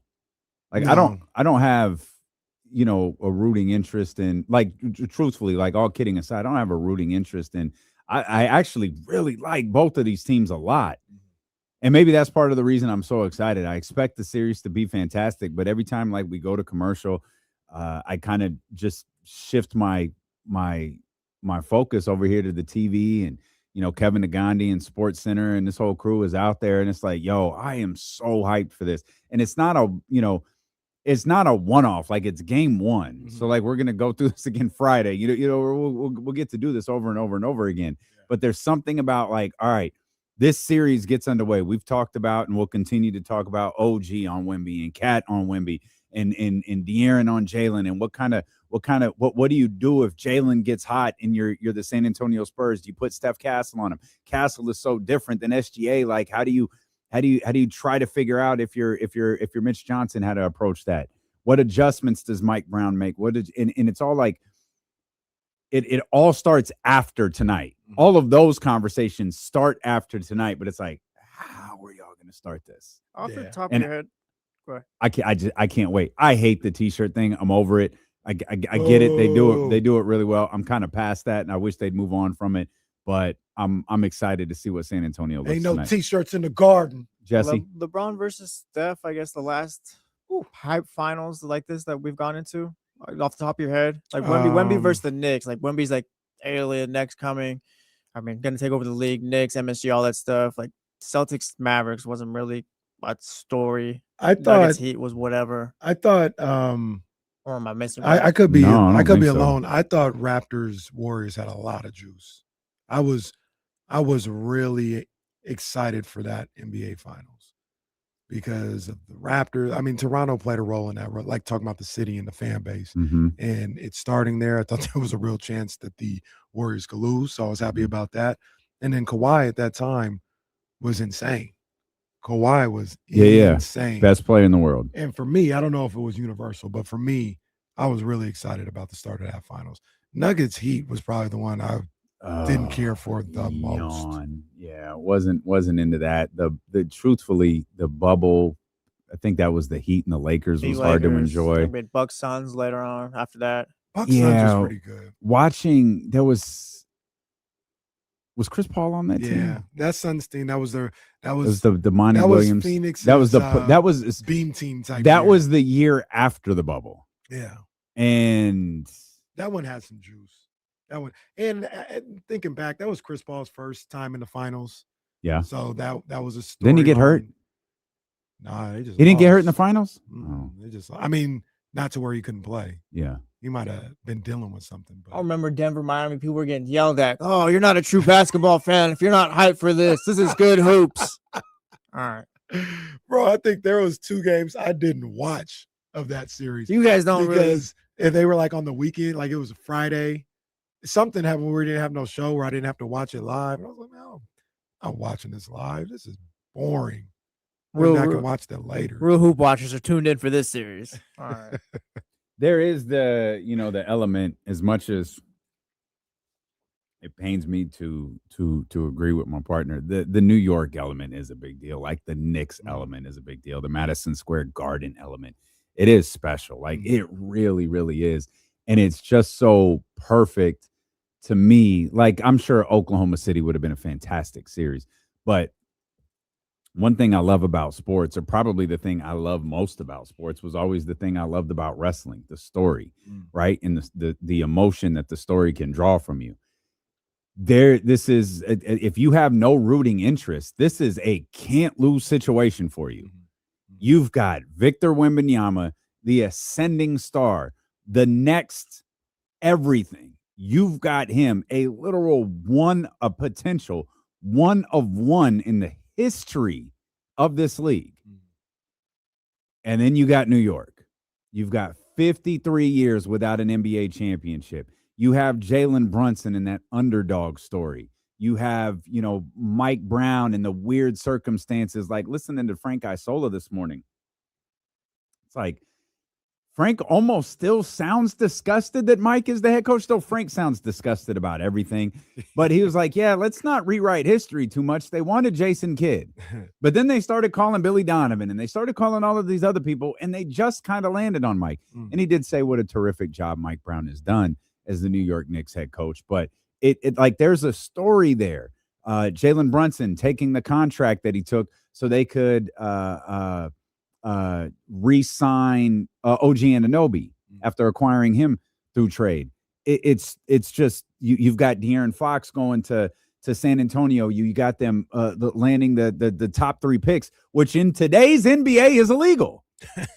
like the team is currently constructed would not exist if Dylan Harper was in this year's class. Yeah. And it's like, man, as long as you're not a Knicks fan, as long as you're not a Spurs fan, this is just, to quote your boy, man, get your popcorn ready. Yeah. Get your popcorn ready. Yeah, for sure. And I feel like I don't want to speak for you. You can say what you want to say, but it may not be your cup of tea anymore. I think it's cool that Inside the NBA is doing the finals, like really doing the finals, not the we're on NBA TV afterwards, like really doing the finals. I'd much rather it be on NBC because I thought their presentation was A1 all year and that was the best. Yeah. But seeing these guys, doing the NBA finals for real, I like that. I agree. I would have liked to have seen them with Oklahoma City and San Antonio. I wonder sometimes if those guys hate basketball, right? There's nothing to hate in this series. And so this is truly too, also as critical as I've been of that show, I think this is where they shine. Yeah, it's their time. When basketball is at its highest level. Like if you told me Inside the NBA would only be on during the conference finals and the NBA finals, I'd be like, that's brilliant. Yeah. That's absolutely brilliant. Regular season, they do their stuff. Yeah, but playoffs. This is their. It's time. like the NBC crew struggled. They're new, and then it's going to take time. They have to find the connective tissue, and Maria is still. She's not new in the game, but this is she's been in a number of high profile situations. To carry on a group of people who are kind of new to that role is tough. And Melo wasn't good.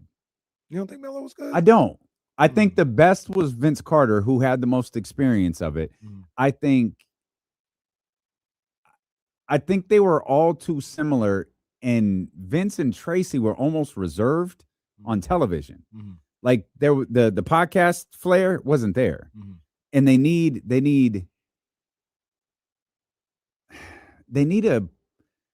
a more square person. They need like Tim Legler. You know what I mean? They kind of need a like a reporter. They need that would work. Player. Yeah. Like not this guy specifically, but like a Windhorse. Sure. If he was on that panel. Yeah. I thought they did a good job. I thought Carmelo did a good job too. I watched a couple. I thought they had some really clunky moments. And there were times where it felt like no one wanted to say anything. But that's not the point. The point is, whatever my gripes have been with the NBA crew, the NBA on ESPN crew, the Inside the NBA, that's what they're called, the Inside the NBA crew. It will not show itself. Is he holding his hand? Yeah. Did he hurt himself? No, I think he was, going through warm-ups, and they were showing the tape. He being Mitchell Robinson. Yeah. Okay. Yeah, they will absolutely shine in the next, hopefully, 2 weeks. Yeah, it's gonna be some good stuff. Good stuff. Can't wait. I'm with you. I love the NBA Finals. Yeah, I don't know if anybody's ever noticed this in the group chat or in any time, like on Twitter or whatever. I always capitalize the finals. That's how much I love. It's the final. No, you capitalize it. You don't put a lowercase t and then final. No, it's capital T, the finals. Show some respect. I love the finals. That's what I do when I'm typing the Ohio State University to you. I capitalize the just T. Backspace, the whole damn thing. I only do that to you, though. I don't do that with anybody else. 916-909-1320. TC here for his daily call. What's up, TC? Hey, what's up with my two brothers? What's up, man? How you doing? Man, I'm good, bro. Hey, listen, I just tapped in, right? I'm going to come with a trade idea. I want to text y'all, but I said, you know what? I'm going to save it for the air because it's going to make more sense when I can explain myself a little bit. Right. So it's with Memphis Grizzlies again, right? So the homie Matt George had a podcast the other day. Never heard of him. What? I know. Listen, he had a Grizzly, so he had a couple people on there anyway, people that was above us, the locked on guys, locked on Nets, Wizards, and all that, right? Well, the Grizzly guy Joe was like, "There's nothing you can do to trade up to 3." And we were like, well, what would that take? And he was pushing a Ja Morant trade, right? He was like, well, yeah, Ja's tradable. I mean, he could do that, but getting 3, that's not going to happen. Why did bro make a podcast last night and was talking about you could make a trade with Memphis, and he's dancing around the teams under us. He could have been talking or whatnot, but when he said it, I'm listening. I said, okay. He said the Nets. He said, what if the Nets did a pick swap from 3 to 6 and then gave us 2 future firsts? Because now you got your draft capital and you're falling down to 6.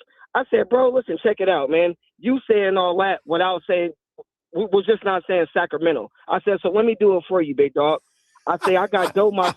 Listen, Zach is a whole nother trade. He's Milwaukee, somewhere else. I got Domas pairing up with Edie because they need a real big man. They got Zach, but they need Domas. He can run the point. He's a real center, right? I got 2027 going to him, a 2030 and a 2032. The reason I'm doing that is because you're jumping up into the top 3 in a generational draft. We can't have it both ways, Kings fans. We can't say this is a generational draft. We got to get up there if we can. And then if it presents itself, we're like, nah, you know what? That's too much. Is it too much to go get a Cam Boozer or a Caleb Wilson?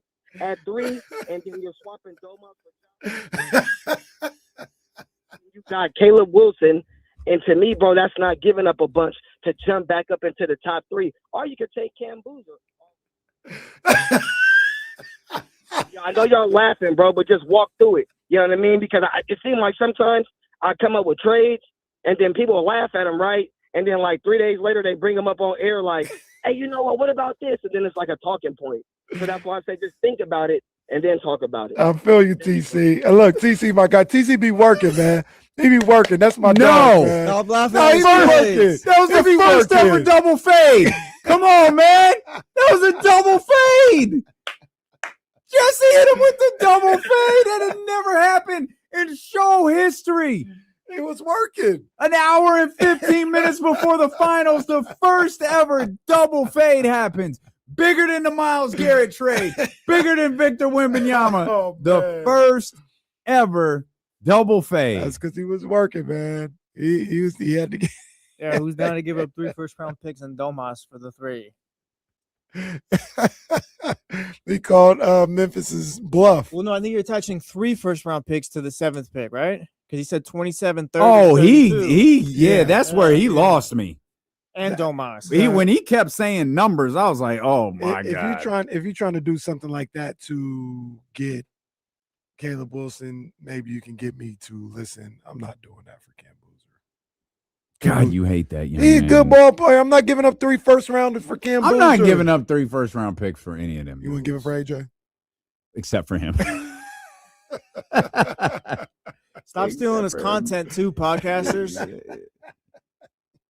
Can you imagine? He had the nerve to come on here and say, I was listening to Matt George. At least he didn't go third person this time.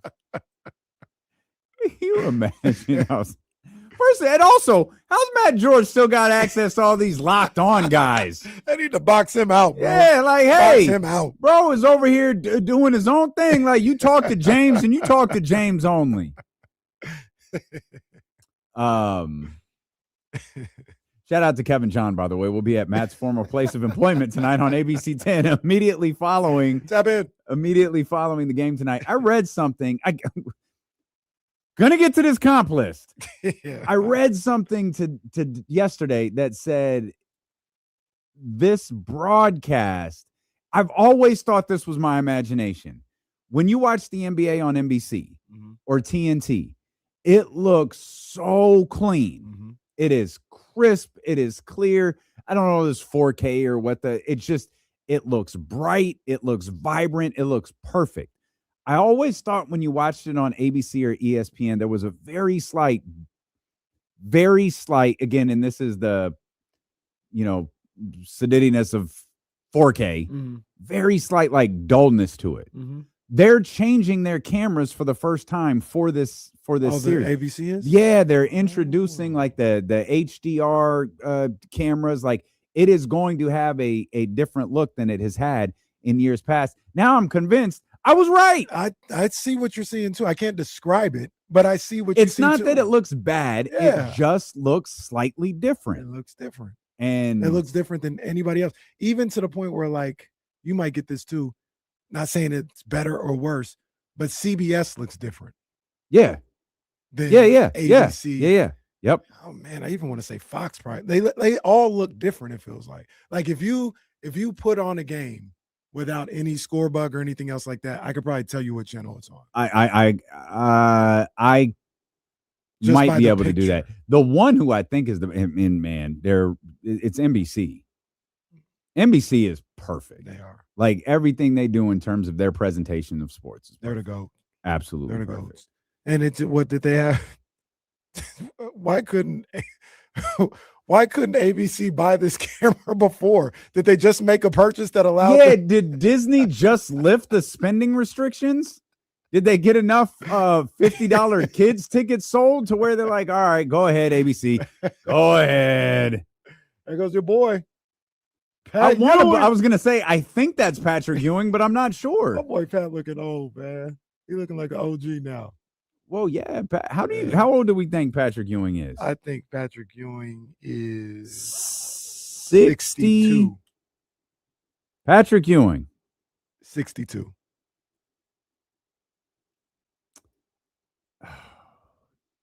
I'm not going to ask Jesse to get in on this. He's 63. Count it. Count it. I'll give it to you. Yes, sir. I'm up to about 17. 17 what? 17 wins, bro. Stop doing this. Wins against who?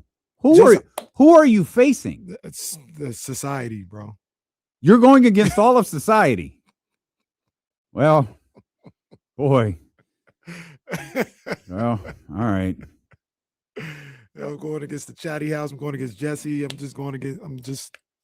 Black men everywhere been going against society for decades, and Kenny's like, yeah, that's who I'm going against. I'm going against society. What did old boy say? I'm a rich black man in America. I'm a rich black man in America. Yes, he did. Draymond took every opportunity this season to remind you he was black. Like, he must have said it 4, 5, 6 times. Like, he didn't want us to forget. He is a black man in America. Maybe he just wanted us to remember he was American. I guess so. I'm not sure. He's a gold medal winner. Yeah, he is. And in his contingent of media people will make sure you know that that's why he is going to the Hall of Fame. Don't forget that. Don't forget that. I always told you the broadcaster of that group said he was the most important player on that team. It's 2021. Yeah. That's when they won it, that 2021 team. I mean, I understand what they're saying, but Dame Lillard on that team. No. Take Dame Lillard off, you ain't winning. That's not what she said, though. Important. It said for what that team was like. If you didn't have him as the connective tissue, they wouldn't have won. I understand. I don't think that's saying take Dame Lillard off and they still win. Right. I think it was more if you took Draymond off that, they might not have won. Fair. But if you take it, it's almost like Rich Paul saying Scottie Pippen and Michael Jordan. Like, I'm not sure if Michael Jordan wins without Scottie Pippen. I know Scottie doesn't win without Michael Jordan. Mike just goes to the Wizards. Well, that's why some of these conversations are like so silly. Like when we were having the Wemby conversation about immediate, like he's got a chance to win the final in third year, and you talk about Shaq and you talk about LeBron, and you go to Magic, and it's like, oh, Magic did it. That game 7 against Philly it might be his most famous game ever. And that was his rookie season. Right. And then it's like, oh, wait a second. The game is so famous because Kareem's not there. Mm-hmm. That's why the game is famous. Yeah. And, the run, and it's a lot like, it's a little like Shaq and Kobe. Shaq. Well, Kobe comes up, he wins a couple, and then he wins the title. Well, what's this one mean to you, Kobe? It means I got more than Shaq. And he leaves. Mm-hmm. And it's like, well, no, those are Kobe's titles. Like, Kobe's got 5 titles. Mm-hmm. And we tend to, once the story is told, we tell history differently. We wait for we react in the moment, and then when it's all done, we tell the story a little bit differently than when we told it when we were reacting to it. Right. And it was Kareem. And then it was like, oh, it's Magic and Kareem. Then it was all Magic. It's like Kareem wasn't even there sometimes. like he carried old ass Kareem Abdul-Jabbar to championships in the 80s. Yeah, man. And to the conversation and everybody's point, like Shaq was the Finals MVP 3 times. Mm-hmm. He was that dude. He's not winning it if Kobe's not there. Right. You know what I mean? Right. So, right. Which is one of the things that makes this Wemby conversation so terrific is that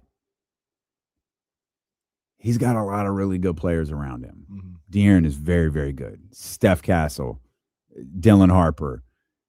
There is no definitive Scottie, mm-hmm. Kobe, Magic to Kareem. There is no definitive player like that on the San Antonio Spurs team. The closest is probably De'Aaron, but I don't care if it's been 3 days off or not, he's still hurt. Yeah. Look, and the crazy thing about that too is there might be a Scottie on this team. They just not old enough to get to that point. Oh, they're just not Scottie yet. Yeah. They're like Scottie when he wasn't able to play game 7. migraines. Migraine. Like that's what these guys are. Yeah. That's just crazy. That's crazy for Wemby and what he's doing. That's crazy for the Spurs and the organization that they have, the roster they've been able to build, and the fact that they're at this point, and that guy who's going to be the number 2 isn't even old enough to drink yet, and old enough to even know what it means to be the Scotty is super impressive. Super, super impressive. The number 2 on the Spurs doesn't know who Scottie Pippen is. No, it's like, ain't that the guy who was married? Yeah, Larsa's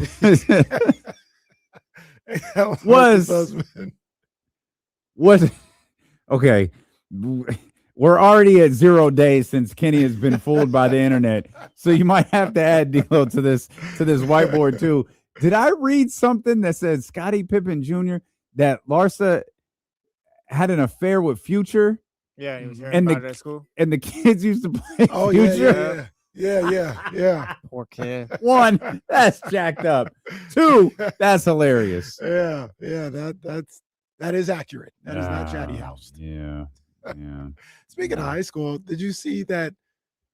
I don't know what it was, a article or an interview or a podcast where DeMar DeRozan's high school coach said in high school he had to pull him out of the game because they were threatening to beat DeMar up if he scored some more. Like they were playing Long Beach Poly, and they were on the sidelines like, yeah, you ain't going to make it out of here. You score another bucket. Oh, damn. And yeah. I did not see that. In that area, you don't take them threats. Like Yeah. So coach pulled him out. Good call, coach. Yeah.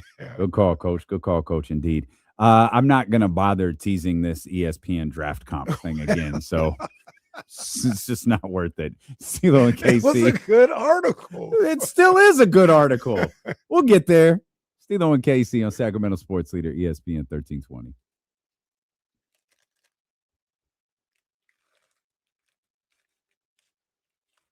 We were like a minute early. I had nothing left. I was like, let's just step out. We'll come back.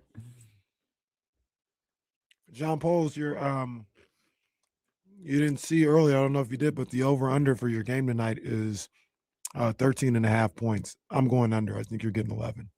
Not a bad game. I just think later in the season, you may be feeling the wear and tear.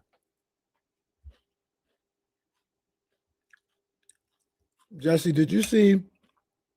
you watching the Red Sox game? I'm not right now. Did you, man, you probably pulled up on Twitter.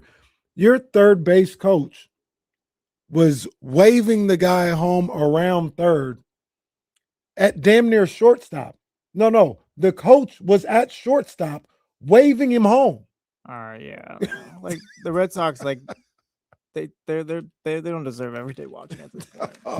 I've never seen that before. I've never seen the third base coach on the field. Have you ever heard of your GM needing a translator? Well, no. Maybe to talk to like the Japanese players, sure, right? But needing an English translator to speak English to the players and the coaches. I've never heard that. Yeah, I've never heard that. They've looked into getting Craig Breslow a translator so that they can have someone better come relay his message to the players and the coaches. Come on, man. Come on now. This is an interpreter. It's a bad year for baseball and D'Lo and KC. Even my Mariners. Damian's big dumper can't hit. Damn. Well, it's your guy. Lost to the Mets today, 7-1. Damn.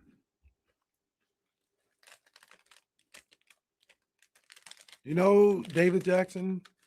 I don't know. I don't think so. No.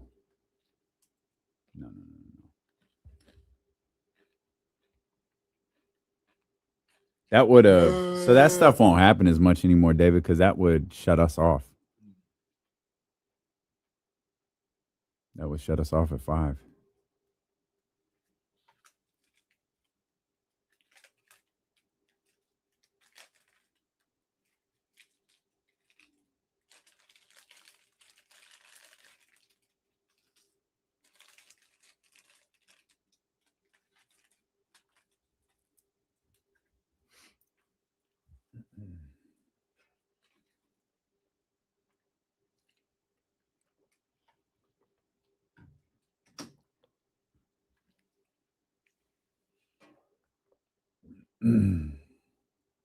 Shout out to Shaq, a big man who was marketable.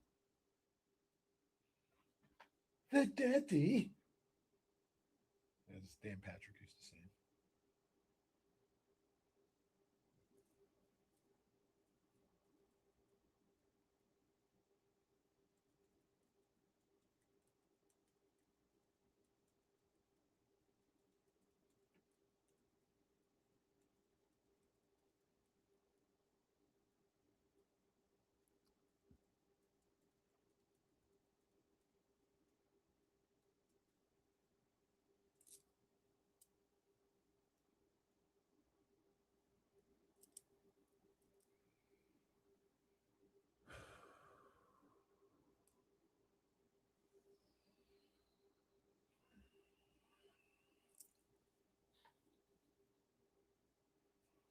Timmy was 22, right?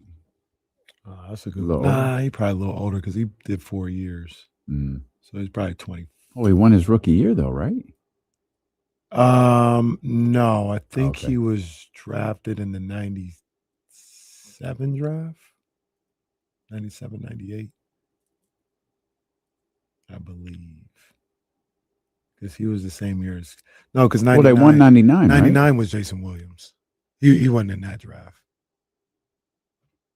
Jason Williams. But the draft that happened after the finals. Didn't they win in 99? No. Jason Williams was in that. They won in the strike shortened season. Okay. That was Jason Williams. Gotcha. I think he was drafted in 97. Okay. So it was second or third year or something like that. You remember who went second in Tim Duncan's draft? Who went second in Tim Duncan's draft? I don't. Keith Van Horn. Ah. To the New Jersey Nets. The Nets.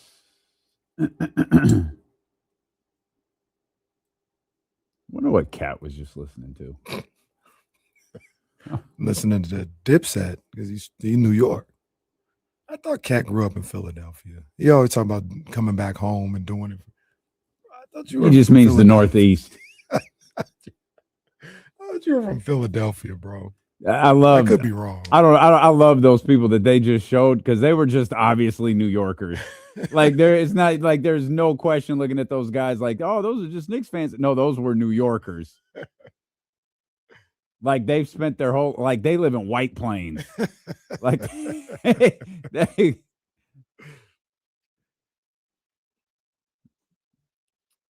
about an hour away from the NBA Finals getting underway. Hey, ESPN put out an article comparing the top 12 picks in the draft to current NBA players. And yes, we've been intending to get to this for the last hour, but sometimes conversations happen and they just take off. And I don't want this to get lost before the NBA Finals get underway. Plus, Nick Wagoner is going to join us in the 5 o'clock hour, give us an update on everything that happened in OTAs. Sounded like it was a big Mike Evans day at OTAs for the San Francisco 49ers. Big day in Santa Clara. Oh, you're not taking this well at all. No. Did you hear about Brandon Ayuk? Oh, yeah. I just don't associate him with the 49ers anymore. Santa Clara. It's Santa Clara PD. Yeah. I'm curious why they waited till today. I don't know. I have no idea. Video's been thought about it too. Video been on the internet a while. Yeah, I don't know what that's all about. Bizarre. Maybe it's a post June 1st designation. Like, let's go get him post June 1st. The bail is more expensive post June 1st. The bail he's got to post. No, that's tough. That's tough. So we'll talk to Nick coming up because it's not just Myles Garrett. There's more rumors out there regarding the Rams of Los Angeles. So that's coming up in the 5 o'clock hour. And of course, the game will get underway. And we'll be with you through that, man. That's a lot of fun. But as discussed and joked about, ESPN did drop a very interesting article comparing the top 12 prospects in the draft to current NBA players. And that's always risky. It's always dangerous, but it's a practice that's sort of necessary because not everybody is a diehard basketball fan who locks into BYU and Arkansas and Louisville and all of these, different schools locked into college basketball. In general, they might have a more surface idea of some of these guys, or they may have no idea who they are at all. And the easiest way to do it, well, NBA basketball. So here's a comp for you. For example, AJ DeBonsta. They've got AJ DeBonsta. They got high-end comps. They got low-end comps. The high-end comp for AJ DeBonsta is Jaylen Brown. Low-end comp, RJ Barrett. RJ Barrett, a very good ball player. There is a sizable gap, a supercharged RJ Barrett, by the way. I think there is a pretty sizable gap between RJ Barrett and Jaylen Brown. I think so, too. Both good ball players. That's a nice low end, though, man. It's not bad. RJ Barrett, I think, is. We were trying to trade for a low end. Yeah, we might still like the actual RJ Barrett. Yeah. I think RJ 20-point per game scorer, right? I believe. He hovers around 18 to 20, I believe. I was gonna say if he's not, he was 19.3. I'll give it to you. He's 18 on his career. I can't even give him 20, man. It's not. It's not 5+. He's 18.9 on his career. That's a good number. That is pretty good. That's a good number. Like on the low, that's pretty good. Like the number 3 overall pick, you average 18 points per game. That's for your career. That's pretty good. Yeah, 4 out of his 7 seasons, he's averaged 20. Underrated good ball player. A couple more before we get to the guys that we expect to be in the conversation for the Sacramento Kings, just to give you an idea of what we're working with. Darren Peterson. No Kobe Bryant references here, but they have the ceiling as Dame Lillard with superior tools. Anybody pause them for that? It doesn't feel appropriate, but Dame Lillard is the ceiling for Darren Peterson. That's a good look right there. While the floor, very curious to get your guys' response to this. Jamal Murray. The floor is Jamal Murray. So I like those comps better than the first one, I guess. I was about to say, shouldn't that make him the number 1 pick? Hold on. There's another player coming up where it's like, oh, this might be one of the greatest ever then. I mean, if your floor is an all-NBA player with better defense and the other guy's floor is a non-all-star player, I would think Darren Peterson should probably be the number 1 pick. Wait till we get to Cam Boozer. Well, here is why Kenny Caraway hates Cam Boozer. High-end Kevin Love with more ball skills. Then don't sleep. Kevin Love in Cleveland, Kevin Love in Minnesota. 2 different Kevin Loves, both very, very good. Yeah. Low end, with better 3-point shooting, Domantas Sabonis. Once again, maybe he should be the number 1 Yeah, pick. low end, he's an all-NBA player with a 3-ball. As a Hall of Famer and a borderline Hall of Famer. Low end, he's getting the Bean team to the Western Conference Finals. So RJ Barrett throws the whole AJ DeBonsta thing off. Then is that's what we're saying? Take him off my board. Hold on, Jeremy Woo said what? Can't do I can't do anything with a supercharged RJ Barrett. That is not franchise. Yeah, I see it. I see it. I could see that. Kevin Love with ball skills feels like one of the best players in the league. Yeah, I mean that's a multi-time all-star already, and then you're better than him. Yeah, yeah. So literally, just what those players were, just with no flaws. No flaws, no flaws. Caleb Wilson, Pascal Siakam, and a bouncier. Excuse me. Let me use the proper descriptors. A bouncier Pascal Siakam or a peak John Collins? I think they shortchanged his ceiling a little bit. His high end. You're not a big Siakam fan. No, I am. I think Siakam's really good. I from the way people talk about Caleb Wilson and some of the things that I've seen. I mean, is Siakam off the top of my head? Is he a perennial all-star? Like when I said I mean like 5 times in his career. Well, let's see. I know it's got to be more than one. He's been there 4 times. He's been in the league 10 years. Made the All-Star team the last 2 years, made it in 1920 and then 22-23. I guess that's a fair comp. He's been a career 20-point per game scorer. Yeah. I absolutely like Siakam. I think he's a good ball player. His accolades are probably a little bit more than I realized off the top of my head. But I felt like the ceiling for Caleb Wilson, the ceiling should be a Hall of Famer. But maybe Pascal is trending towards a Hall of Famer. I have a question. This is a dumb one, so it's fine. 4 All-Star appearances in 10 years. Is that perennial?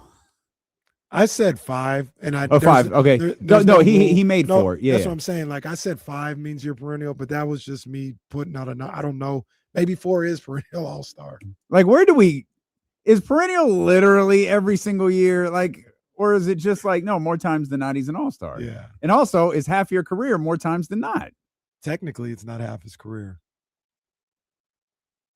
That's true. Was Siakam a G League player? I think so, yeah. Yeah, I think that was the connection with him and our guy Rico Hines. I think he coached him up in that G League, got him to the NBA, and helped get him ready for the NBA, and then he took off once he got to the Raptors. Keaton Wagler, this is fun because we talked about it. A slower pace Tyrese Halliburton, which is, I think, exactly how you described him. Slower pace Tyrese Halliburton. Low end, Andrew Nembhard with less defense. I mean, okay. Look, that doesn't sound like a number 5 pick. Andrew Nembhard with less defense. Who the hell is Andrew Nembhard if he's not playing defense? I don't know if I want that. Andrew Nembhard is a good basketball player, but if he's not playing defense, I don't need him. That doesn't sound like a top 5 pick, bro. Man, you don't like him either. I'm not crazy. So, well, good news for you. They've got him. And I should have said this at Jump. I mentioned Jeremy Wu, and I think Tim Bontemps. It's Tim Bontemps is the other guy who helped put this together. They have Keaton slotted at 5 to the Clippers in this write-up. I'll take it. And then here we are at number 6 to the Brooklyn Nets. It is the high-end Jalen Brunson comp and a low-end Mike Bibby comp. And that's Darius Acuff Jr. Did Mike ever average 20 points a game for a season? I'm certain he did, but he was never an All-Star. Maybe the year. Certainly not Weber a perennial was one. Hurt. Maybe the year Weber was hurt, those 2 years. Mike Bibby peaked at. He got 21 points, 05-06. Yep.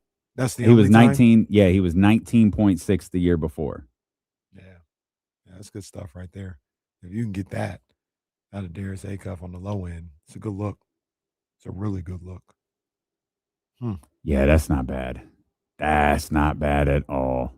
And then slotted at number 7 to your Sacramento Kings is the guy we were actually talking about earlier, the high-end De'Aaron Fox, low-end Brandon Knight, and that's Kingston Flemings. Brandon Knight, solid player. Obviously, De'Aaron Fox, really good player.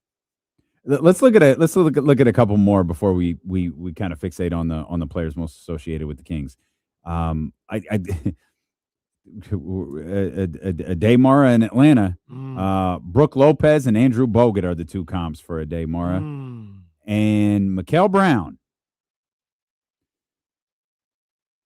LaMelo Ball, and D'Angelo Russell. I think that explains why I didn't like the tape. I've never been a LaMelo Ball guy. I mean, D'Angelo's an assassin. Like it's fine. D'Angelo Russell on your basketball team is fine. When we're talking about the 7th pick, and you told me like, oh, we got a D'Angelo Russell type. Like, I don't think I want that. I understand the skill set of LaMelo Ball. I also feel like LaMelo has a lot more command of the ball in terms of being a passer than Mikael Brown does. Oh, LaMelo's one of the best passers in the world right now. And there should have been a descriptor or some type of qualifier, like he cannot pass like LaMelo Ball. But if you're talking about the scoring, I think this was something we talked about yesterday. Like, yeah, Mikael Brown Jr. could average 25 or 26 for someone. That team's probably not going to be good. Now, and that's what LaMelo was up until the second half of last season. Yeah, and the D'Angelo Russell comp D'Angelo took a Nets team to the playoffs. Okay. So Michael Brown is a guy that could potentially get you to the playoffs. Not going to keep you there by himself. Absolutely not.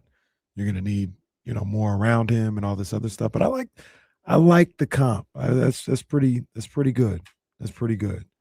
A smaller LaMelo Ball. Yeah, people forget LaMelo's like 6'8". Mm-hmm. Yeah. Yeah. Right. Yeah. Probably should have said a much smaller LaMelo Ball. And like you just laid out, I mean, one of the great passers in the game today.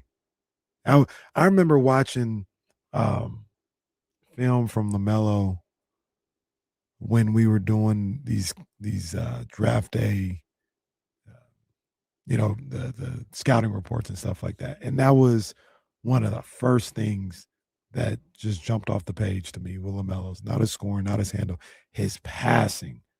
I said, oh my gosh, this guy is a top flight passer. One of the great passing prospects we've seen in the draft in recent memory. Yeah. And it played out that way in the NBA, man. He's got the vision. Yeah. Decision-making, iffy. But his ability to pass. Well, I think it's because he believes he can make every pass. Like, I mean, and some guys can. LaMelo can. You know who can is his brother. Yeah. His brother can't. Lonzo, not Jello, the rapper. Lonzo, he can make every pass. Like Lonzo's a significantly better pass, and LaMelo's good. Lonzo was great. Lonzo was great. He was. I think they're about even. Like LaMelo, it comes down to decision. If you do your 2K thing, why am I saying this? Like I know how this works. And I rated passing 1 through 10. Like I feel like Lonzo would be a 10. LaMelo, I guess this is what you said. You said it's about even. He'd be like 8 or 9. Yeah. But I do think Lonzo was better. And those I say that because you said the poor decision making. I think that's because his brother can do it, and I don't think he can, or used to be able to do it. Yeah, thought they would have made it. He thought they would have beat. He thought they would have beat New York with him and Darius. It would have helped. Well, it would have been better. I'm not going to argue with Lonzo Ball. If he said that, it would have been a whole lot better. Couldn't have been much worse. Man, why are they giving the Celtics Pistons highlight the black and white treatment? This is terrible. Like what? No, this is Larry Bird, and they got it shot like it's 1930. I'm interested too. Like what? And what does that have to do with today? I don't know. Birds are fighting now. There's Larry Bird. I don't Why? know, guys. I would, and this is the danger of looking up at the TV with no sound on. What is the context behind this highlight that has nothing to do with the Knicks or the Spurs? Greatest moments in playoff history. That's just what it is. Havlicek stole the ball. Havlicek stole the ball. Oh, PJ, you look at the Manu Ginobili wants to believe so bad. PJ Carlissimo is not going to stop talking. Like Manu Ginobili just wants to go get like a Diet Coke or something. Robert Orr. Boo! I was talking earlier because we were talking. There's another guest Danny tried to get on the show. Yeah. Well, no, because I game 1. Oh, that's right. Yes, that's right. Game 1 of this series, and I just instinctively said, "You better eat your Wheaties." And I was like, "Dog, James, how did you let that happen? How did you let that commercial see the light of day?" And then this guy goes and switches hands on you and dunks it and gets you out of there in 5 games. Then all I remember as a young kid, you better eat your Wheaties. LeBron wasn't doing that, bro. Wemby wasn't doing that, bro. No. They wasn't doing that. Who has a commercial before the finals with the opponent in there talking about you better eat your Wheaties and then goes and destroys them? So come on, man. I believe D'Lo and KC finds out, got to the bottom of that. They didn't tell James Worthy. They were just like, hey, show up for this Wheaties ad. And they made him look like a earmuffs kid's a little bitch in that commercial.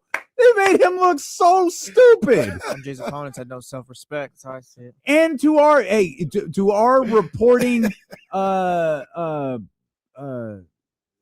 desire to report accurately, we went to James Worthy. He just didn't respond. We tried.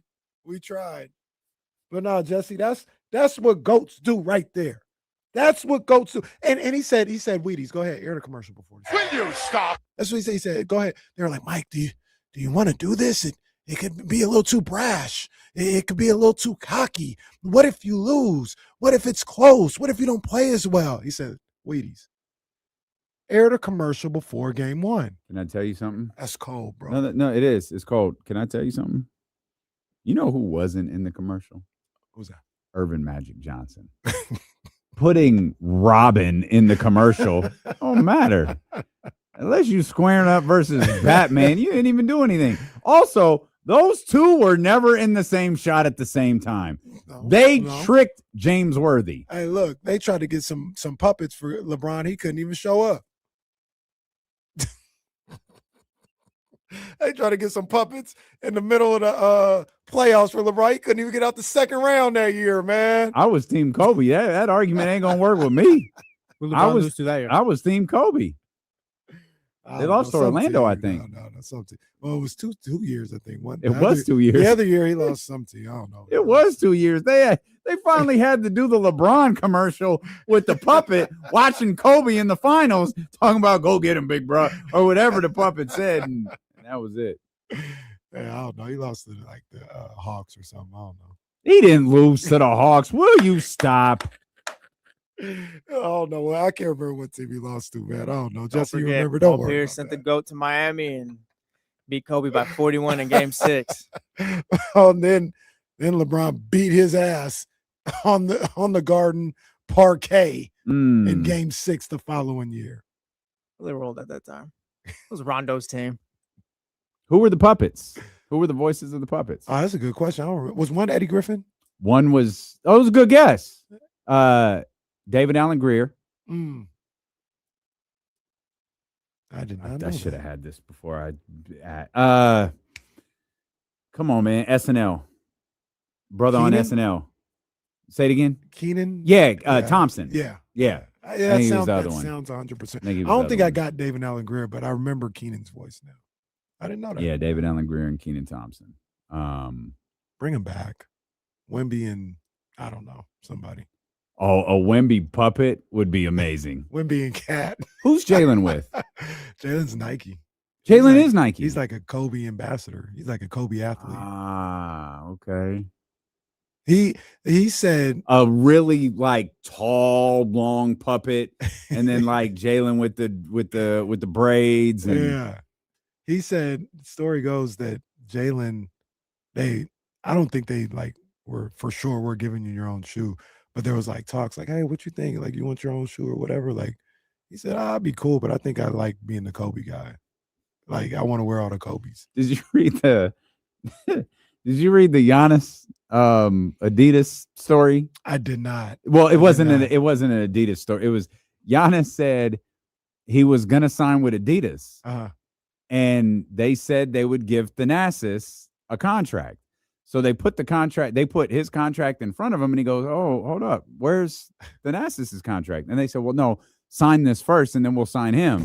And Giannis was like, no. So he went to Nike. They went back to Nike, and Nike was like, oh, yeah, here's a contract for you, and here's one for that Thanasis, and signed them both to deals. Am I my brother's keeper? Man. Lord, I can't wait. Thanasis is the older brother. We're right? doing He's this wrong. Oldest. I can't wait to see what team Thanasis is on next. I think he's the oldest. Yeah, because Giannis is the middle.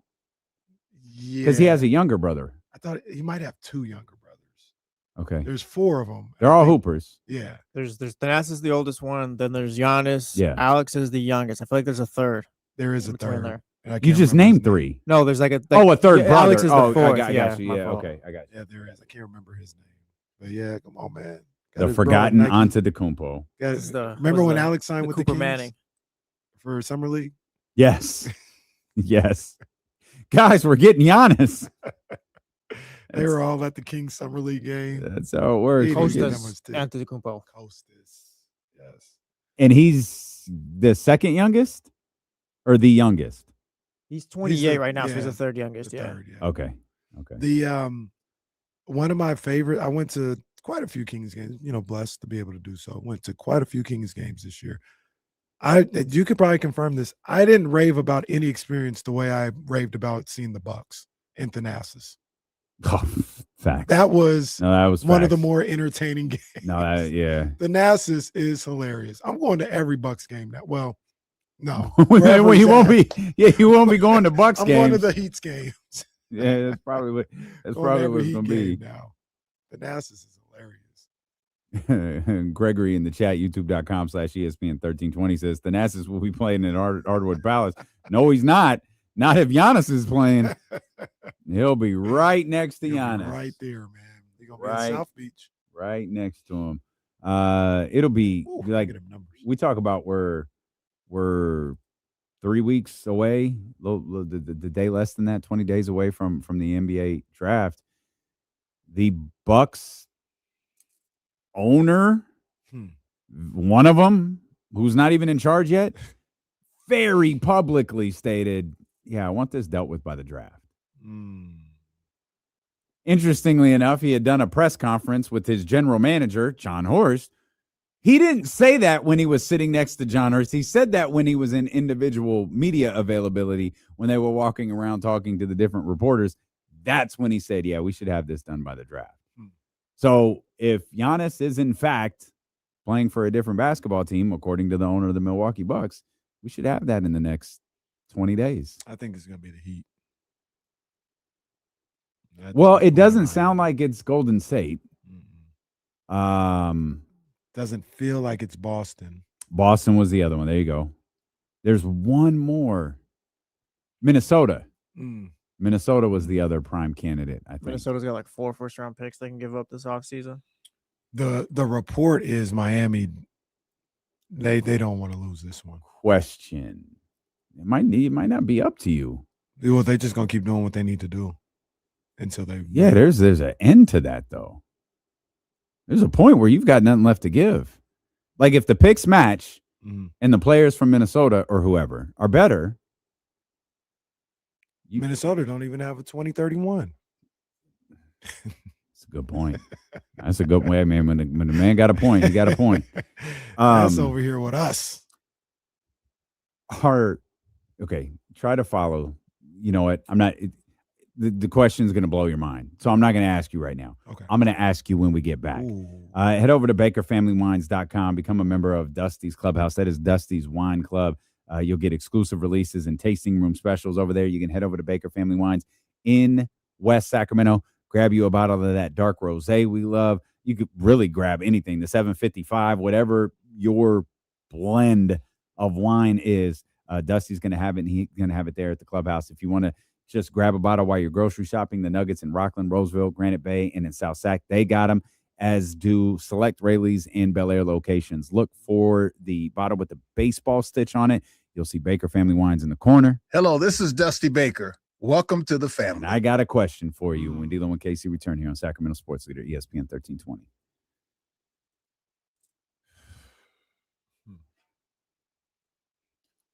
Barbecue chicken alert. Barbecue chicken alert.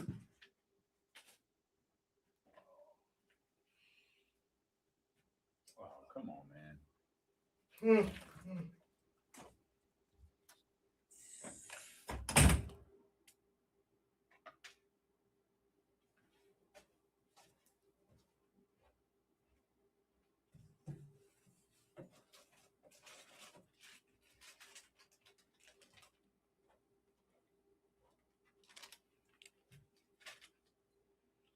Chatty House, I'm going to ask you guys a question. Jesse, you can answer too. Realistically, not woe is me in a woe is me type way. Realistically, what do you believe the chances are will ever see the NBA Finals in Sacramento? Like in the next, let's all hope we live a long time. Let's just say in the next 50 years. I mean, you'd hope high. Just stop being dysfunctional. I don't know. I wouldn't go high. 50 But a lot of people would say 0%. I would say I'll say if I'd probably go high for every team though. Like 50 years, you tell me you can't get one title. I didn't even say you got to win it. You just got to be in the NBA Finals. 50 years, you can't get to one finals here. They haven't got here in 40 years. I was gonna say, how long's it been the last 50 years? There are football teams who've never made the Super Bowl. There are baseball teams that have never played in the World Series. I would say, I think I'm with Will. I would say 40%. I think it'll happen. I can't say 50% because I think it's a little less than a 50-50 chance if they haven't done it in 40 years. I'm gonna say 40%. Clippers, Timberwolves, Hornets, Grizzlies, and Pelicans have all never been, but those are all expansion teams minus the Clippers, I guess. Clippers been around a long time. Yeah, just don't be the Clippers. In baseball, haven't the Padres? Oh no, they've never won a World Series. The Mariners have never played in the World Series. Mariners been around since the mid 70s, I think. Yeah, Mariners the only team never been there. Came into league in 1977. Bombs. And who's never been to a Super Bowl? The Jags, they're pretty young. The Browns have never been to a Super Bowl. Yeah, the Browns, Lions, Texans, and Jags. I guess if you're the Kings, you can be the Lions in this instance.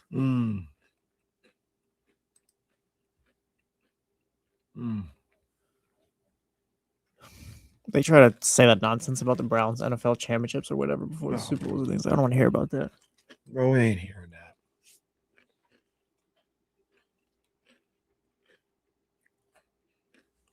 Well, I definitely hope you live to 124.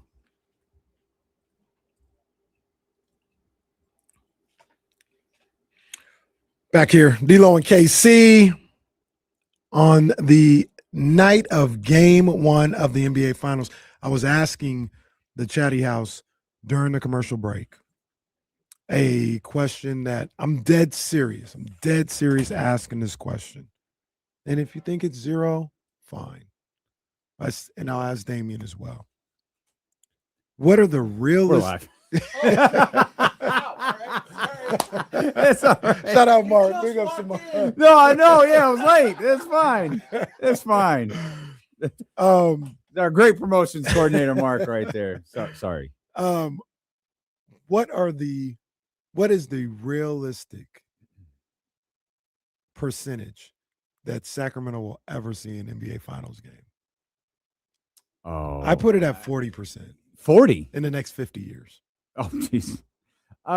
We will. Like, I think we will. I think so too. I mean, I couldn't put it. Let me say. Let me rephrase 50, that.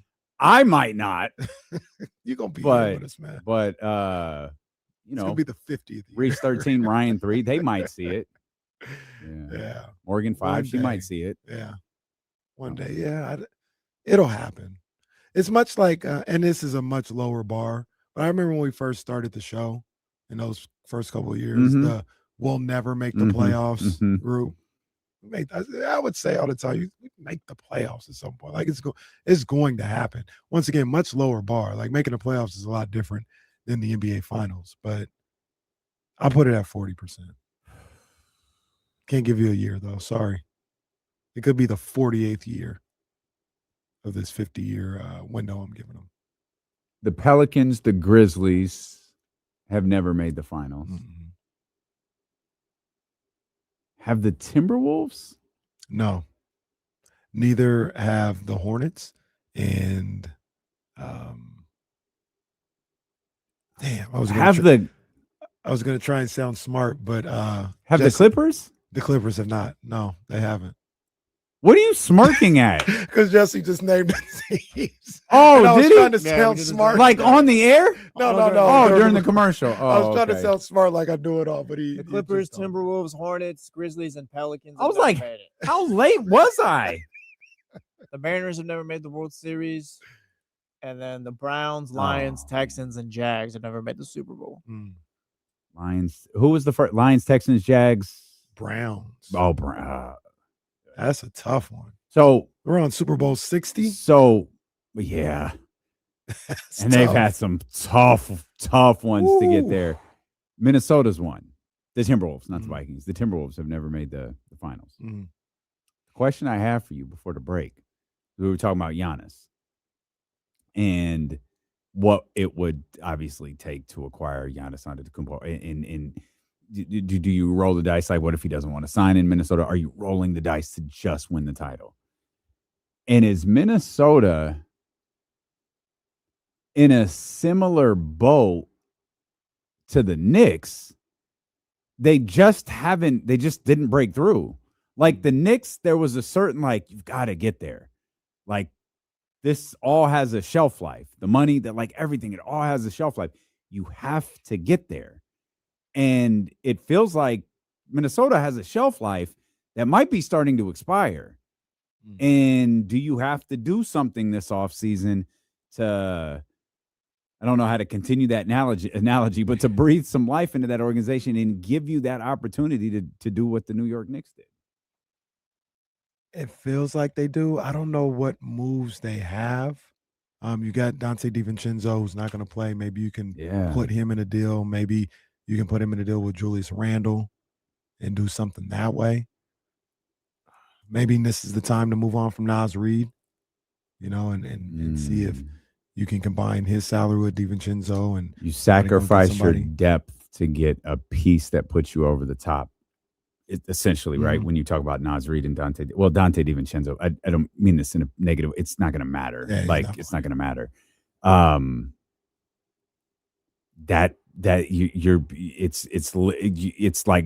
You're pushing all of the chips to the center. Yeah. Like, this is it. We're either winning the championship, we're where the New York Knicks are, or maybe not like literally, but it is essentially over. Yeah. We either win or it's over. And I know I'm the guy who never likes Minnesota, but I feel like they're there. Like with OKC, with San Antonio. I mean, and maybe they're next after that. Like, I know that there's Denver. I mean, I've got a lot of questions about the Lakers, Clippers, Warriors. I mean, it might be Minnesota that's next. So the thing with Minnesota, though, is there's a feeling that they might have maxed out what they can do. And in maxing out, you're just not going to be good enough to compete with San Antonio, to compete maybe even with OKC. And that's the concern. The other thing is, if you're Minnesota and you're really thinking about this and really looking at this, because there was a report, I think a couple of weeks ago, that there's not, because anything was said, I don't believe, maybe it's what wasn't said. I don't know, but there's a concern that at some point Ant is going to look to get out. And okay, I heard that. Can I bring some context to that? That wasn't a report or a concern as much as it was a reporter on a podcast saying you have to believe at some point, right, if this continues, that will happen. Right. So if that's a thought process in that Timberwolves front office, like, yeah, go for it right now. I would go for it right now. I would do everything I could to be a title team, a title contending team next season. If that means mortgaging the future a little bit more, if that means, going for the gusto for a Giannis, if I can really get him, I'd do it. I'd do it, because this is the time, and you do have to wonder about Ant. I think that's, like I said, once again, and you just clarified, not because of anything he said or anything like that. It's just, this is where I do believe, as a smaller market, you got to perpetually be aware of those possibilities. Sure. And you've got to be planning. Cleveland, planning right now, like thinking right now for Donovan Mitchell. I think the extension would be next offseason, right? No, they can offer him an extension now, but he's probably going to turn it down because it's another. It's his 10th year, right? So he'll get that 10th year of service, which gets him a 5th year and a stunning level of money. Like even for Donovan Mitchell, he was right. Life is good. Yeah, man, y'all didn't see the numbers. Like he got Coco Jones and that contract, Lord. But it was the Jaylen Brown. It was like 350. Yeah, and here we are projected 2 years from now. They're thinking about. They got to think about that right now. Like, and even think about like, what do we want to do right now? Because that's on the horizon, and that's kind of the difference. That's where I do understand about the big market, small market. I don't think Philadelphia is worried about Tyrese Maxey. You know what I'm saying? I don't think if Luka was still in Dallas and even him in LA, they're not worried about that. Where else he gonna go? So yeah, I think Minnesota's you got to go for the gusto. You got 48.9 for Minnesota, you got 48.9 for Anthony Edwards in Minnesota, 52.2, 55.6. He'll become an unrestricted free agent in 2029. And is he extension eligible after next season or after this season coming up? I believe so. 26, 27. I believe it would be after this season coming up because extension eligible happens when you have two for players of his ranking tier. No, what am I trying to say? Seniority, but that's not the right word. Thank you. Goodness gracious. With 2 years left, he can sign like the Dame. The Joel, he can sign that contract. So that's the crazy thing. Like he'll be 20. So he would be extension eligible at 26, which means the 3 added years would be at 28, 29, and 30. Man, and this is kind of what we just laid out.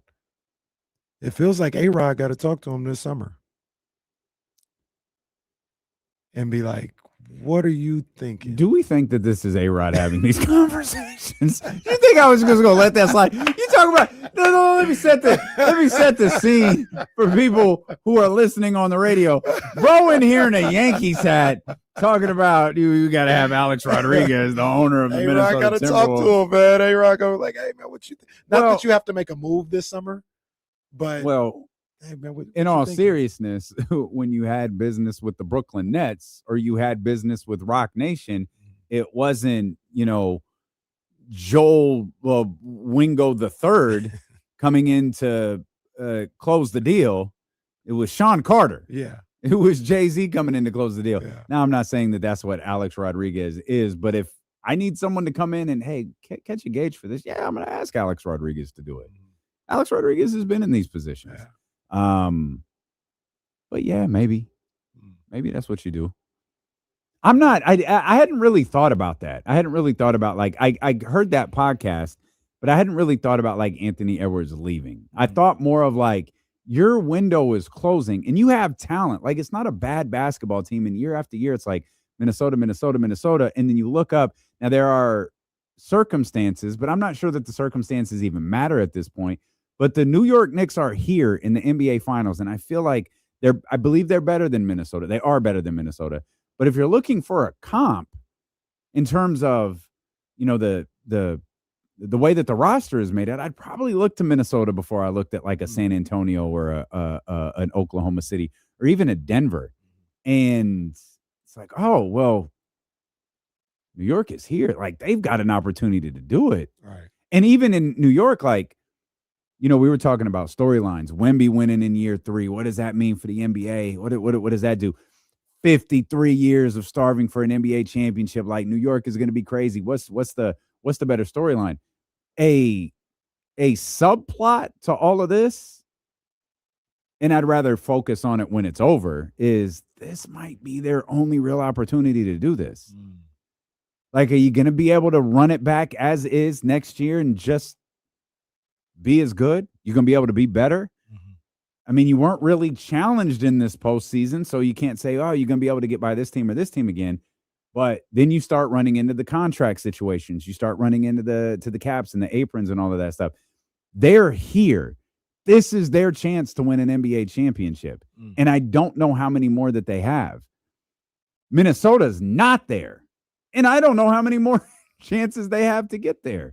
That was the impetus of this whole conversation. Minnesota's actually fascinating now that you bring this up too, especially with the Anthony Edwards thing. Because what if Anthony Edwards is looking at this the same way we're looking at this, right? Like the window's kind of closing. Say they lose in the first round next year. What am I signing up for? I'm looking at their outlook right now. They've got a pick in each round this year. 27, 28, they got one total pick, one first round pick in 2 years. They've got in 29, they've got two maybes. A maybe in the first round, a maybe in the second round. And if I'm Anthony Edwards, all right, like what am I sticking with? Our window is closed. We just lost in the first round in the 26-27 season. Do I want to sign up for this right now? I know the money's good. I might do it just for the money, but like career-wise, I might have to get out of here to get where I want to go as a professional, success-wise.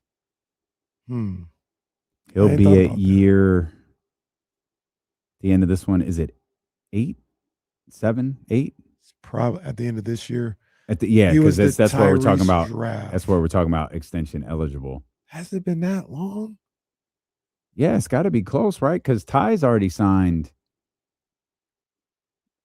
Because that was the 2020. 2020. 2020. Man, that's crazy. So that'll be at the end of this year. It'll be 7 years. Yeah.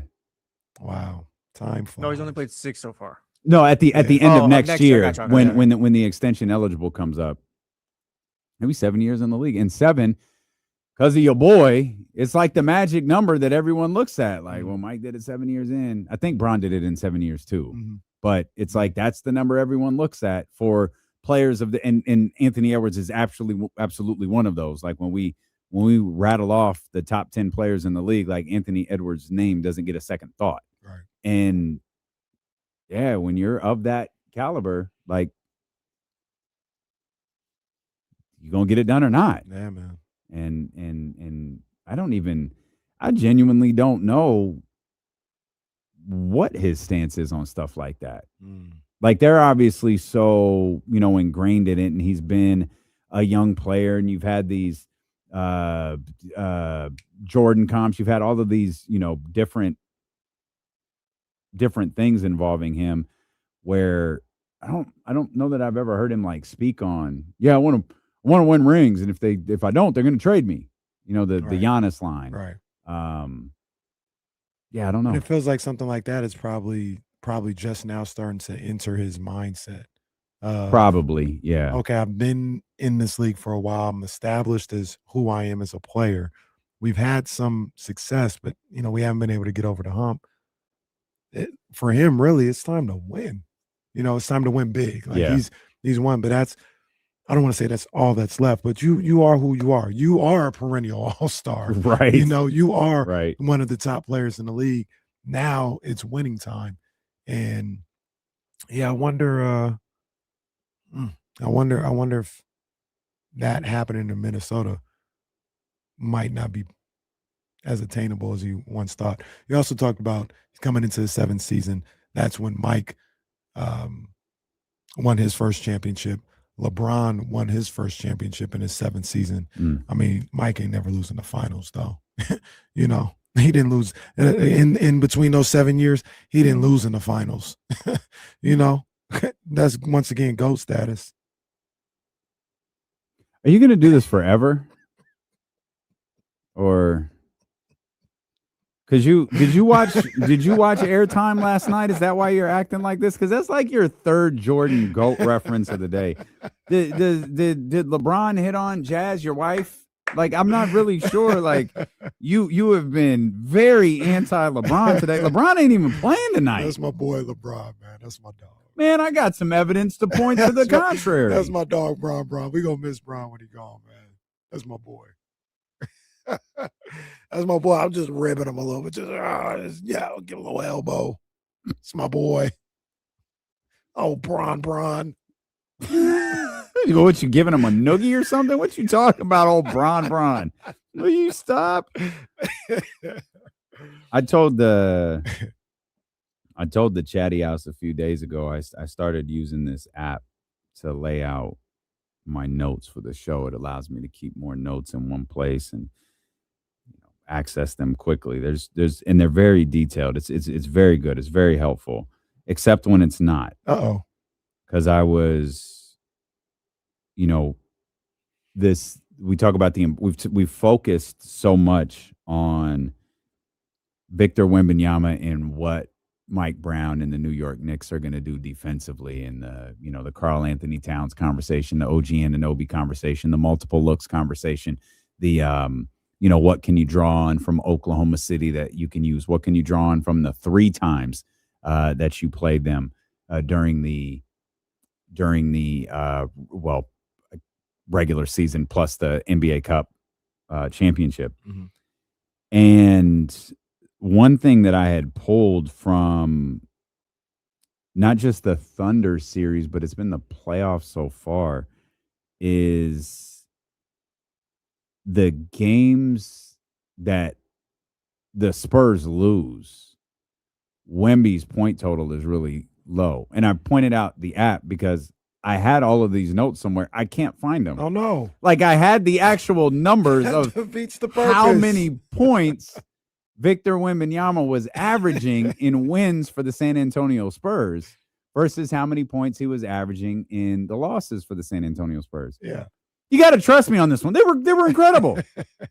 They were incredible. It's like a 10-point difference, though. So the hyper focus on Victor Wembanyama just isn't, oh, Victor Wembanyama is their best player. Oh, he's this dynamic force. It's like, no, this postseason is showing us while De'Aaron Fox is injured, Dylan Harper is learning his way in the postseason. Steph Castle is learning his way in the postseason. You got other good players like Devin Vassell and Keldon Johnson around. Everything still centers on Victor Wembanyama, and the numbers point to it. It's not just the gravitational force. It's like when he scores, and he is the focal point and is able to be the focal point of what the San Antonio Spurs are doing, they're winning that game. It was like the stat going into Game 7. If Wemby outscored SGA, they were 3-0. If SGA outscored Wemby, the Oklahoma City Thunder were 3-0.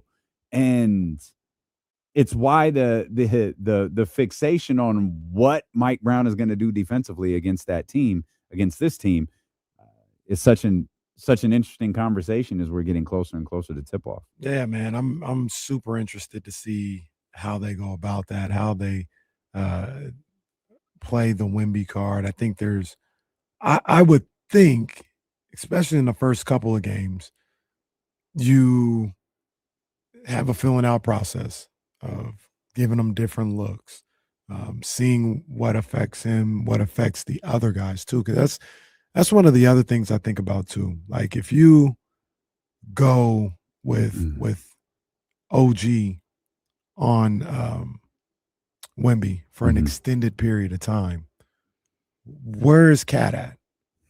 Where is Mitchell Robinson at? Are they guarding Devin Vassell? Are they guarding Champagnie? And if one of them is guarding Champagnie, where is Jalen Brunson at? There's a domino effect to that. To me, Mitchell Robinson is the wild card. Like, you can run Mitchell Robinson a lot on Victor Wembanyama.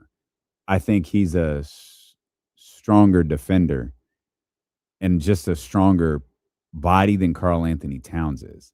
I also think to a certain degree you want to protect Karl Anthony Towns. You don't want him picking up fouls on the defensive end of Victor Wembanyama when you need him to score points. He is probably, like, you love doing these like X factor conversations, right? And I don't know that the X factor is a particular player, but it might be Karl Anthony Towns' offense, because if he connects early, especially from outside, San Antonio will have some things to figure out, because your best defender, you don't want to pull from the spot where he'll best defend Jalen Brunson. Like, while he won't be guarding Jalen Brunson, it's the 6-on-5 thing that they preach in their practices. He's gonna defend that rim. But if Cat starts hitting, especially from beyond the arc, yeah, like Mitch, you have to survive those moments. You have to survive him hitting, 2 of 3, 3 of 4, something like that in short order. What you can't survive is game after game after game, Karl Anthony Towns is hitting 4 or 5 threes. You lost. Right. Like the Spurs lose the NBA Finals if that happens. Right. And his offense is just next to Jalen is, I mean, if we rank the most important players in the league in the finals, I think he's third. I think it's Wemby. I think it's Jalen. And then I think it's Karl Anthony Towns after that. Yeah, I mean, Cat's going to have to play. And Cat's going to have to play on both sides of the floor. There are going to be matchups in time. He is. I just don't think it has to be against Wemby. It's got to be against Wemby. Not the whole time. Nobody's going to play against him the whole time. But he's got to. Like, if I'm talking to Cat and Mike Brown, so I'm going to help you out as much as I can. But you can't hide. You can't run. This is the NBA Finals. You're going to have to guard this dude at some point and do it without fouling. And do it to, at the very least, the point where we're not getting punished out there. And like I said, I'm going to protect you as much as I can, but I can't avoid it, because if I avoid that all the time with you, once again, where does that put you? Talking about Karl Anthony Towns, who are you guarding? And because you're guarding somebody non-traditional, or does that put Jalen Brunson at that point? Like, if I don't think Cat will be on Vassell, he'd probably be on Champagnie. Now Brunson's got to guard Vassell. Vassell's got wiggle. Vassell will make you work on that perimeter if you're Jalen Brunson. It was Josh Hart on De'Aaron? Josh Hart on De'Aaron, yeah. Okay. In that situation. But yeah, like that poses trickle down. Like, I can do that sometimes, and I might even be able to do that in crunch time. There's going to be times starting the game, second quarter, third quarter, you got to match up with this dude. You can't get in foul trouble, and you've got to hold your own. I'm not doing this because I'm not. Someone will, though, or a computer will. When all is said and done and they break down the minutes that a defender had on Victor Wembanyama in the series, who do you think has the most? Cat. Okay. I watched the couple games. Cat, yeah, I'm not saying he's the best defender, but a lot of the times he was on Wemby. Well, yeah. Yeah, but didn't we just see his numbers against the New York Knicks this year? Well, that was his career. I thought that was this year. Yeah, that was great. He was killing this year, too. I think he had 31 in one game, 25 in the other game. Yeah, the numbers were like 30.2 versus the New York Knicks. 32, maybe it was like 14 rebounds. Yeah, no, he's Wemby. He's going to kill against anybody. But I think the most minutes is going to be from Cat. I don't agree. Out of foul trouble. Yeah. Okay. Well, it doesn't matter what we think. It matters what happens. And we're about 15 minutes away from finding out what happens, at least in game one. And we're just a couple of minutes away from talking to Nick Wagoner, ESPN 49ers insider. He was at OTAs today for the San Francisco 49ers. And we'll get his thoughts on a number of different things, including the shift in the NFC West the last couple of days. And that's next on Sacramento Sports Leader, ESPN 1320. I usually have just Nick on the phone. Ice, man. Get this off my screen.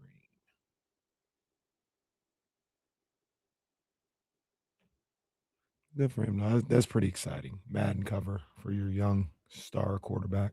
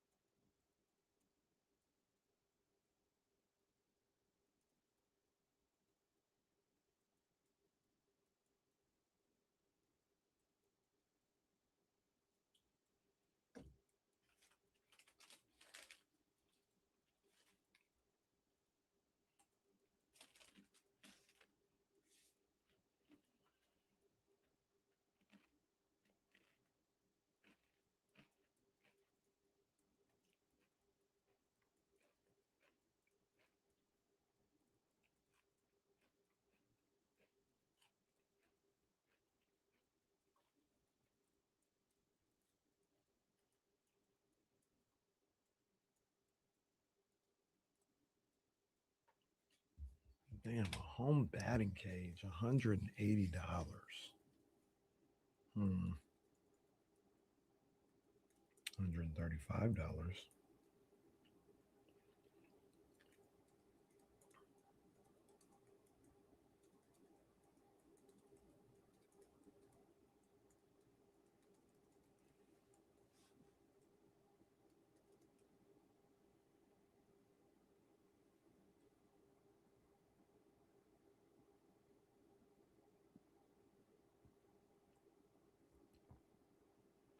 If you take Acuff at 7, are we just assuming that he cares defensively, like coming into the league, like he's gonna care?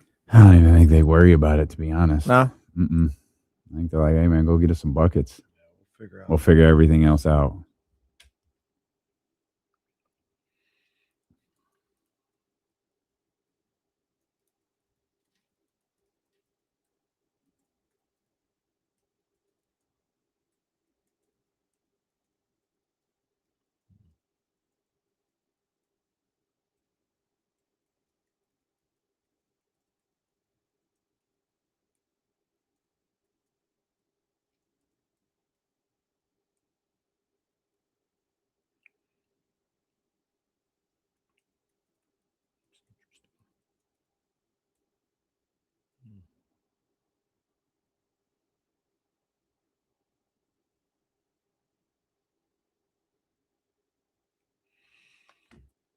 I like Legs a lot in this role. I think he's good. Yeah, Legs talks good hoops.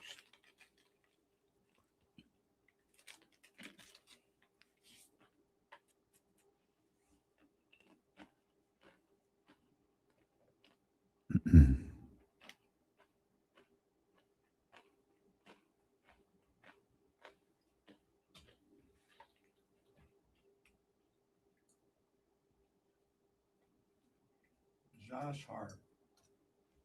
That's another guy. Yeah, Mr. Tapia, you saw that? I ain't never seen that in my life. You see something new every day. Josh Hart.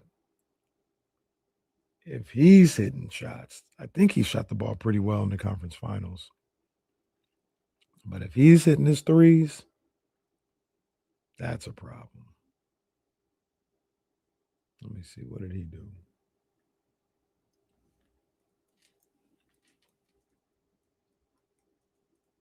Yeah, you didn't go crazy. I mean, even that's like still respectable though.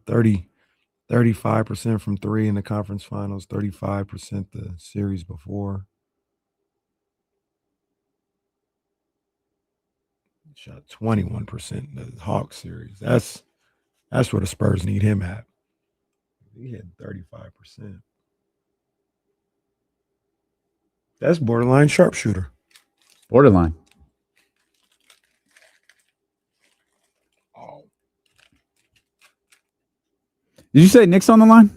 Great. Let's bring in our man, Nick Wagoner. I'm going to introduce him by his proper title. He's the ESPN 49ers insider.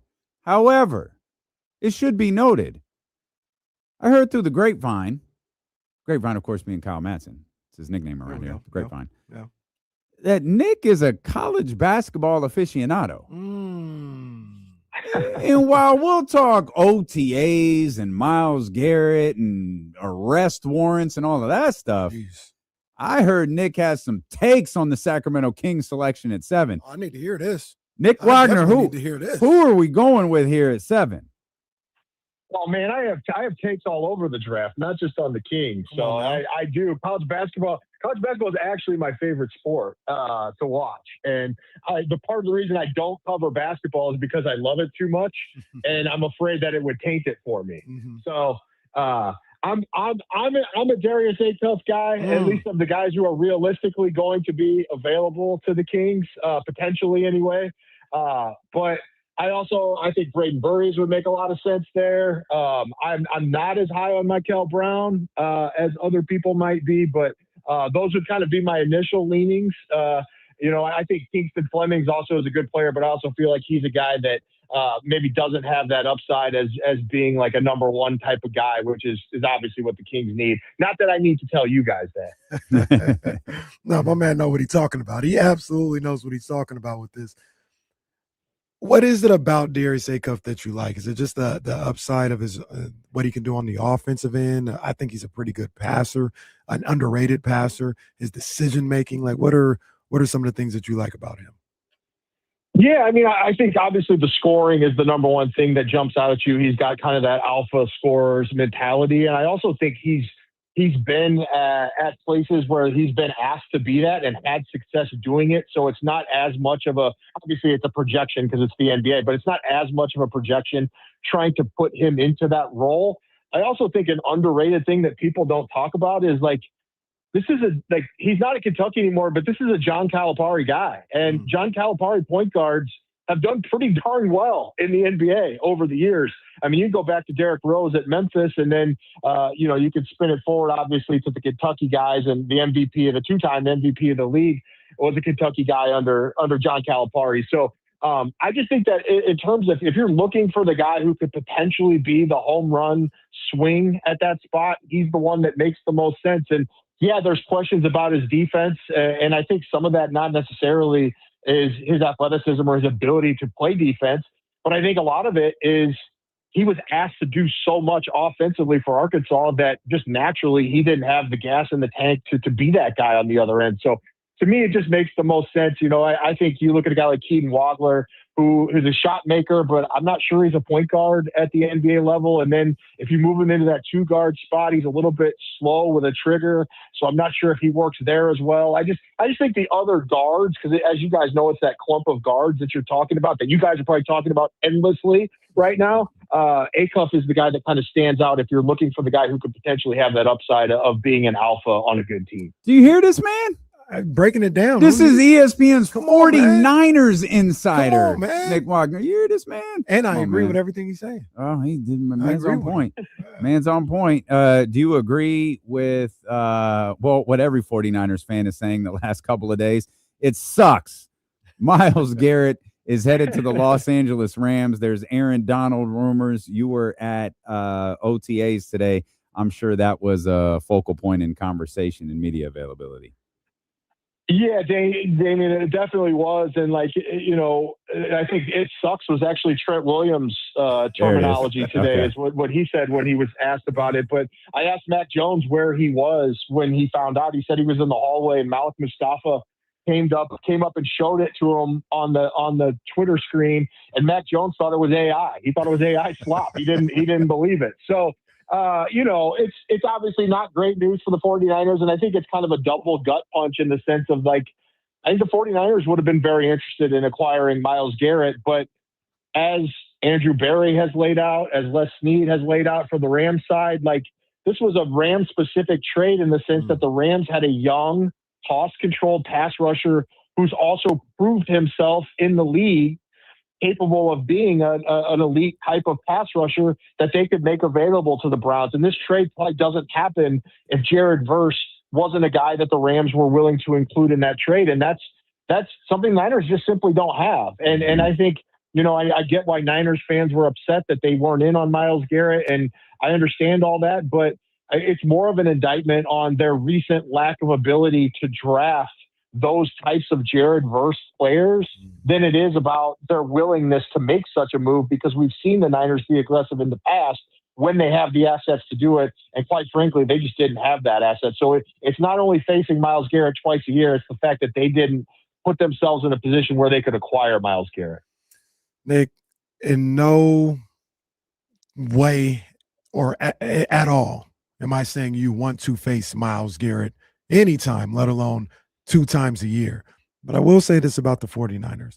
There's something about Kyle Shanahan, the scheme that he has for going up against the Rams, that they're familiar with this. And I'm not saying Aaron Donald didn't have his moments, namely the fourth quarter of the NFC Championship game. But for the most part, all things considered, didn't the Niners handle Aaron Donald about as good as anybody in the league after they figured out how they wanted to attack him on the offensive end? And maybe they're able to do that with Myles Garrett now. Yeah, Casey, to your point, I think they're very good about having a plan, right? How do we deal with a guy who you're not going to completely stop him, but you can maybe at least slow him down a little bit, make him work a little harder to create havoc. The nightmare scenario would be if Aaron Donald returns from retirement, and then you got to deal with both of those guys. But I would say this, too, to this point. The Rams are obviously all in. The Rams have been all in a lot over the last decade, much like the 49ers have, maybe just in different ways.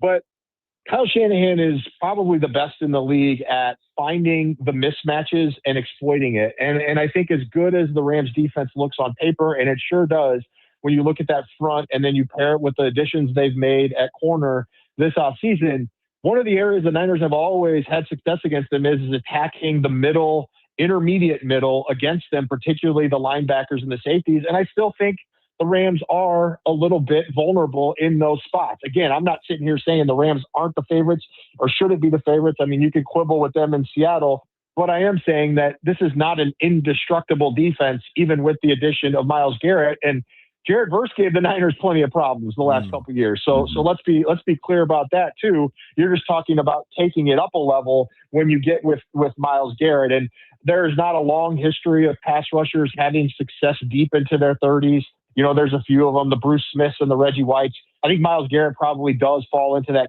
category ultimately. But I also wonder how much longer he can kind of remain at that elite level that we saw last year, because it's almost fait accompli that it's going to drop off from a league sack record from last year. 49ers insider for ESPN, Nick Wagoner, with us here on D-Lo and KC. It sounded like, based off some things I read today, Nick, it was a big Mike Evans day out at OTAs. I know Kittle was talking about it. I think he had some time with the media today. Mike Evans seems like a major focal point for this San Francisco 49ers team headed into the season.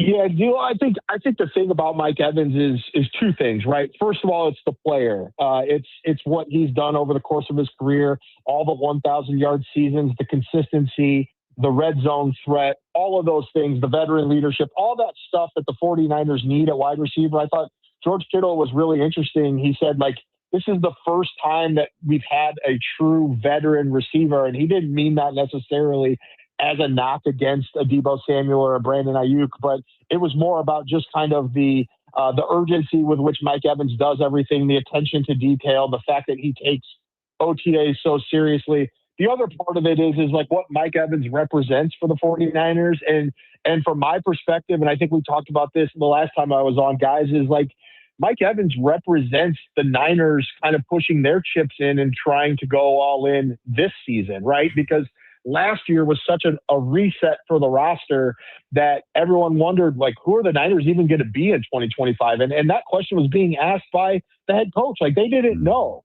And then this offseason, after going 12-5, despite that reset, they kind of recommitted to, like, hey, we've still got a lot of veterans here who are closer to the end than the beginning of their careers and still have gas left in the tank. We've got to do right by them. We've got to try to, you could call it jump through the window or whatever. We talk about Super Bowl windows. This may be a new window, but we've got to try to maximize those guys while we can. So let's go out and get veterans, the Dre Greenlaws and the Mike Evans and the Christian Kirks and the Oso Digizuas that can help us right now. And so I think it's kind of the twofold thing when you talk about Mike Evans and what he represents both as a player and what he means for where this team is trying to go in 2026.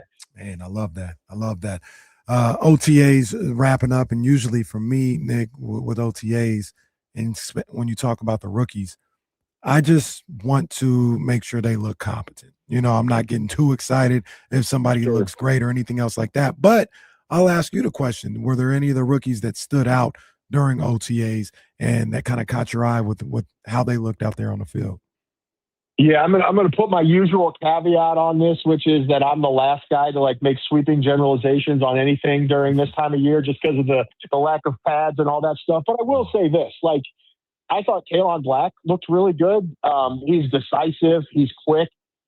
He's maybe not the fastest long speed guy, but in terms of burst and like putting his foot in the ground and going and hitting the hole when he sees something he likes, like he showed the signs of that. Dejon Stribling, who they drafted in the second round, the first pick of the second round, had a couple of big plays today down the field, which I know fans would like to see and the Niners would like to see, given the lack of explosive plays that they had last year and the fact that I believe last year they didn't have a single ball carrier on the offense crack 20 miles per hour with the ball in his hands, where they've had that many times in past years, and they didn't have a single one last year. So at least he kind of shows you glimpses of why they liked him and why they drafted him where they did when other guys that other people thought were maybe better were on the board. So a couple of positive signs there. I think Romello Height is getting a lot of attention for, at least from the coaches, for just kind of his experience and his wisdom. And I think Casey, that's maybe the thing that has stood out to me most about the rookies is just like kind of that like almost veterans while being rookies. And that is directly tied to the fact that a lot of these guys are older, right? You're talking 24, 25-year-old rookies who have been, getting their NIL bags for a couple extra years and come to the league and already kind of handle themselves like pros because they've been compensated and treated like pros over the last couple of years. Yeah. Nick Wagoner, college basketball expert, 49ers insider. He does that 49ers stuff on the side. He's Bay really Area hip hop aficionado, Yeah. like the man, R&B. He does it all, man. Yeah, man. He does it all. Nick, we appreciate you as always, my friend. Thanks for carving out a few minutes for us. You got it, guys. We'll talk to you down the road. See ya. That's our man, Nick Wagoner, right there. Busy at 49ers practice today, at OTAs, excuse me, not practice. Appreciate him. NBA Finals. Sorry about that. Yeah. NBA Finals is underway at Madison Square Garden, and man, there's a lot of Knicks fans in there. Yeah, they can't get into the Garden. Is it one of those things where it's cheaper to go to San Antonio? No, it's the shoot. I was reading about. I think it's in the Athletic today.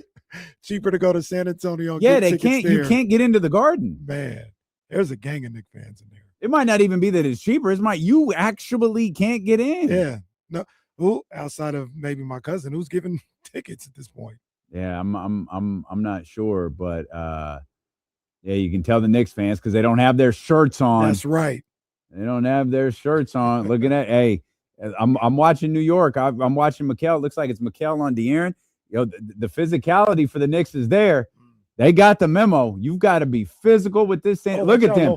You've got to be physical with this San Antonio Spurs team, and they got the memo. Watch out, little fella. Yeah, they got the memo. It's 8-2, by the way. To the Spurs, they showed the introductions for the starting lineup, and they acknowledged Wemby, the whole team.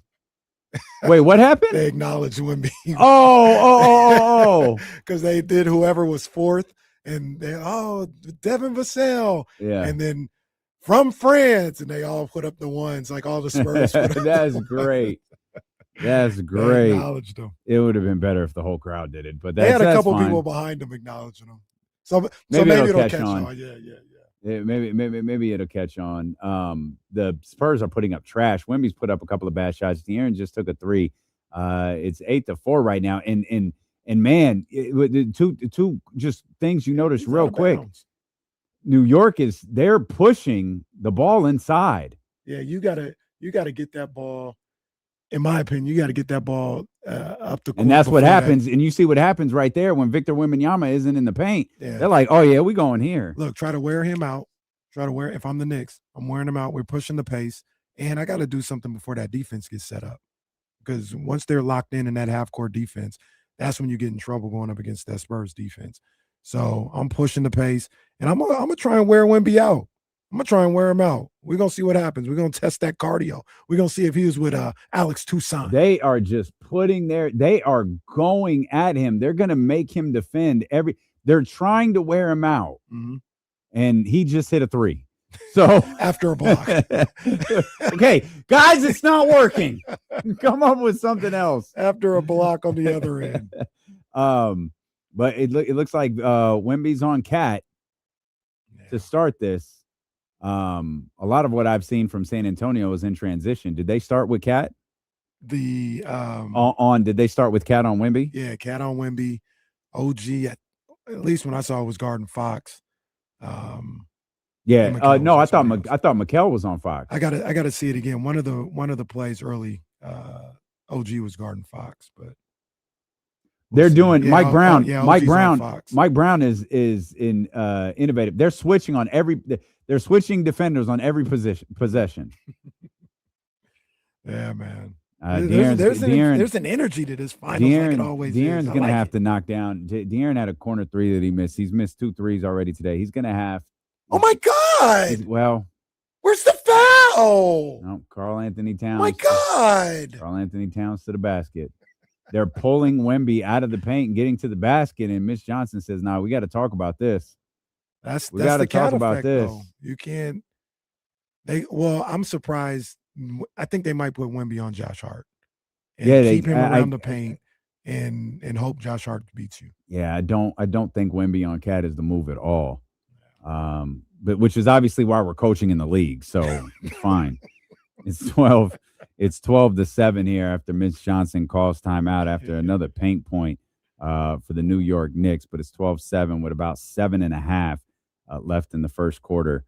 Right now, everybody in on the act. OG Anunoby with 5. Jalen Brunson has already hit a 3, as has Wemby. He's got 5. De'Aaron has missed 2 already. Devin Vassell has the other basket for the San Antonio Spurs. Yeah. Nah, man, the NBA Finals is here. I'm hyped up about this. And we'll be on TV tonight to talk about it. Man, after the game, man. Just keep it right there on ABC 10, and you can see your boys, man. Strongly encourage you to tune in tomorrow. But you'll get our instant reaction tonight. It won't be the same because it has to be quick. Yeah, this is true. That's like I used to. True. I have to tell Kevin John because I used to give Matt. I used to tell Matt George when we because we don't have earpieces in TV. They do. And I used to tell Matt, hey, when you need us to wrap up, tap your finger on the table. And I would just. You would be talking or I would be talking. I'd glance over, and if he was tapping it meant, hey, wrap up. We gotta get these yahoos off the set. We did the because we are TV whores. We just go wherever we're asked. We did the thing with Jake Gaden, and Jake was like, "All right, we got about 6 minutes. We wrap up the segment." It's like, bro, there's no way that was 6 minutes. He was like, "Nah, it's fine. We'll just cut something else." Like you can't just let us those TV guys. They know how to be quick and concise and get to the point. We're like. Well, yeah, no, I'm gonna talk. We gonna talk about this. Let me tell you how this all started back in Game 2. And another thing. And no, one more thing, Jake. Hang on. I don't care who's waiting to go to commercial. No, hang on a second. Ashley Williams can wait. Okay. No, yeah. Good Day Sacramento will be there in the morning. It's fine. It's fine. Yeah, so we're gonna have a good time talking about this, and we did it last year. We've done it the last couple of years actually, but last year was so fun. Because we were in there for Game 1 when Tyrese hit when they came back. Tyrese hits that shot, and it threw every conversation we were having in the green room out the window. It was like, yo, the Pacers just beat the Thunder. Okay, let's go. Right. We're on. And so everything that you heard on TV last year was our immediate reaction and our first opportunity to talk about what had actually just happened. Yeah, no, that was a blast. And it was in stark contrast to the year before when they were like, this is great, guys. We'll have you back for a Game 7. And I said, we won't see you at all. That was Celtics, man. And we were not seen. Yeah, we were not seen. Yeah, I think we said, thanks for getting us in on Game 1 because there's not going to be too many opportunities for us to come in here and talk hoop with you guys. Yeah, not going to be too many opportunities. But this is a super exciting series. I'm excited to break it down tomorrow.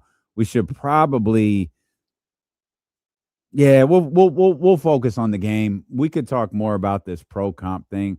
At some point, we got to do the Kingston Flemings deep dive, but we still have 3 weeks, so maybe we do that next week. But obviously, James talked a lot about Kingston Flemings today. We did the pro comps. Yeah, there's some good stuff to talk about. Yeah, man. Good stuff about. And we'll find out who plays for the Rams. Who do the Rams trade for? Oh, I forgot to ask Nick about Brandon Ayuk. That's not funny. I apologize. I shouldn't have chuckled. I forgot to ask Nick Wagner about Brandon Ayuk. I thought I forgot to. Yeah. Very, very bizarre. Very bizarre. Everything about this situation. Every single thing. They issued an arrest warrant for something that happened a long time ago. Yeah. That was posted on the internet. This isn't new evidence. Right. He was literally on the internet. It's like, what's that all about? Man, one thing that really helped San Antonio, particularly in Game 7 and Game 6 as well, watch out, little fella. They hit the 3. Watch out, little fella. He took like 9 steps. I'm gonna get you a Karl Anthony Towns Watch out, jersey. little fella. They took a lot of threes and hit a decent number for them.